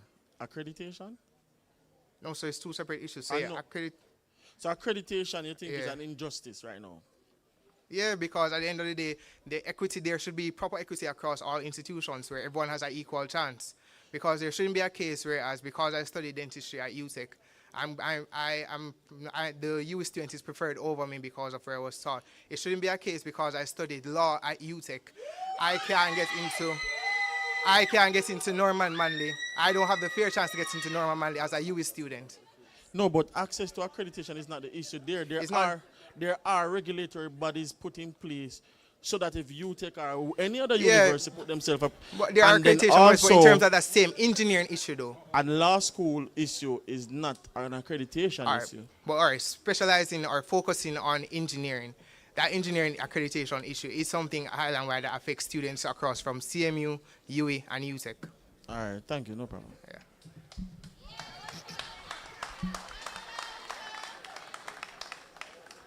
All right. Good night, everyone. Good night, students of UTech masses, good night. And good night to the candidates. I just want to say personally how proud I am of each of you for yourselves. I know each of them from some sphere of life, so I want to congratulate you all. My question tonight comes from a national issue, and it is going to be related to the Student Loan Bureau, because thousands of students rely on the Student Loan Bureau to finance their education. What is your position currently on the current state of the Student Loan Bureau in terms of access to students? And what do you plan to advocate for? if given the chance as UTEC president, for more student-friendly policies? That's a question. Well, thank you so much for that question, Chad. How can I tackle this? So I recently watched the budget debate that was done a couple weeks ago. And a couple weeks ago, actually, we had a courtesy call with one of the Minister of Education and Youth, Miss Dana Scott. So she would have informed us that they are going to increase the student loan offering from $1 million to $1.5 million. And it was an overall discussion as to what we would want in that meeting. In the meeting, I didn't speak a lot. I paid close attention to what was going on and what occurred. But I remember them mentioning that they're going to increase that budget from 1 mil to 1.5 mil. And they're also looking at reducing the amount of guarantors to 0 and to reduce the payback to up to 10 years. Recently in the budget debate, our minister would have mentioned that she will be doing these things, but also offering the student loan. Sorry, so point of information, so I have to Yes. stop you. And I'm going to stop any candidate that comes up as well. Yes. So the guarantors, the need for a guarantor has been removed. That has been abolished. Right. Right? So that's no longer a plan of the government. Correct. So that has been done. Right. So what I'm asking is, and also you're kind of saying what the minister plans to do. Right. I didn't ask you what the minister plans to do. I'm asking you what you would advocate for Shamir Martin. I plan to ensure that the minister fulfill these promises, because one specific thing she mentioned, I want to know if the government will really fulfill, and that is to give loans to students who are looking for housing and students who are looking to purchase stationery items or laptops. Okay. Thank you. Sorry, can you just repeat the last part of what you said? So I'm planning to ensure that the government fulfill these promises, which is to offer the student loans to dorms, so persons who want to dorm, but also they are looking at offering the loan to students who would like to purchase laptops or stationery items as well. And how would you hold the minister accountable to that? By writing to them. Okay. All right, thank you. Thank you, Chad.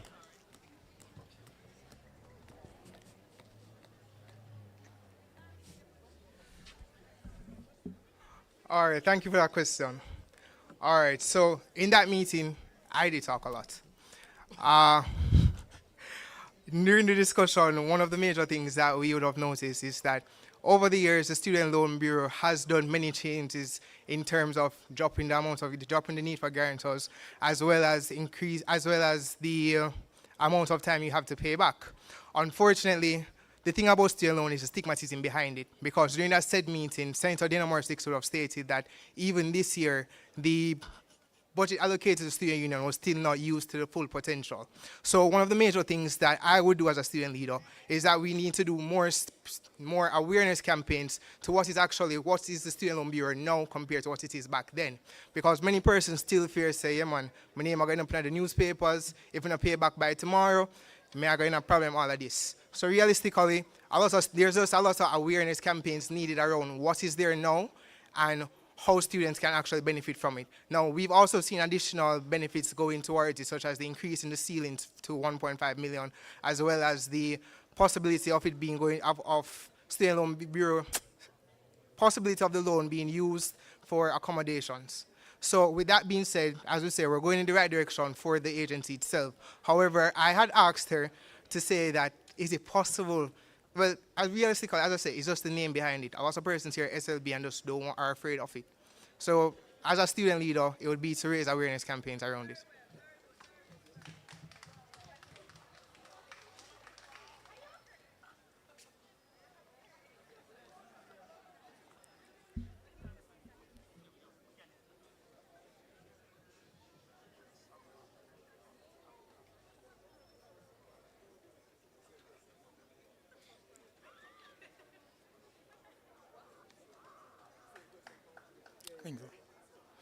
Oh, so I was saying that I share similar sentiments with Mr. Lindo, but as it relates to what I would personally do, I have to say that I'm currently not fully aware of everything, but I'd be willing to put some research into it and then actually look into that. But I'm not fully aware outside of the stuff that were mentioned before.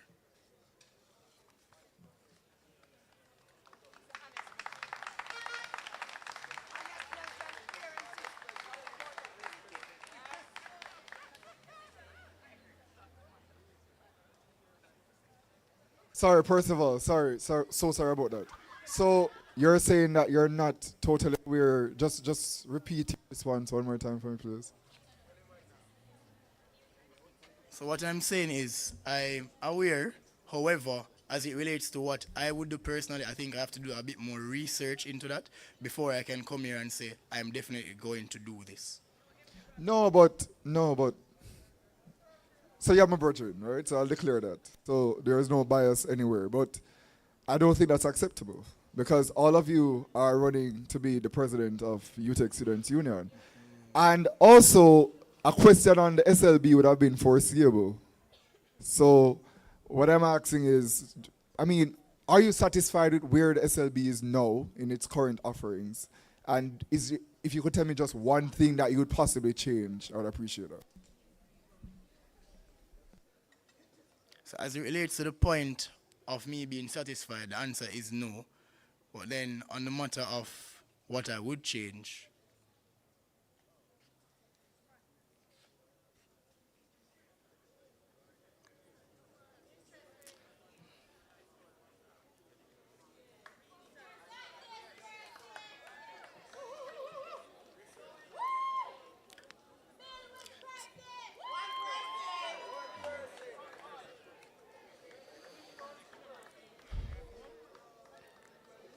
so it would be, I know that the SLB has, the way they structure it in terms of how students can pay.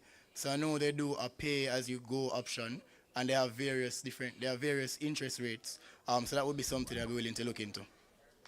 All right, no problem.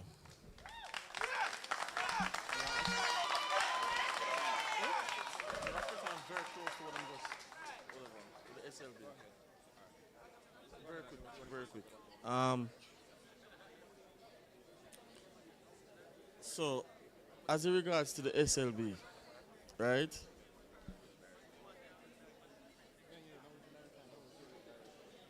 I think the question was asked, guys. I think the question was asked. What will you do? I think the question was asked. What would you do, to actively advocate for any change regarding the SLB? One of the responses that I would have anticipated was try and get an article by the Students' Union in the Gleaner, in something to say, this is our thoughts as the Students' Union on the matter, right? It's been so long since the Students' Union has put out any, when last you guys put out an article? You're the VPPR.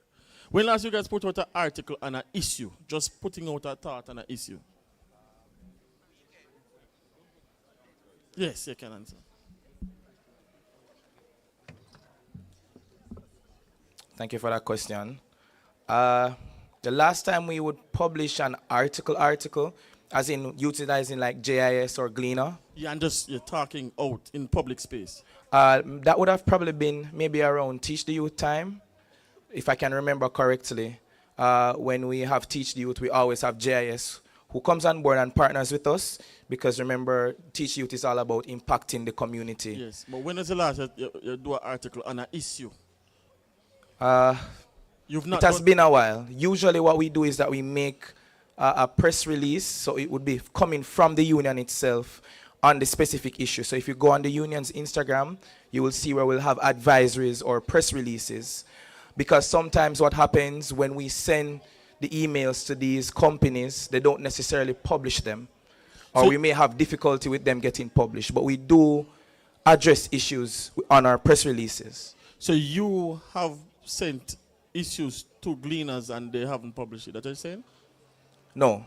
I haven't sent an issue to Glean and they haven't published it. I'm just saying sometimes it's difficult to get them to publish it. So you are PR for 2 years. Have you ever put out an issue ever put out an article on any issue? If I've personally put out an article? No. You are the PR for the entire Students' Union. Have you on behalf of the union put out any article on an issue? No, I would have not done that. In 2 years? No. All right. That's okay. Next person, Lindo. Thank you.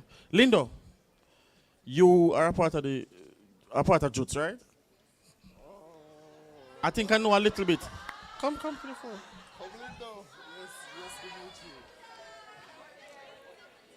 I know a little bit about Yes, that Jutes. is correct. I am the National and International Affairs Executive on the Jamaica Union of Tertiary Studies. National and International Affairs. That is correct.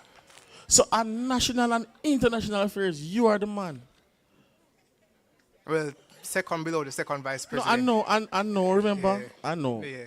So, talk to me, why have you seem very passionate about SLB. Have you guys ever put out any article talking about issues that you're passionate about?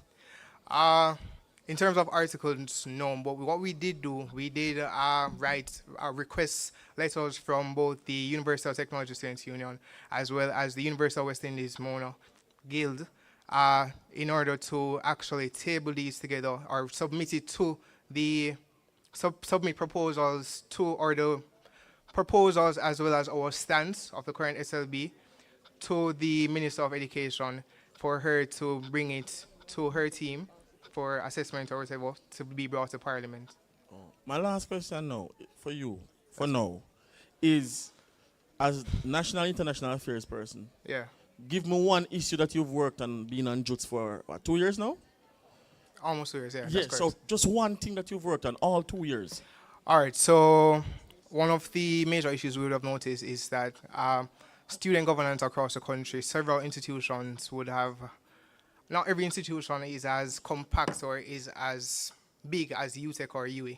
Therefore, what we notice is that a lot of institutions, their student organizations fail to connect or fail to actually advocate for them properly due to the lack of funding and the lack of devices. So one of the initiatives that we did have was the Connect You program, where we had donated devices to institutions such as Excelsior Community College, Montego Bay Community College, and several other small universities or small tertiary institutions for them to better advocate for their students. Okay, all right, noted. Percy, your question, I'm going to forget you. So, we talk about the issues, we talk about the policy, you know all of that. But how are you going to get the voice of UTEC out there? Through what channels? UTEC, I don't remember the last time one student president come from all angles. Are you the last person? Me no member. So I am saying no, I don't remember. I remember when this man was president, him go on it for like breakfast, lunch, and dinner. Right? So I'm just saying, the UTEC need to put their face out there more. What are you going to do to get that done? So definitely, I think apologies, guys. I think the University of Technology Jamaica, which is Jamaica's national university, we definitely have to be a part of these issues more. Just on a point for clarification, the outgoing council, led by Mr. Darby, we have been on the television and we have been meeting with various groups, for example, the Prime Minister's Youth Engagement Committee, and we also met with the leader of the opposition as well to speak on issues of subvention. While we haven't published any articles per se, we have been doing Instagram posts and so on, subsidized for that. For what I think we can do, and it's something I have in my manifesto, Views from 237, it's where we would actually look at the issues that we're facing on a national level and then push those issues to the media. All right.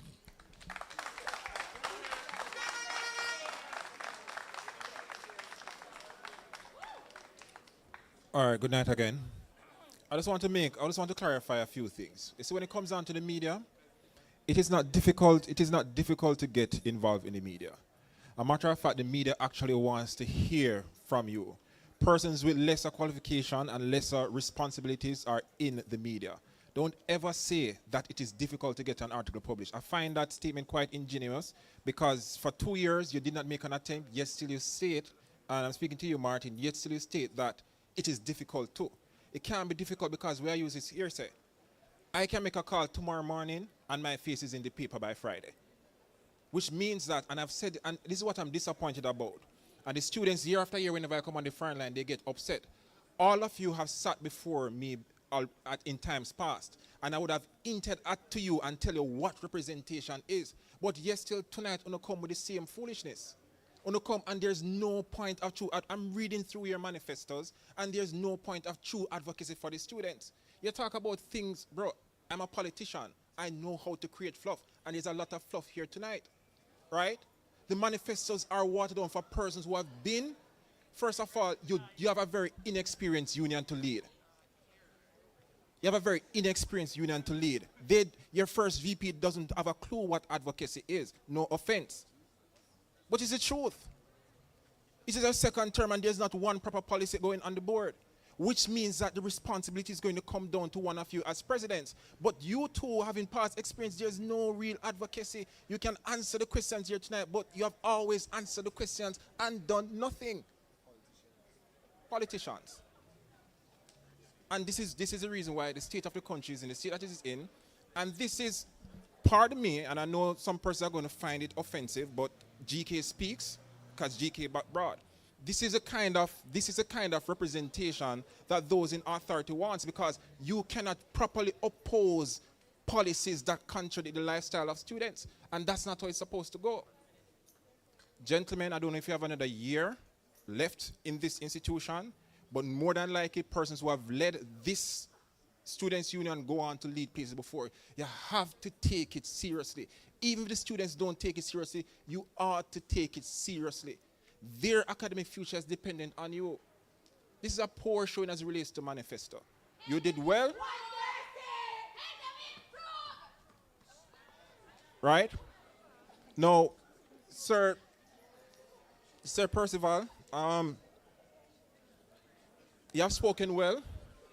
Gentlemen, students, you have spoken well since night. Let me ask you, what has been your biggest failure? Is it something that the students should hold you accountable for, something that you failed to do during your 2 years on union? What's the one thing that, all leaders, there are things that we have not accomplished in our tenure, right? But to be honest, your manifesto is fair enough, so I'm not going to target your manifesto, which means that you have to be honest now.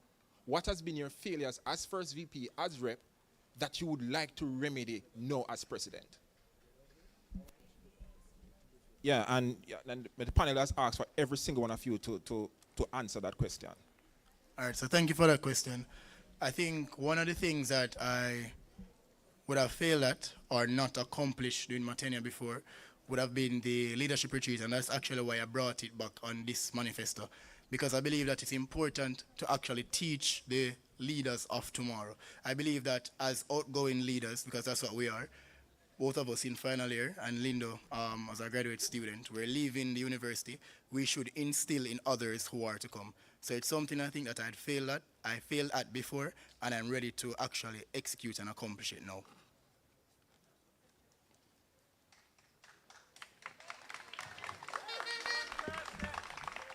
Thank you for that question. One thing that I would have failed at would be my public relations conference. It was a project that's special of mine, where I wanted to really have a conference with the PROs, talk to them a bit more about what it means to be a PRO, and to give them a platform where they can learn more about that specific role. And that's why I've changed this public relations conference idea into the Beyond My Degree program, which is currently in my manifesto, where I'm hoping that each faculty will have a specific seminar which allows for students to learn more about beyond their degrees, having more industry professionals coming back and teaching the students about what they should do after they leave UTech. Thank you.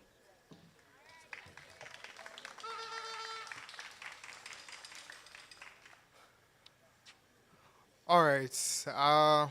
One major failure, and it has showed because lots of persons have wondered or seen that my student evaluation score was 41%. Reason being, at the start of my tenure, I was appointed to the role of graduate student representative acting on January 22. On January 26, 4 days later, was the student review conference where I was asked to present my plans for the upcoming semester. During that time, I would have overpromised without understanding the full scope of or what I was working with as a graduate student representative. Therefore, some initiatives such as the Reggae Games Night did not happen due to the fact that reaching a graduate student is a major issue among not only for myself as a student representative, but as a graduate office themselves. Now, since that I have tried to remedy this issue, and I am still working towards it, but that is one issue I would say is my major failure this academic year. All right. So, yeah, I guess I like your answer. So we're at the point now where we're going to ask some personal questions, directed questions, all right? We're going to each ask, well, all the panelists have someone particular to ask. Shamir, I'm asking you, can. So, Mr. Martin, all right, you guys have to listen. You stated in your speech, stall on delivery, good intention but no execution. But then I heard someone in the crowd said you were describing yourself. So can you correct that person in the crowd for me? That's the first one. Stall on delivery, good intention, but no execution. Yes, and the person said you were describing yourself. So correct them. Thank you for that opportunity. Well, as a student leader, I would have had a very, very long journey to where I am today. I would have made a lot of mistakes. And within the past year, I have reinvented myself, repurposed myself, restructured myself to ensure that I can have the best possible output coming from me when I'm serving and representing the student body. So I would say that I'm a man of my word and a man for the mission. Thank you. All right. You can give him an applause. All right. There's something that was worrying to me and the panelists, right? We're looking for your manifesto. There was a Google Drive for it to be updated. The deadline was from Saturday. Is this what to come from you as it relates to not meeting deadlines and stuff like that? Because out of all the three, you're the only one without it on the Google Drive. Why is that? I'm not sure. I would have made an effort to upload my manifesto. I'm not sure why that occurred. Not sure? Right. Not sure. All right, so not sure. I have a new laptop, so I don't really know. I dragged and dropped it, but I've always had issues with uploading. So, so I'm not sure why you're not seeing it on your end. So the case where you're going to a meeting, right? Correct. Academic board. You submit a report. As a matter of fact, that's the highest level a student can submit a report. All right? And what that does is it gives all these persons a voice. So, you write your report, you drag and drop, but it didn't drop.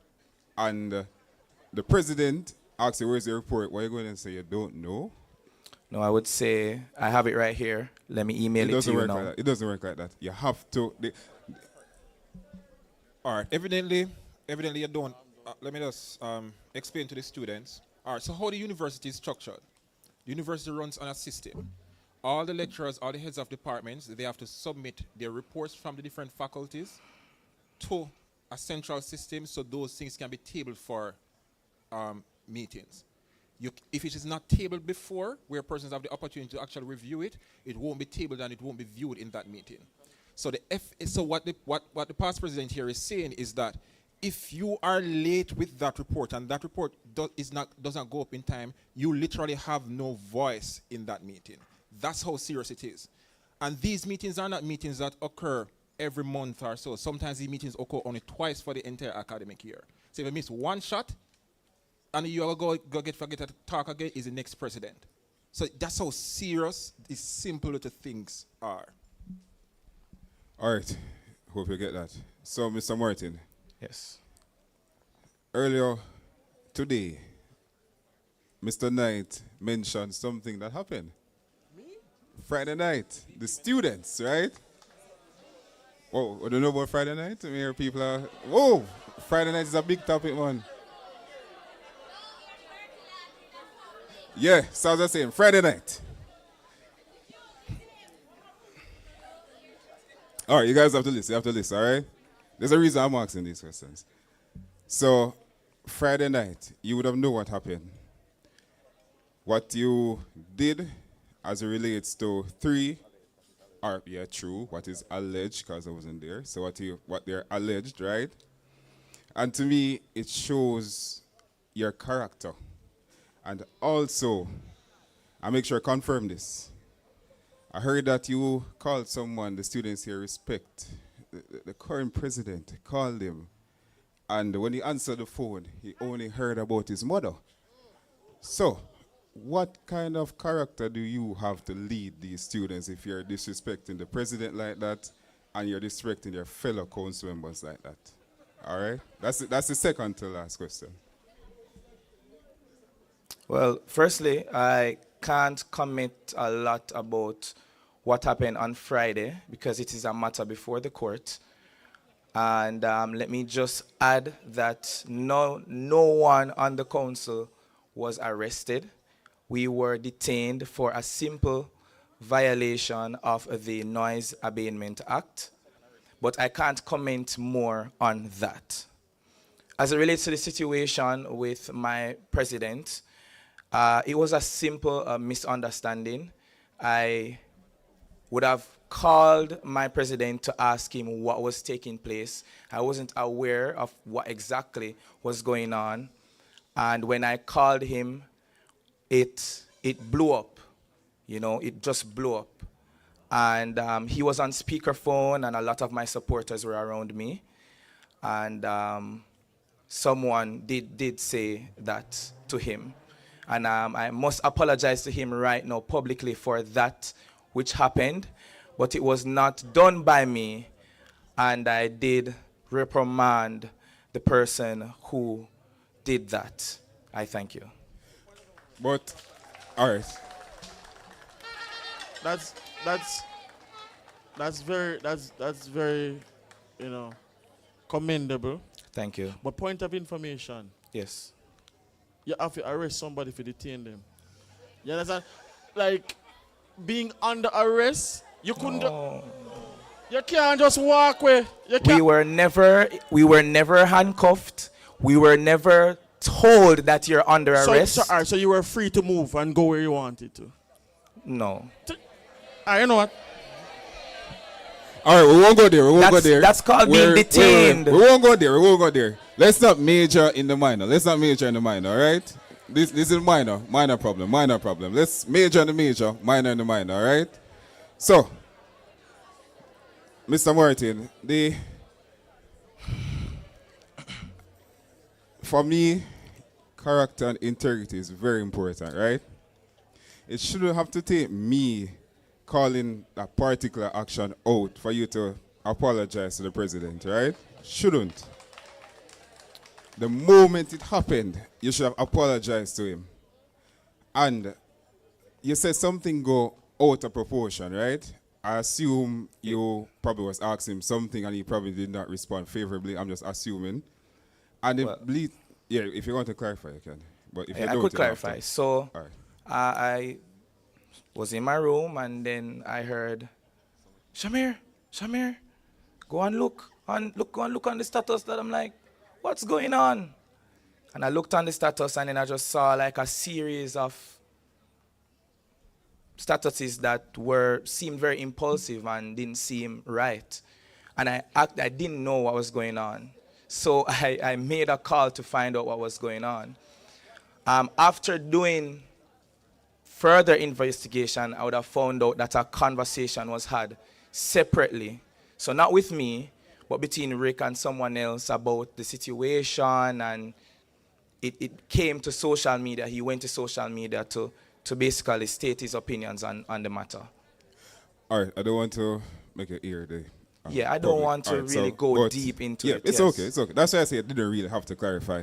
Yeah. But you see, the point I am touching on, right, is that your conflict management, I can tell you, you need to learn how to handle conflicts. Because if it's a case where you're on the president, right? Yes. If him post something, but you think these students, if you should become president, not go post things bad about you, about yo, what this man do? So you're just gonna call everybody and tell them what they want to do? That's it? That's not what happened. So, sir, hold on. Listen. Let me finish your point. Let me finish That's your point. not. Let me finish your point, all All right? Go ahead. So, Khalil, that's not what happened. I did not tell the president. Uh-huh. I called the president to find out exactly what was happening. And I'm so glad that you brought up conflict resolution because last December in the university retreat, Dr. McGregor here would have had a very beautiful presentation to all the counselors talking about conflict resolution. And I would have said to him that I really love this presentation. I took points from it. And over my entire leadership journey, I can tell you that I have grown a lot. And leadership is about journeying on. It's about growing. And I've learned a lot. And calling Mr. Darby was just to find out exactly what was going on. But based on the time when I called him, he just was not ready to speak at that time. And after, no, I'm not going to throw my president under the bus. But after, listen. Yeah, give him a chance. After we had the disagreement on the phone, when we had that disagreement on the phone, yes, I had him on speakerphone, and when he had the disagreement and he was just like, Shamir, this is the Shamir. Someone else was in the area, in the vicinity, and they said, because, they're my supporters, they're my friends, and they said that. And again, immediately as that was said, the call hung up. I was upset. You can ask them. I was extremely upset. I reprimanded them about it, and it's something that will never, ever happen again. Thank you. All right.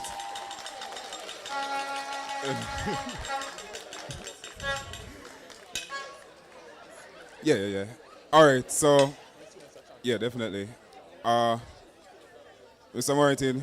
Yes, Mr. Hutchins. Yeah, man, just to let you know, there's a reason I wanted to ask you directly. Just to let you know, I'm very calm, so I want to let you know that these are not... It's completely okay. Right? I understand. So just let you know. So, thank you, everyone. All right, just a teaching point. And this goes for all candidates and even for students as well. You see, reputation, Sir Martin, this is where you fail as PR because you see the moment somebody puts something about in the public, the moment someone puts something about you in the public, the moment your team is supposed to respond. Whether you're at fault, even an apology. So if I were in your stead, I'm telling you what I would have done. I would have put out a written statement and nobody could get me here to answer any question tonight because I refer them back to that statement. So let me teach you how it is that you handle politics and your political opponents. And let me teach you that's how you handle things. Someone says something bad about the students' union, you as the president, you respond.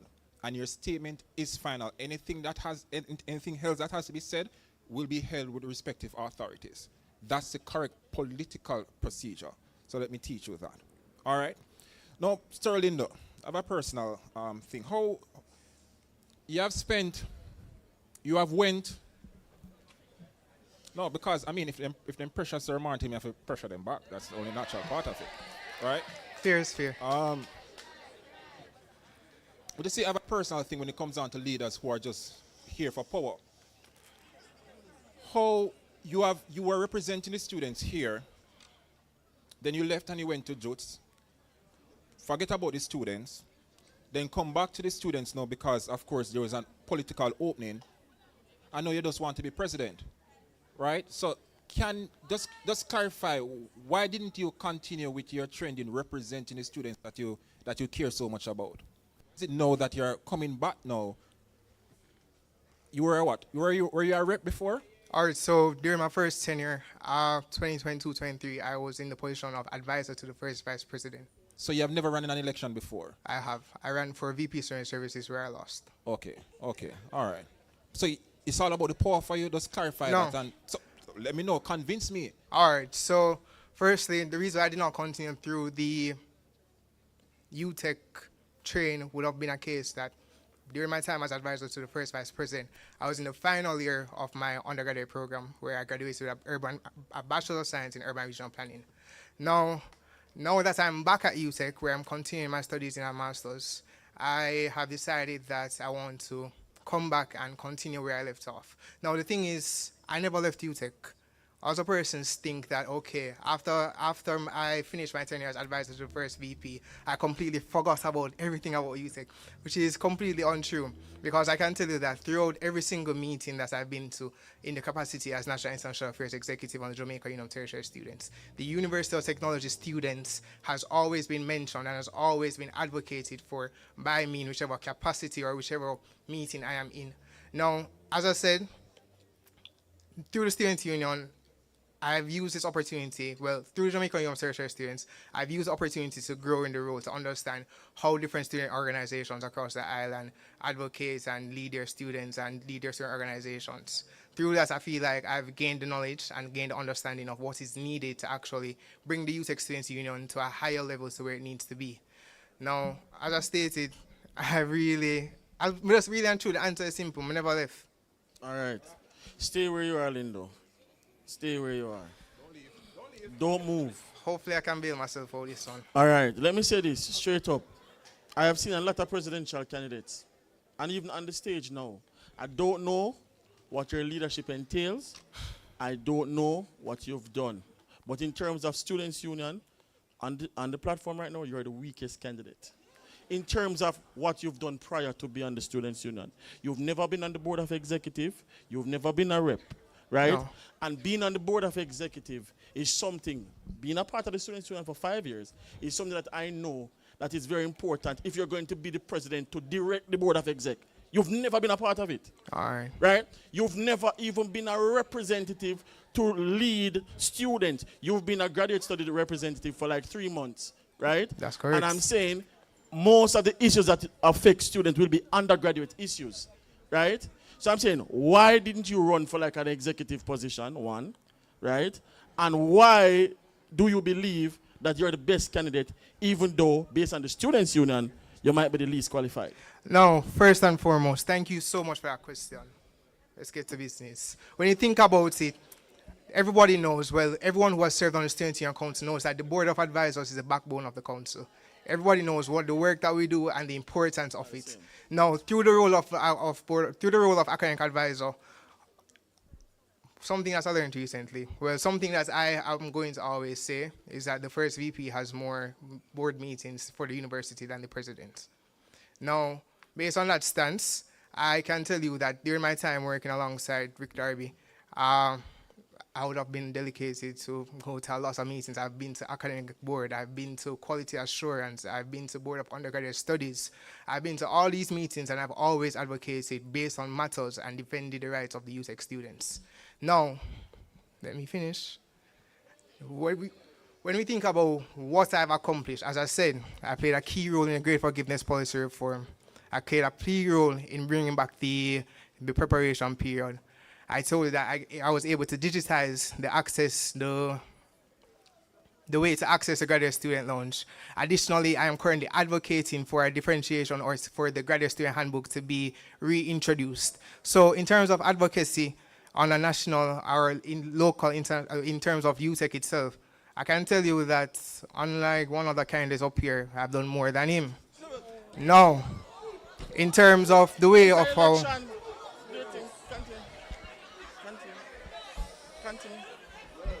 Continue. No. Guys. As much as I might have never been on the executive, that says a lot. I've done the work and the work is there to show. No.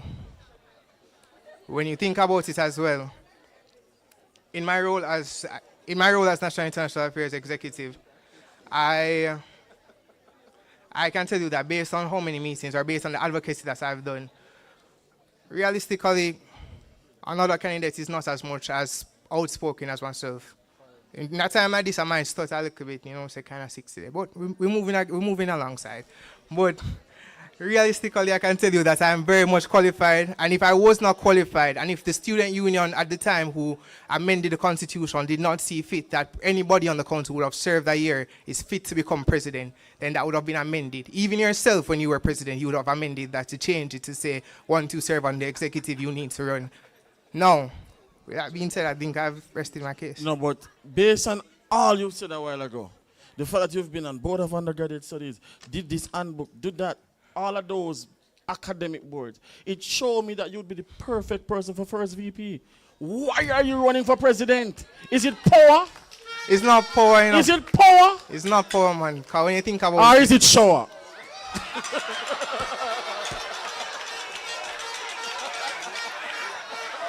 Oh!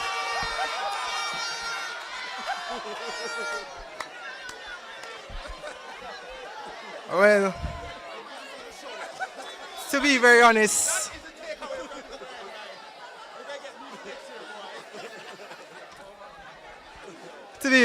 I'm not a political person, I don't want to really do the politics.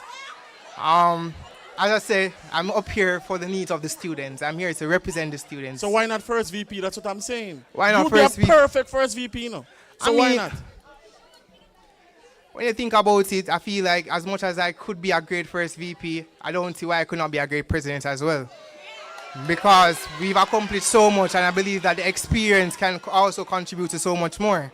Now, as I say, this isn't the end. As I know, well, we might disagree on this, but I do believe that the first VP candidate is a very strong candidate who can help bring back the council or advocate for certain policies that are needed. Yeah, but you wasn't even there first. It was vacant, right? So Yeah. I'm saying, why you never go? Why you just want to go for president? I mean, I've been asked this question for the past 3 years because a lot of persons didn't know that I was graduating in 22, 23, and a lot of persons thought that I'd have transitioned to the first VP role. And probably back then I would have, but now, based on the current atmosphere, I see that I'm the best man fit for the job. All right.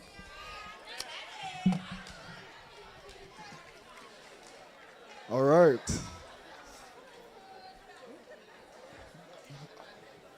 All right, so the next set of questions will go to Percival.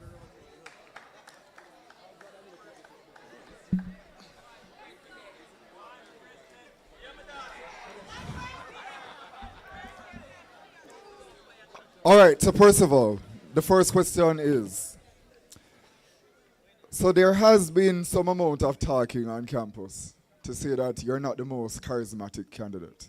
You're not the most popular candidate.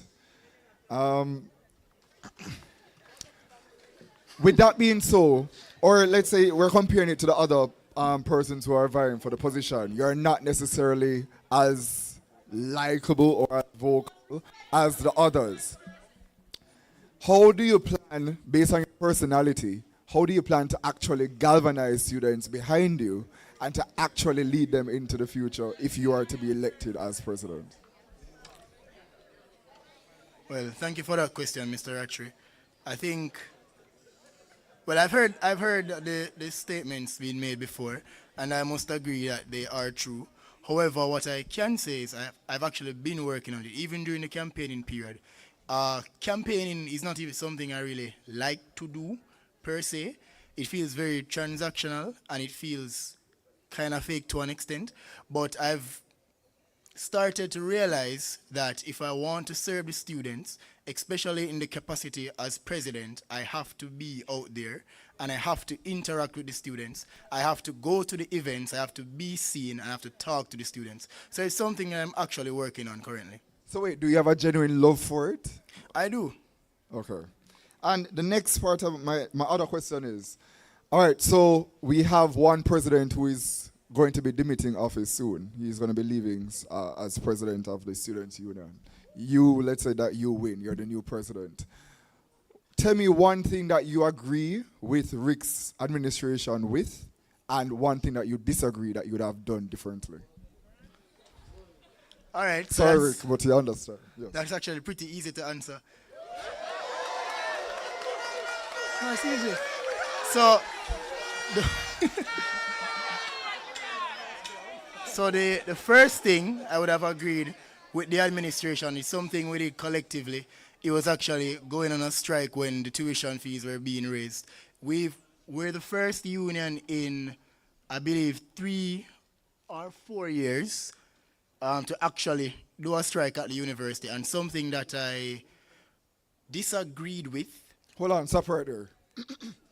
A strike is not an achievement of a student union. And just so that students understand that there are different levels of advocacy. And so so you have passive and you have active levels of advocacy. And so, yes, for a while, but what I want to ask is, what was the result of that? What was the success of that strike? The result, we got tuition lowered from 5% to 3%. Okay. So now you're talking. Right. Okay.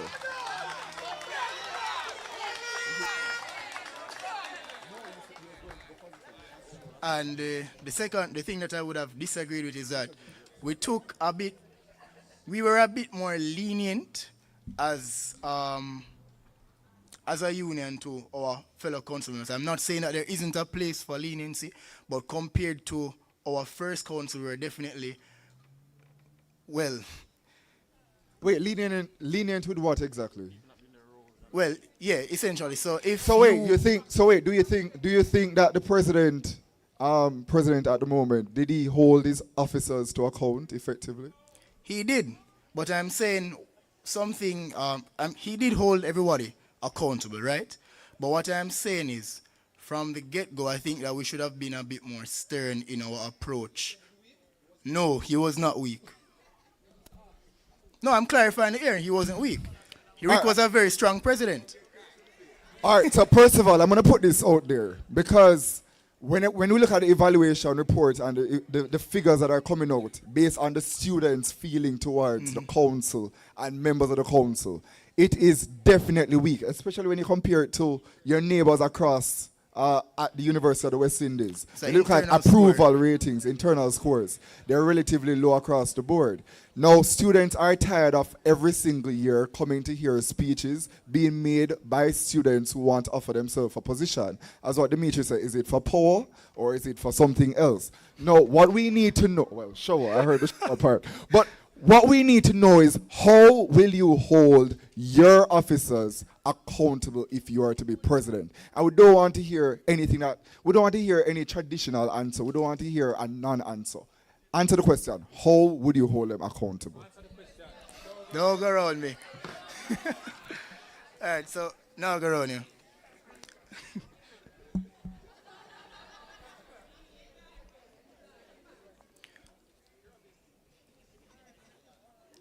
So the first, I believe that we should be transparent in what we do. So one method that I would have in place to ensure that we actually hold the councillors accountable so that they're actually doing something would be something on my manifesto, which is USU in 5, where we try to put out at least 5 good things coming out of the Students' Union per month. If we're actually able to achieve that, it would simply mean that we have a council that's actually performing and actually meeting certain standards so that we can have something to put out to the students for them to see. No, but first of all, that does not ensure that every single solitary council member performs. That is just generally the council.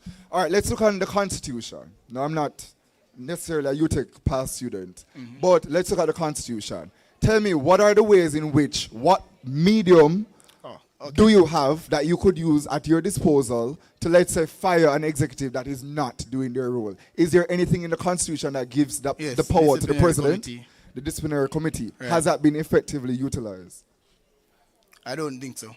Why? Because we need to review the disciplinary committee. So from the outgoing council, we started the process, but we didn't actually finish it. So I think it's something that we should definitely continue to have under review and then pass.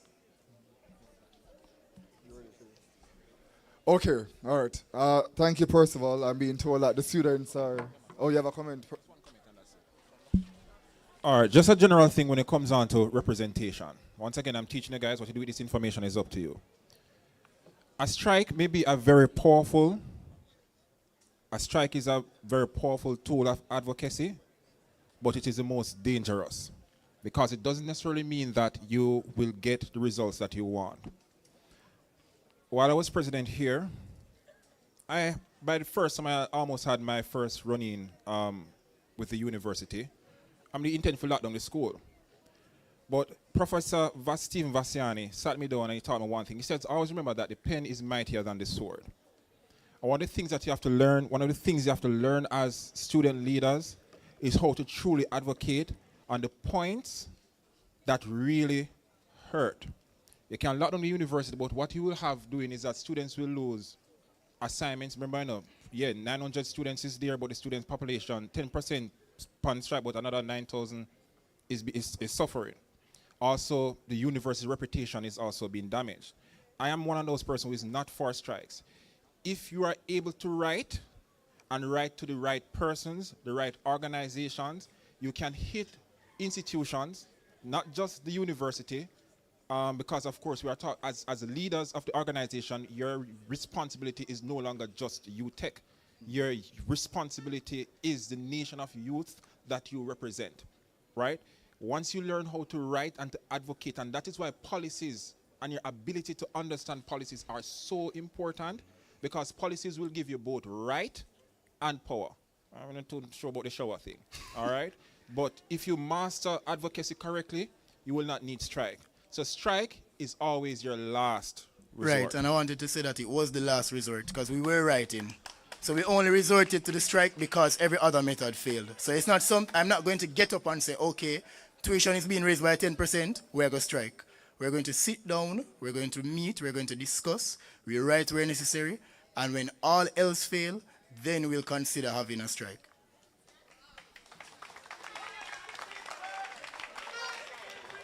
Okay, so we're down to the time when the people's voice want to be heard. So I must add that the questions I have are also hybrid.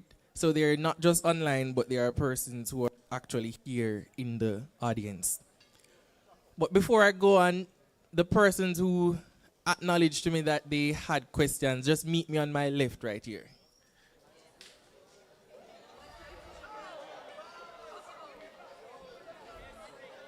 Okay, can I get a line, please? Mr. President? No, he's the one that came to me first, you know. Okay, and the councilwoman right here.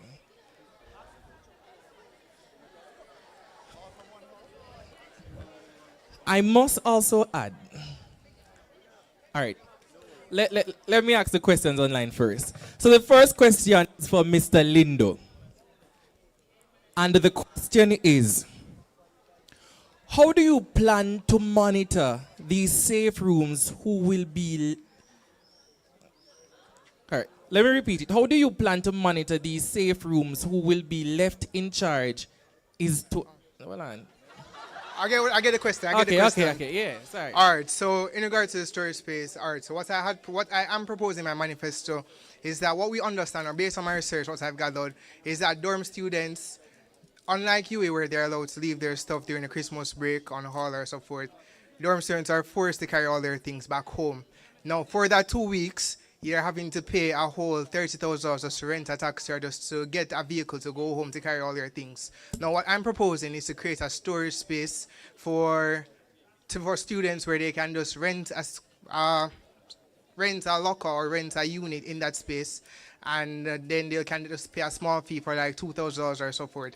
Now, the money raised from renting that, I can see that being very successful and being a lot of persons receiving that initiative well. So I can tell that it will be used. Now, the funds raised from that will be used to acquire or to pay for the security that will be used to maintain it in the night or secure the premises in the night. That's it for you. All right. Mr. Martin, the next question is for you. So given the previous action that reportedly damaged the union's foundation and a pending court case that may result in consequences, how do you plan to rebuild trust and credibility? Additionally, would you consider stepping down for the union's betterment if found guilty, and do you think it is appropriate for the union's president to have a criminal record if found guilty? Rumors are spreading. Let me reassure you, 110%, no one will be convicted. No one is a fugitive. It's only a big misunderstanding. And as a matter of fact, I did do my due diligence, and I went to the station yesterday, looked over the report, asked the police officer some more questions, and the police officer was just like, when you come to court, no worry, everything will go all right. So please, ladies, gentlemen, persons online, when we got detained, by the way, I must share this. When we got detained, the artist which was slated to perform did not perform as yet. So it's simply just a point of advocacy where all three of the members were just trying to fight for you. Imagine, the police officers looked at us and they said to disperse the crowd. And I looked at him and I froze. And I just couldn't take myself to go on the stage and tell everybody in Final Fet, go home, especially without the artist performing. And with the superintendent there, they felt a little bit disrespected because we did not move. And henceforth, we were just detained. They wanted to teach us a lesson. It's nothing extremely serious. Okay, thank you.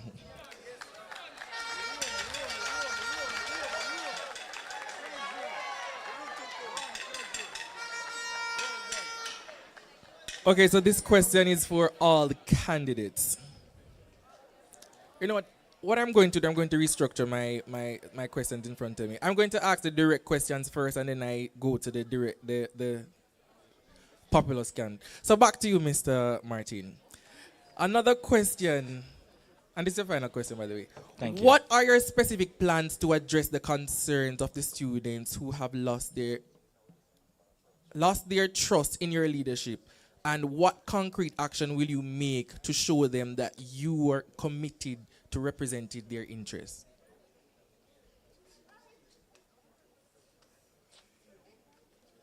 That's an excellent question. I would have shared before, earlier, that leadership is all about a journey. And if anybody here would have learned about my first tenure as VPPR, or even learned about my first year here at UTech, I came here on this high, this overall over-accomplished individual. I came here leaving Glenmere High School, big up Flagrants, as the head boy, as a president for many clubs, many societies.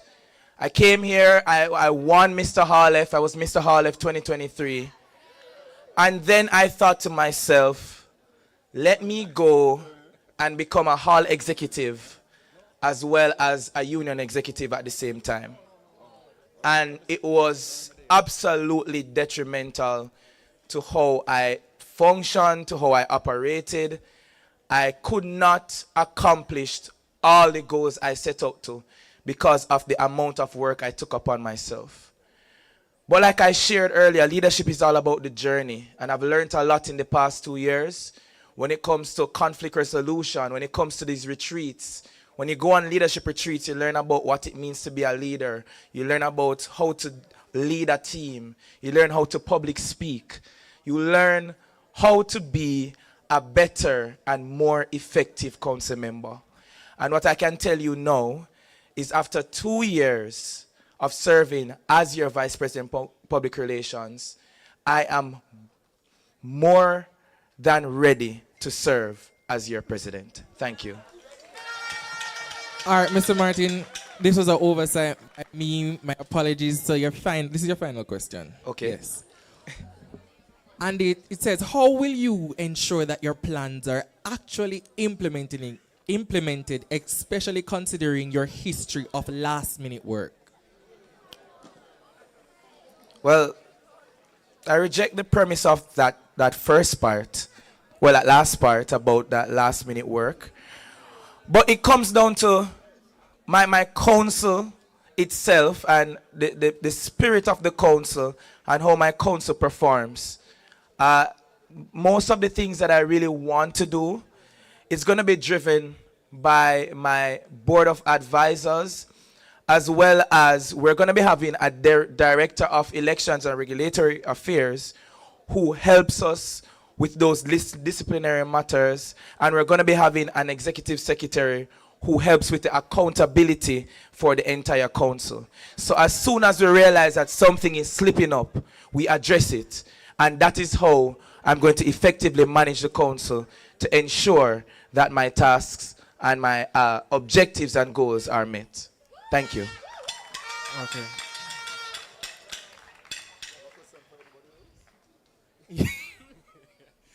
All right, so Mr. Roberts.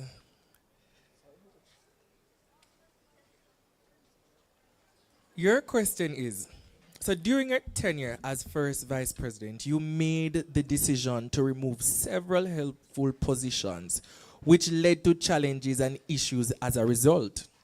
How can students trust that you've learned from this experience and won't face similar struggles in your current role? So, as first VP, I would have removed several positions from ASU because I personally didn't see where or how it would benefit me being first VP. And I don't think it led to any challenges. I received the 4th highest score out of any council member. I was a high-performing exec. I had things working on, so I don't necessarily see how that was a challenge for me as first VP. And going into, if I am elected as president, I can't just remove a position from the council like that, so that won't be an issue. Okay. Thank you for your response. And these questions are for all candidates. I'm assuming this is from online. So watching how the representative elections have been unfolding so far, it is quite evident that most of the representatives are very unprepared for the role that they have applied for. Should they be elected while you become president, how do you plan to address this issue? And how do you plan to measure their capability to act in the capacity that they should in the best interest of the students?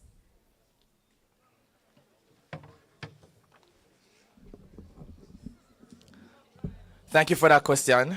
Well, let me first answer that last part of that question. At the end of every semester, we essentially have council evaluations where the voice goes back to the students, as well as the president, the council, and the president, the council, and an interview panel does an evaluation to all members. And that's how we try and hold these members accountable for what they're doing. But when it comes down to leadership, I'm a leader who inspires. And if you looked at my public relations committee, it's such a phenomenal system that I've created. Every time I look at it, I love it so much. And I think that if I were to get the union under my wraps, then I would lead to inspire and lead to change. And over the summer period, we have a leadership retreat. And this retreat is geared towards transforming these council members, or transforming these council members who don't know much, to persons who advocate, fight, and serve and represent the students. So this leadership retreat is going to have underground activities, physical activities, which really promotes the learning and engagement for these council members. So as soon as that academic year rolls in September, they are ready to serve and represent you. Thank you.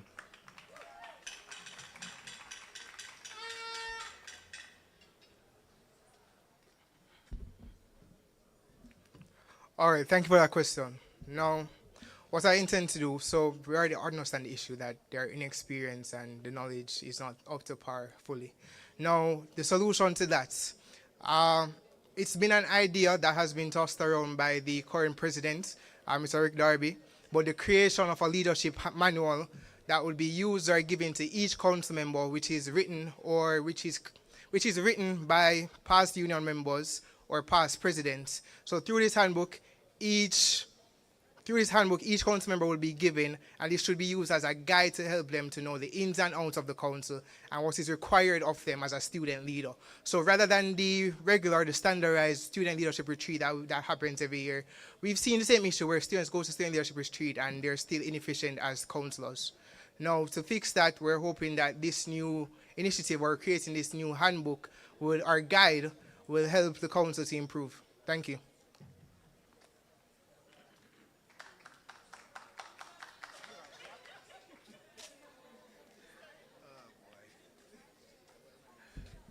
All right, so thank you for that question. I believe, well, as was mentioned before, we'll be having a very inexperienced council, so it would be up to one of us, if elected, as the president, to ensure that the council is properly trained. The first thing would definitely be the summer period. However, we have to keep in mind that not everyone is here during the summer for one reason or another. And I think that if elected president, one thing that we should do is to have more evaluations internally before we actually go to the students. So look at the different skill sets of each council member, look at their weaknesses and strengths, and actually find ways to develop them in their individual capacities. Okay, so we have 2 more questions from online. And we just ask the candidates, please keep your responses concise. As you can see, there is a lengthy amount of persons with burning questions. So the next question is, it's still for all candidates. What specific steps do you plan to take to strengthen relationships with the Western campus and ensure that each portfolio maintains a consistent and collaborative connection with the Western campus counterparts?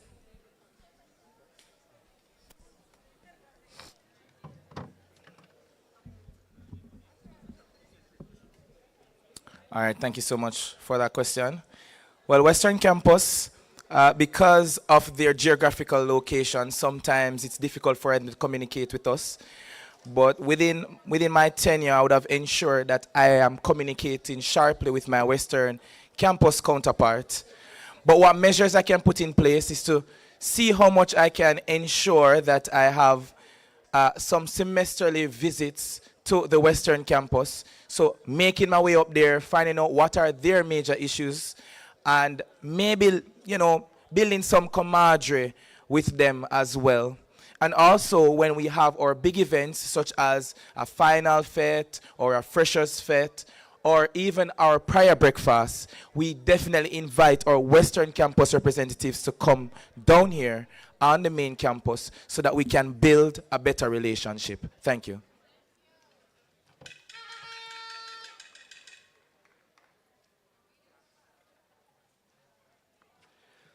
No,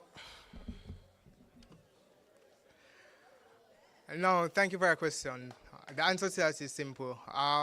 One such solution would be to make it mandatory that the counterparts for main campus and Western campus meet together once a month to understand that their goals align with each other, that it maintains, that it basically helps to advocate for the issues at hand for all students, both at main campus and Western campus. So through that, a communication line is maintained and is used. Thank you. All right, so thank you for that question. Currently, what the outgoing president has done, he would have encouraged everyone to have their Western campus counterparts on their respective committees. I think that's something I'll definitely continue to do going into the future. And as it relates to the communication, the Students' Union has a communication plan, and I think we should involve West more in that communication plan, just so that we can get issues quicker and easier between the persons from Papine versus those at Western campus. Okay, thank you for your response, candidates. Moving on to the persons here.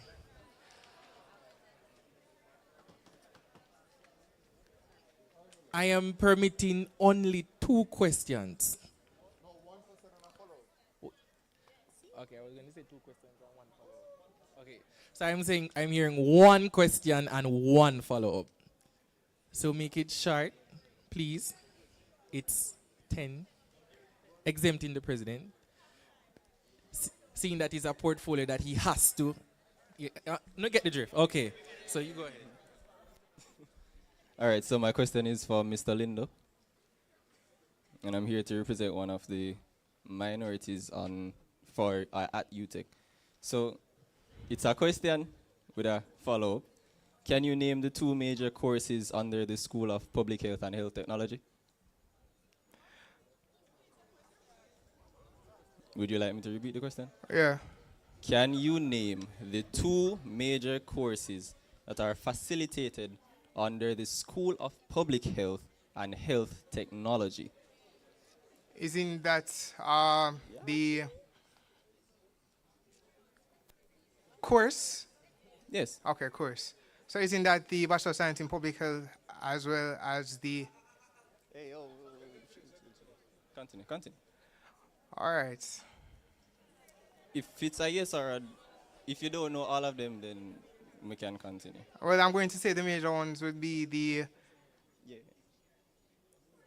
Well, all right, so Bachelor of Science in Public Health, that's the main one for me. All right, so since we're pressed for time, it's Bachelor of Science in Environmental Health and Bachelor of Science in Occupational Health Safety. So the follow-up to that is, as a student of that school and I am studying environmental health, what were the issues that you were able to obtain from my peers, and how do you plan on resolving these long-standing issues?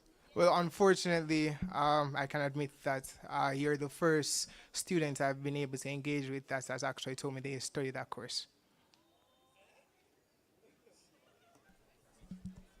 All right. Good night, Mr. Roberts. This question is for you.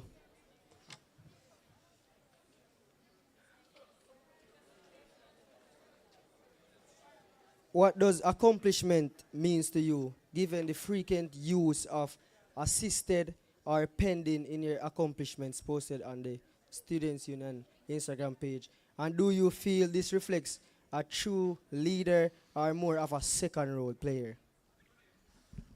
So, one of my roles is to be the Deputy President of the Students' Union Council. In doing so, I have to assist the Students' Union President. There are initiatives that the President would want to achieve, but by virtue of my office, I would have to initiate the conversation. For example, the creation of a Western Campus work group, which is something that was on the President's manifesto. I was the one to bring it to academic board to start the actual discussion. So, in answering a question, achievements, yes, there are things that you have done. However, within the context of the Students' Union, especially as it relates to policy change, it's a very long and tedious process. The panelists mentioned earlier that whenever we have certain board meetings, for example, the Board of Undergraduate Studies or the Academic Board, it's not a meeting that's very frequent. It doesn't happen this month and then you go next month again. You have it quarterly, right? So you don't just, you bring something to the table, it's not going to be achieved or accomplished overnight. Thank you.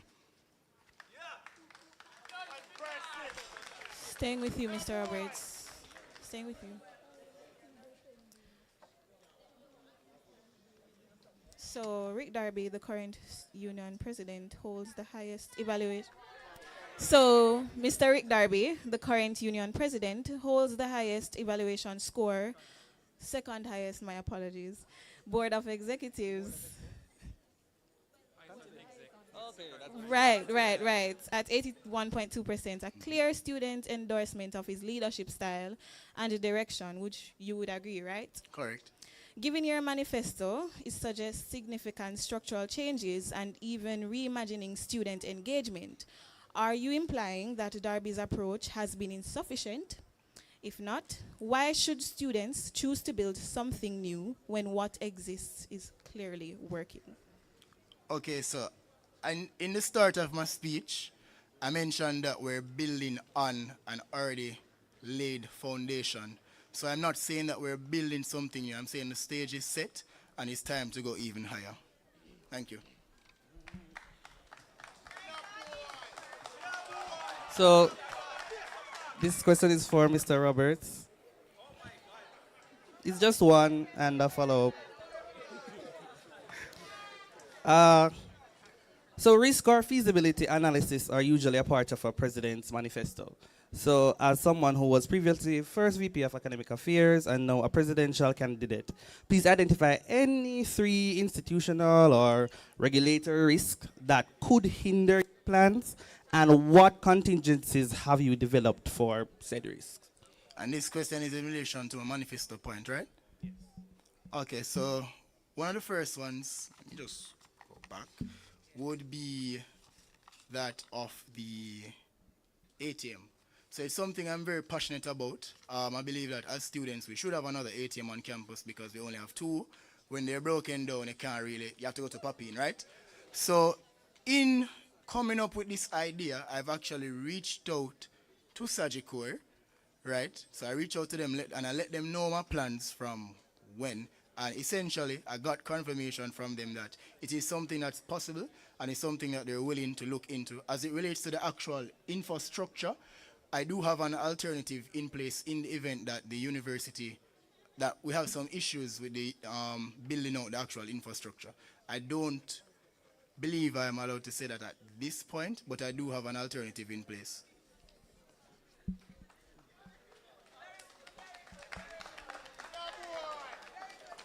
All right, good night. I am glad that you're there, Mr. Martin.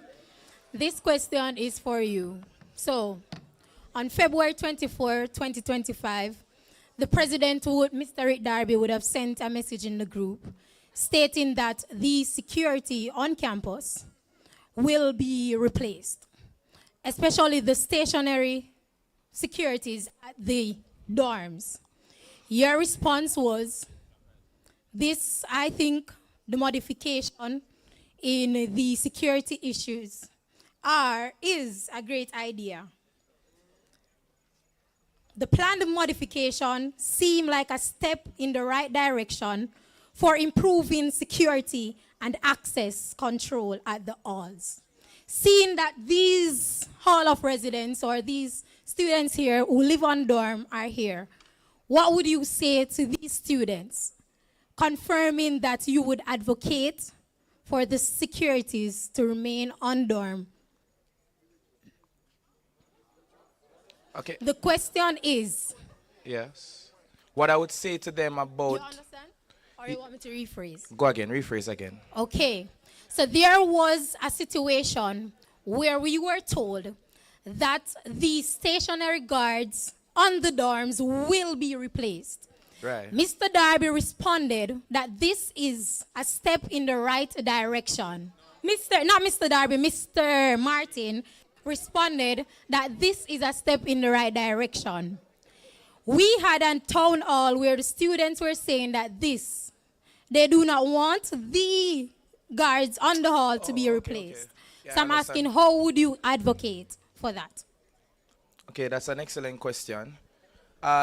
Originally, when the report came out, when Mr. Darby sent that message, he would have also sent it in our union and fusion and union group. And one of the first things that I did was to send it to my RA and ask him to really find out from the students what is their major concern about it.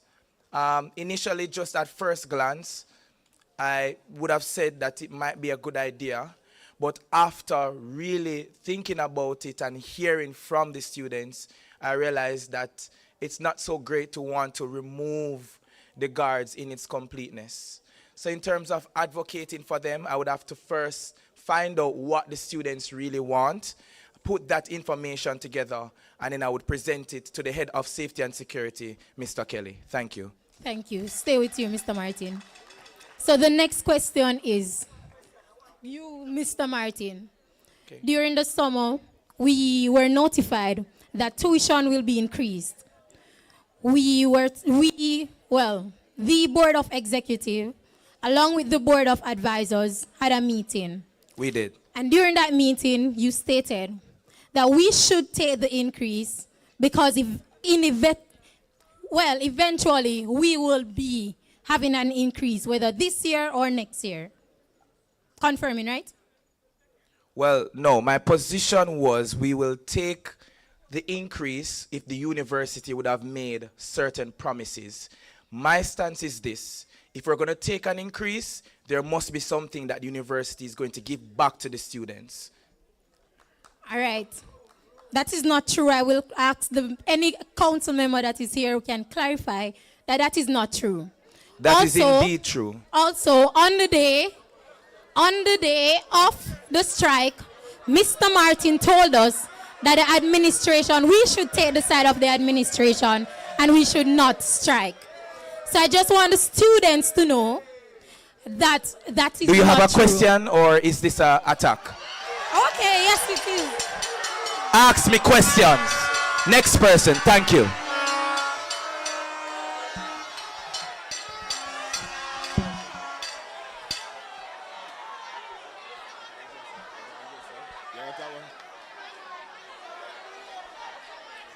All right. I seem to be. Wait. All right, everybody. Calm down. Calm down. Let me go for the stage. All right, everybody. All right. Remember earlier, the lining of questions that I had, right? It was these things, right? I tell you, you're going to have mass meetings where persons are way worse than that. You cannot deal with them like that. Remember at the end of the day, you know. And listen. All right, and listen.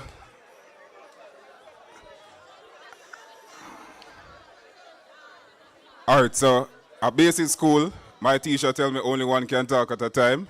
So I'll listen still. There we go. I sit and listen as a little mouse till all the folks are through. Something like that, you know what I'm talking. So let's bring the hammer down. All right.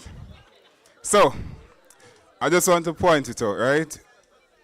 You see, as a student union member, you're going to have persons attack your credibility. Let me give you an example. You see, during COVID, when COVID just hit, there are students who say, we don't know nothing, we don't know war going. And I left from Colville, Manchester. Most of them know that during COVID, come here to meet with the president of a town hall, right? During that town hall, before the students say, yo, Khalil, we rate that, we respect what you're doing, you know what the students them do? Them post on pink wall about how our president no care about we and just did a pick up administration. You know what I did? I then look into myself and say, why would a student say that about me? And you know the problem was, whenever I read the question, I kept on saying, a student have a question. So it seemed like I was not a student myself and I was representing administration. So let me just say to all the candidates here, sometimes people will say things to you and how them say it make no sense and it seems like a personal attack. But remember, you're serving them, so just try to pick out what they're trying to say. So take out how they say it, but what they're trying to say, all right? Just all share you guys, all right? Have a good day, everybody.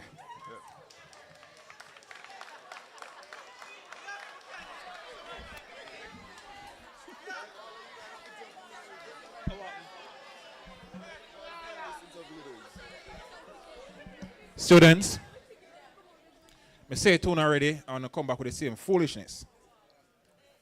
This one about friend business. Pause, calm. Listen to me. Don't try that with me. All right? Let me explain in principle what is happening right here. First and foremost, since you can't reason. If it is an allegation, it's an allegation. Want to get that? It is him, we just said to him earlier, it is his duty to defend his character.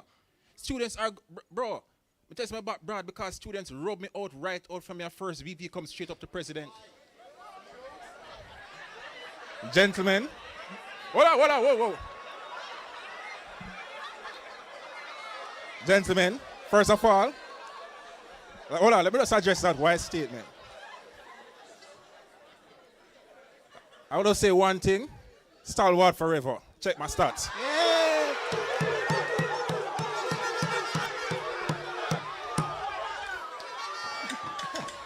That is it. But students, so here's the situation. If it is a false accusation, listen. If it is indeed a false accusation, then him simply need to defend his character and let it rest. If it is not a false accusation, here's where we have a problem as it relates to advocacy. Because if what she is saying is true, And as I said, I'm not saying this, but if what she's saying is true, then you have a president who already is siding with the university. That's a serious accusation. You don't come and say you're coming at me. Of course they're going to come at you. Leadership is first built on character, then talents and abilities. And if you do not have the character to stand to the students and represent your own self, then what is this for? So I want you to answer the question, are the accusations true or not? They are not true. Thank you. All right, students. I remember specifically, I would have had a meeting with Mr. Darby, Mr. Roberts, and I think, no, Mr. Watson would have been there during the summer, just before when we were making decision about going to meet with the president about raising our tuition. And I remember very closely, I would have asked the question, what is it that the university is going to offer in exchange for the raise of tuition? I have no problem if the university is going to raise the tuition if it is they're going to make certain infrastructural promises, if it is that services are going to improve, if it is that the life of the student is going to improve. My stance is this, simply. If you're planning to raise the fees, you have to tell us why. And that's all. That's what happened. Thank you.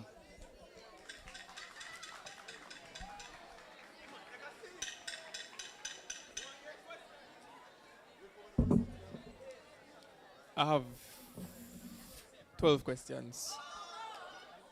All right, so first question to Percival. Given that academic help desk was not active this year, what will be done differently for the upcoming academic year? It's a plan you have on your manifesto. All right, thank you. So when I wanted to re-energize the academic help desk, the intention was to have the reps. Well, the reps would be the main persons, and the persons on ASU utilize the platform. I think from my end, we had some training, but we didn't have enough. So going into a new tenure as president, if elected, I think that we should, well, I'll at least foster more training for the help desk, especially during the summer period, because I know that's very vital, where most of the training can actually be facilitated. All right, next question. Why just a day for entrepreneurship and not a year-long initiative in which students are able to sell their products through the night store? So when you started to construct the question, the idea actually came to me to use the night store.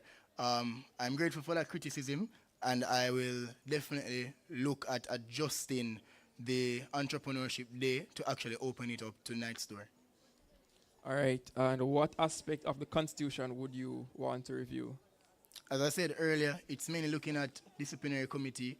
I think because you would have started the process of actually say we need to look at this based on the timeline in which things can take place. So I think that is something that we should definitely push for in the upcoming council. All right, and this other question is to both Shamir and Percival. You would have both put on your manifesto that you plan to engage a concessionaire for the public health school, specifically, for the public health school. Are you both aware that a concessionaire has been contacted and they are currently awaiting the president's signature for that concessionaire to begin renovation and then start operating? So I'm being told that the signature is there already. So the concessionaire is, I'm aware, so it would be an additional concessionaire which would be a mobile unit that can actually move between, so they'd have more options. And it's not only for the joint colleges, but looking at it holistically, so for the Western campus as well, if possible. All right, questions to Shamir now. On your manifesto, you mentioned specifics about special needs. Are you aware that special needs students are assigned different conditions to sit their examinations and assignments? Point in case they don't sit in the regular exam rooms as we do because they get a special needs room, they are also allotted extra time and an aid if needed. Yes, I am aware. So what explicitly are you going to put in place for them for exams and assignments? If you look over my manifesto, I would have noted that and my speech earlier that I'm looking at just improving the overall infrastructure for special needs. If you look at this stage right now, No. There are there's two no different way points. So point one on the manifesto, it speaks about the test and assignments. Correct. Then you have another point that speaks on non-discriminatory policy, and another one that speaks about infrastructure. I'm speaking specifically to the point that speaks on examinations and assignments.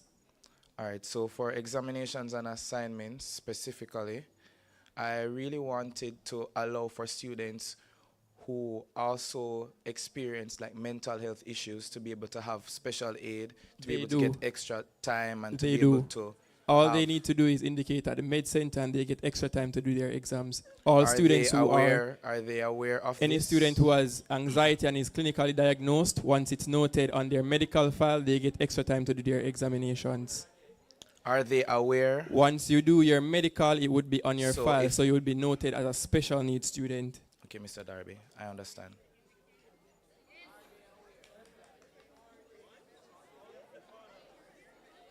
The second question is, you would have mentioned you do spotlights on university policies, state 3 university policies. We can look into the earn and study, That's not a policy. grade forgiveness. The grade forgiveness policy was just updated last year. Earn and study is not a policy, so state 3 policies. Mr. Darby, could you allow me to answer the question? I asked for 3 policies. If you're going to speak rubbish, I'm going to speak on it. Earn and study is not a policy. Grade forgiveness was updated last year, so state 3 university policies.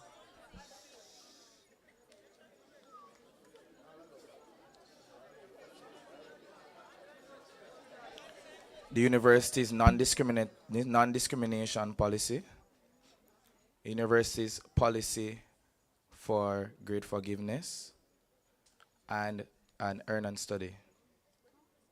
Earn and study is not a policy, so that's why I said state another policy. So the first 2 are policies, right? Yeah. We can look into grade forgiveness, earn and study, regulation 3. All right, moving on to Lindo. Wait, the last thing is based on your speech. So you said, you mentioned LT4. You're a built environment student. You're a student from the Faculty of Built Environment. Yes. You have also been a counselor and an executive at that for 2 years. Are you now just noting that there are issues with LT4? Well, the issues with LT4 would have developed a lot in the past 2 years, and especially in the last 3 months, I realized that when I had a session down there, I went down there for a session, that there were mosquitoes under the chairs. And also in doing my campus walks with my handy dandy notebook to gather students' concerns, that's one of the major concerns that they brought up, which is why I would have mentioned it in my manifesto. All right, just for a point of information, LT4 has been out of commission as a classroom for an entire academic year because of the issues it had. Our next question goes to Lindo. Thank you. Lindo, state 2 policies that are applicable to both undergraduate and graduate students. All right, so 1, module withdrawal, and 2, grade forgiveness. All right, so in the update, it's not applicable to graduate students. Well, in the update, there hasn't been a handbook printed in the past 2 years, so unless that was in the advisory, the graduate students will not know. All right. How will you guarantee the repayment of loans for interviews and photo shoots? All right, so I have already been in contact with different photographers. I don't want to name them because I know a lot of persons have name-dropped persons over the years and nothing has come true. But I have been in contact with persons who have committed their support, and in the matter where we're not able to fully sponsor that initiative, we're hoping to subsidize it to minimize the cost for students. All right. And what policy will you work on as president outside of Redo Resit? In my manifesto, I have module withdrawal. So in terms of the timeline that we're allowed to withdraw from a module, so currently in the handbook, you have 0 to 10 days to withdraw from a module and you get back 90% of the tuition you paid. However, realistically as students, how many persons here can say that within the first week of school that you actually had class to know what you're getting yourself into? So that timeline is non-feasible as students and needs to be revised. Hence why I'm advocating for that timeline to be extended to give students more time to actually understand the issues or what they're going into a course. All right, final question. The academic help spot was revamped last year, however, only a small amount of students used it. So what do you intend on doing differently to ensure the utilization by students? Well, the academic help desk has always been a tricky situation. As a former academic advisor, one of the issues I would have picked up is the usability of the platform itself, where many counselors as well as students have a problem in terms of how they are using or understanding how the app is used. So one such thing that I'm aiming to do is basically to redesign a whole complete app that has easier usability and can actually help students better. But students don't use the app. Students send an email only. Counselors Students send an email, but because I said, the counselors, the usability of it, how do counselors respond to it? Go again? How do counselors respond to the emails? The council, I asked about students. Yes, but I'm saying one of the issues is not only about students not using it. One of the issues why students don't use the app is because they have to wait weeks or months to get responses from counselors. That was an issue. Well, I'm not talking, as I say, I just got back on this council this year, so don't think I'm speaking specifically to this council. Just for clarification. I just got back here in January. My apologies. But for clarity, back in when I was academic advisor, one of the major issues I would have noted was that a lot of persons failed to respond in a timely manner. Hence why a lot of students turn to informal channels such as WhatsApp or just sending a message. Okay, that's it for my questions.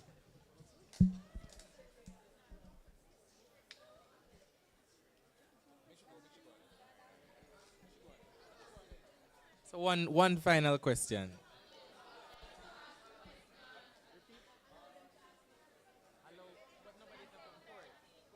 Okay, so we have a questioning or another round of questioning session. Sister. Mr. Darby, I have a question. So, since mental health evaluation is a part of the medical, because me never do one. So you are saying Mr. Martin was asking if the students are aware of the fact that they have special things in place for when they're doing their exams and when they're doing assignments. So what I'm asking is, I did not do a mental evaluation for him. And you said that it's something that is open to the general public. So I want to know about it. All right, so when you're applying for UTech, if you're clinically diagnosed with anything at all, UTech asks you on the forms. They are there on your application as a student. It asks for every single disability that you would have, and it is noted by the medical center. So please note that.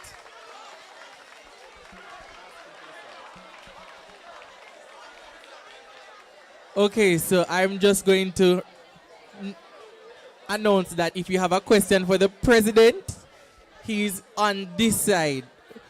So we are only accepting questions for the candidates. So is there anyone who have questions for the candidates? Okay. Hello.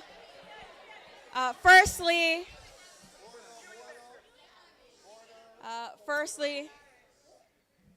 I just want to congratulate and appreciate all three of you for stepping up for such a big position.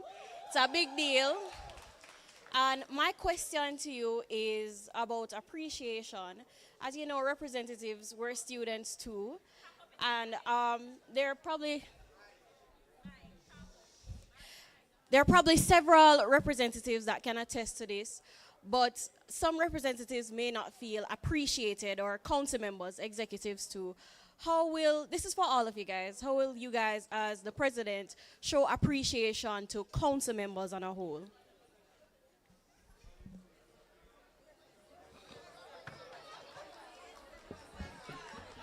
That's an excellent question, Abby. Thank you so much. I actually am a firm believer, and I've been saying this everywhere I go, in Maslow's hierarchy theory of needs. And one of the stages in the needs, in the theory, is love and belonging. And how I can make my representatives feel more comfortable and feel more loved and belonged and appreciated is by just ensuring that the spaces that they're working is conducive. So one of the things I will do if I'm elected as president is to look at all of those representative offices that are a little bit outdated, the infrastructure is not so good, and try and improve the space that they work in, which I'm hoping that will help with improving their productivity as an overall council member. Thank you.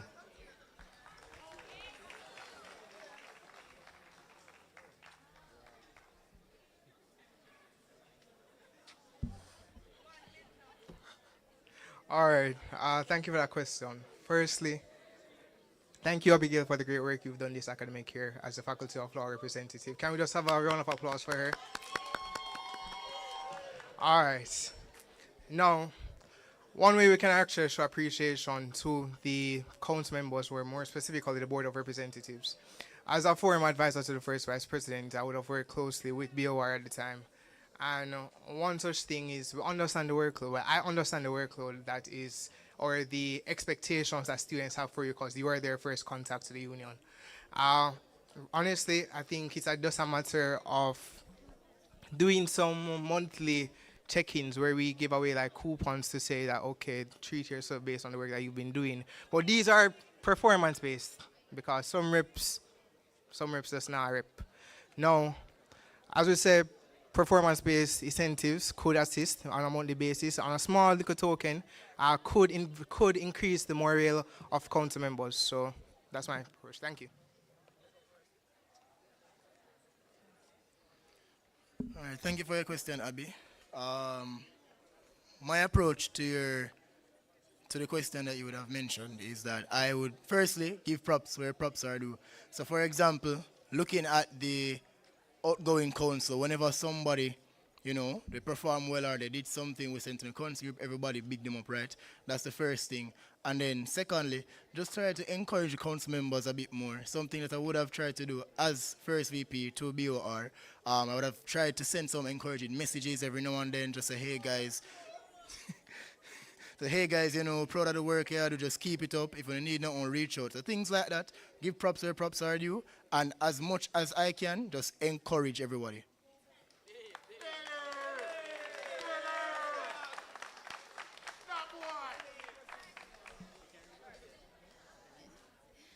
All right, so my question is going to be to Mr. Martin. I want Mr. Martin to have an opportunity to clear his name. Right?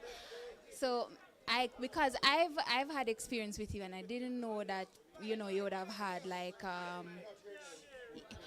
yes. So I've had one-on-one conversations with Mr. Martin, and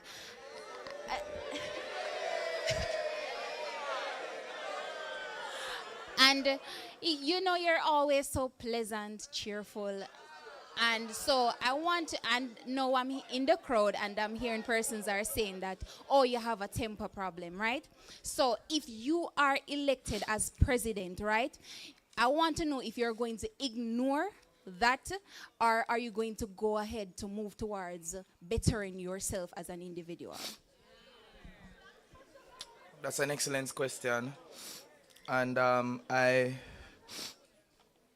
I would just like to say that I believe in it important to be forthcoming. And I believe a lot in transparency. And I acknowledge that sometimes my passion may come off in the wrong way to the people I interact with. However, this is one thing that I've been saying from the start. Leadership is a journey. And over the past 2 years, I would have grown a lot as a person. I was grown a lot as an individual. And the strongest soldiers get the hardest fight. And no matter how hard you work, Khalil would have mentioned it earlier, Miss Ginas. Oh, where are you? Oh, but Khalil would have mentioned it earlier. And all student leaders, they know this.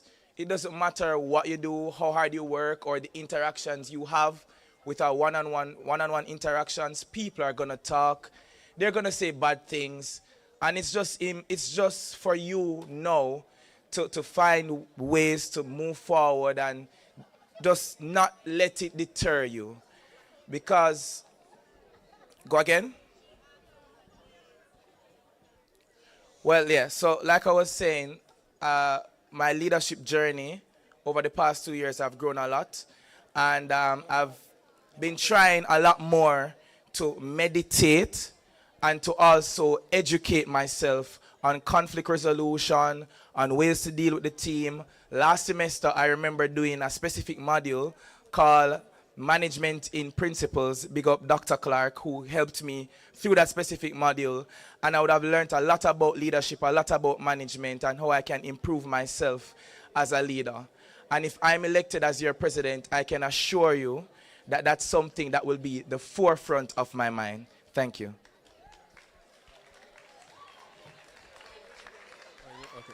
So this question is for all candidates. And it says, as it relates to Regulation 5, what amendment do you think can be made for the betterment of students who are cooperative? Who are cooperative?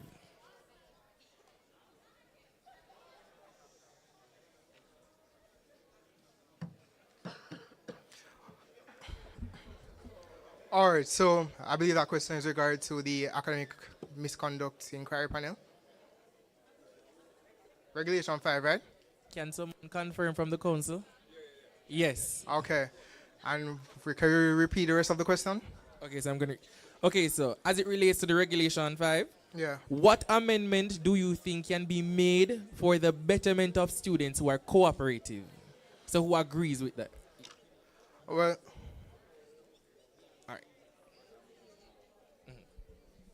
just ask the person if they are clarifying that are you asking to benefit persons they who are plead found guilty, guilty yeah, or something like that?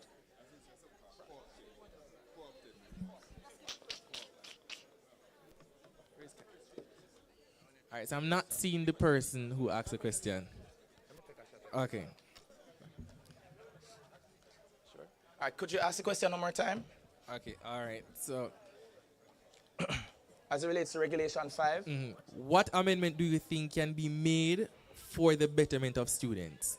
Let's cut it off there. Well, that one is a difficult one. If I remember correctly, Regulation 5 deals with academic misconduct, and it talks about gross and major misconduct. So if you go into an exam and you have a piece of paper that's clearly has information relating to that exam, then it's a violation of the regulation. So I know that we have AMIP, which is Academic Misconduct Inquiry Panel, where students are sent to if they're found in violation of that regulation. And on AMIP, we have a students' union representative there, as well as a student can be present with a lawyer. So based on the regulation now, it's almost foolproof to allow a student to be treated fairly. Therefore, I'm not seeing where a change needs to be made to that specific regulation. Thank you.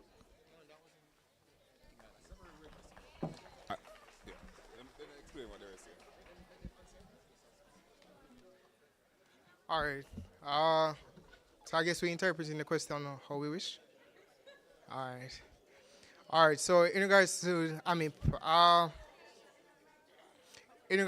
one such thing, all right, so if a student should be or pleads guilty to an offense, I believe in a way the penalties should be reviewed and can be lessened, because based on the penalties, you know that once you're found guilty, it's either you're suspended for an entire semester, or you can the maximum, you could even be expelled from the university itself. So the penalties can be lessened. And if it's a case where based on the situation, as I say, AMIP is a tricky situation because so many different situations can happen for you to end up there. So in a case where, just say you just happen to be the wrong place, yeah, case by case basis, it all depends, said that it's amended by to match whichever case it fits. So to lessen the penalty of it, rather than being served one entire semester off from school.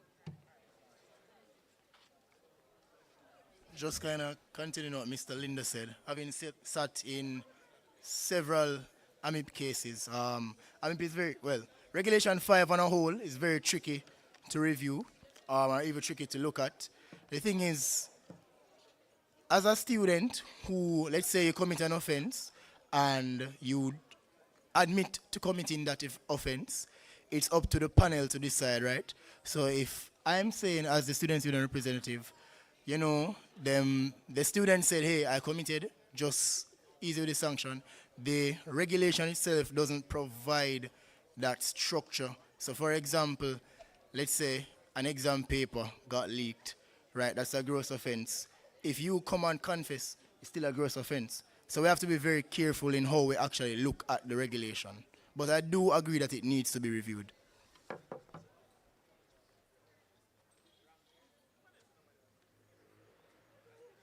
Final question I have here is for all candidates, and it says, transportation and dining services are critical to student life. Yet, many JCOL students faces challenges with unreliable bus schedule and issues related to the canteen. What specific steps will you take to address these problems and ensure these services better meet the needs of the student body? All right, so thank you for that question. It's a two-part question. So firstly, looking at transportation, I understand the issue with transportation. It's been something that I've been advocating for in regards to the availability of the bus. So one thing that we want to see as a union is for the bus to run more frequently between the Arthur Winter and Sliping Road campus back to the Papine campus. So that's definitely something we'll be looking into. And I'm happy to say that the outgoing council, we would have raised this issue with management just about 2 to 3 weeks ago, if memory serves right, about the running of the bus and the particular bus driver. Now, as it relates to the second part of the question regarding dining issues, as mentioned by the outgoing president, there is something in place for the canteen, and as stated in my manifesto, I'm actually trying to look how a mobile unit could be beneficial to the campus. Thank you.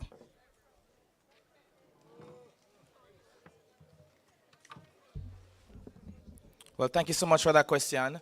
Actually, I visited JCOL yesterday. I went to both the Sliping Road and Arthur Wint Drive campus. Really lovely students, by the way. And they would have shared with me the same transportation and dining issue. And I committed to them that the council will be doing a partnership with Amber on time. So last year in our own TCU time, we did a partnership with On Time Taxi, and they gave the council $50,000, and we would have utilized this money to transport students in and around the Papine area to campus for sports day.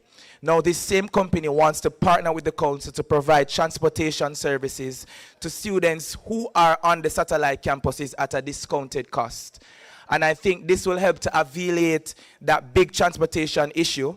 It comes at a discounted cost, and it's not a complete patch, but it is something that will help to lift up some of the pressure from the students. When I went to dentistry school, one of the things that they mentioned, they mentioned was that the canteen, they're eating the same food every day. So we're looking at having 7 Crave come on board and give a special code to the students there at the dentistry school so that they can make special orders online during the week for any food that they would like to purchase. Thank you.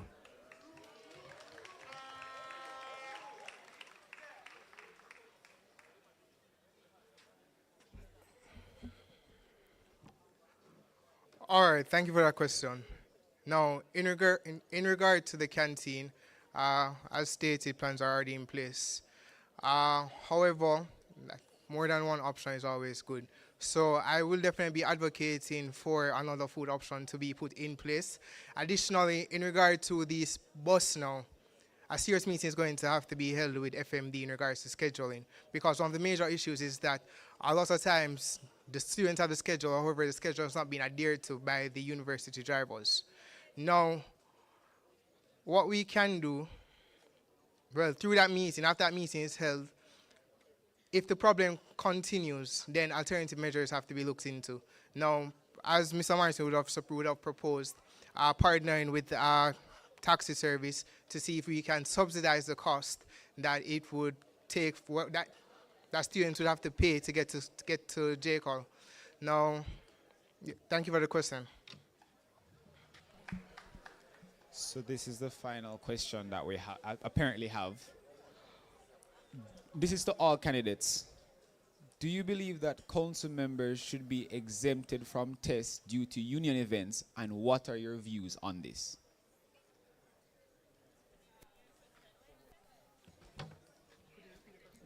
Concise answers, please. Do you ask if I believe if union members should be exempted from tests, and if yes, why? Due to union events, specifically. Due to a union event? Yes.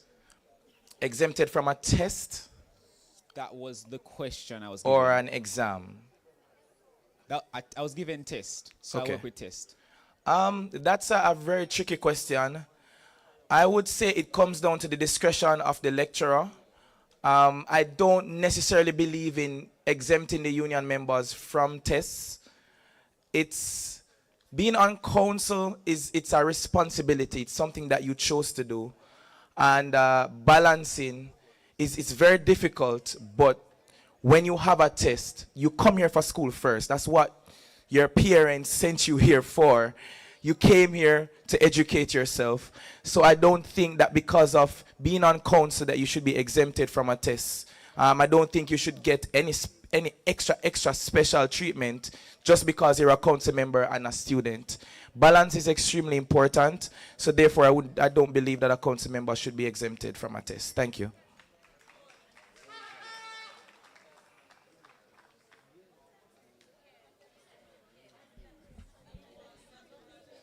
All right, thank you for that question. Firstly, no, council members should not be exempted from a test. Reason being, at the end of the day, we all put ourselves up for these positions on our own. We weren't forced.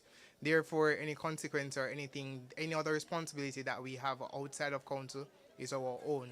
Therefore, if it's a matter that you have a test, I'm sure that there are other almost 40 odd council members. There's someone else who can assist in whichever task you have to handle or whichever event that you need to be at.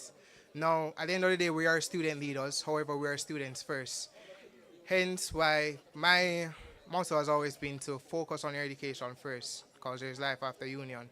At the end of the day, we're all here to get a degree first, and leaving here with a title to your name and not have a degree, it makes no sense. So, yeah, as I said, I don't believe council members should be exempt, but we should take accountability for our actions and ensure that we keep up to par with the academic standards we have. Thank you.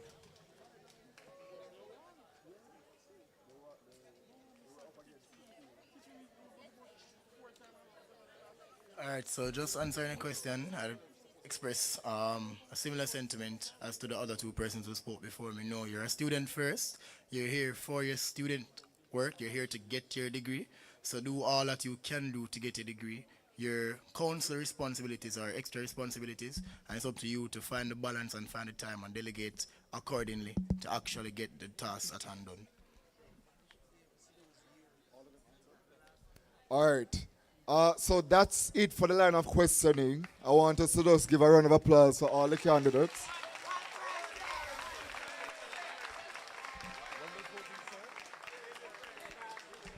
All right, so I've been told that voting starts tomorrow through to Friday, and I want you all to vote, ensure that we have a high voter turnout. One last thing I want to give the candidates an opportunity. 30 seconds, very quickly. This is your wrap-up. This is your final begging to the students. Why should we elect you? And that's how we're going to end tonight. 30 seconds each. Nice. It's been a wonderful, wonderful, wonderful firing line. I want to thank you so much for the engagement. Big up on yourself. Give yourself a round of applause. Love it. So, from April 9th to 11th, you have a very, very special choice. You have a special option. I'm asking you to exercise your right to vote. Win with? That is it. Thank you.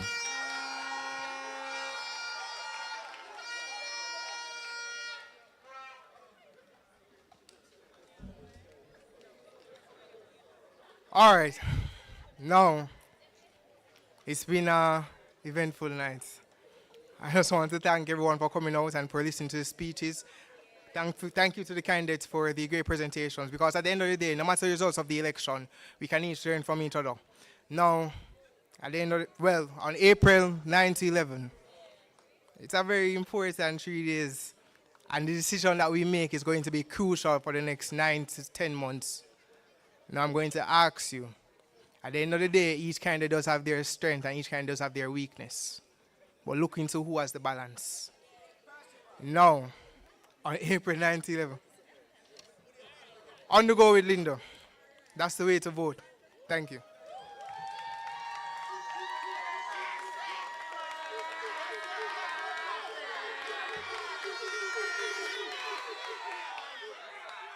I think that speaks for itself. But on April 9 to April 11, a vote for me, you get quality and you get substance. Make sure you do the right choice. Bill with Percy.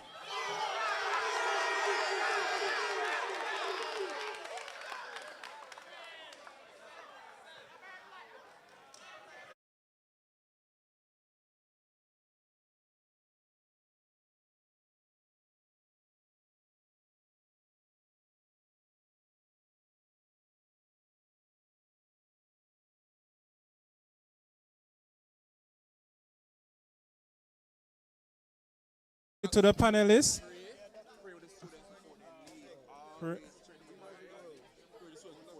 All right, guys. So, seeing that some persons have far to go, I'm just asking for a minute of prayer for your guidance and safety. Mikhail, just please do the honors. Okay, let us have reverence for prayer. Father, we give you thanks. Thank you for this moment, Father. Thank you, Lord God, for the proceedings that occurred this evening.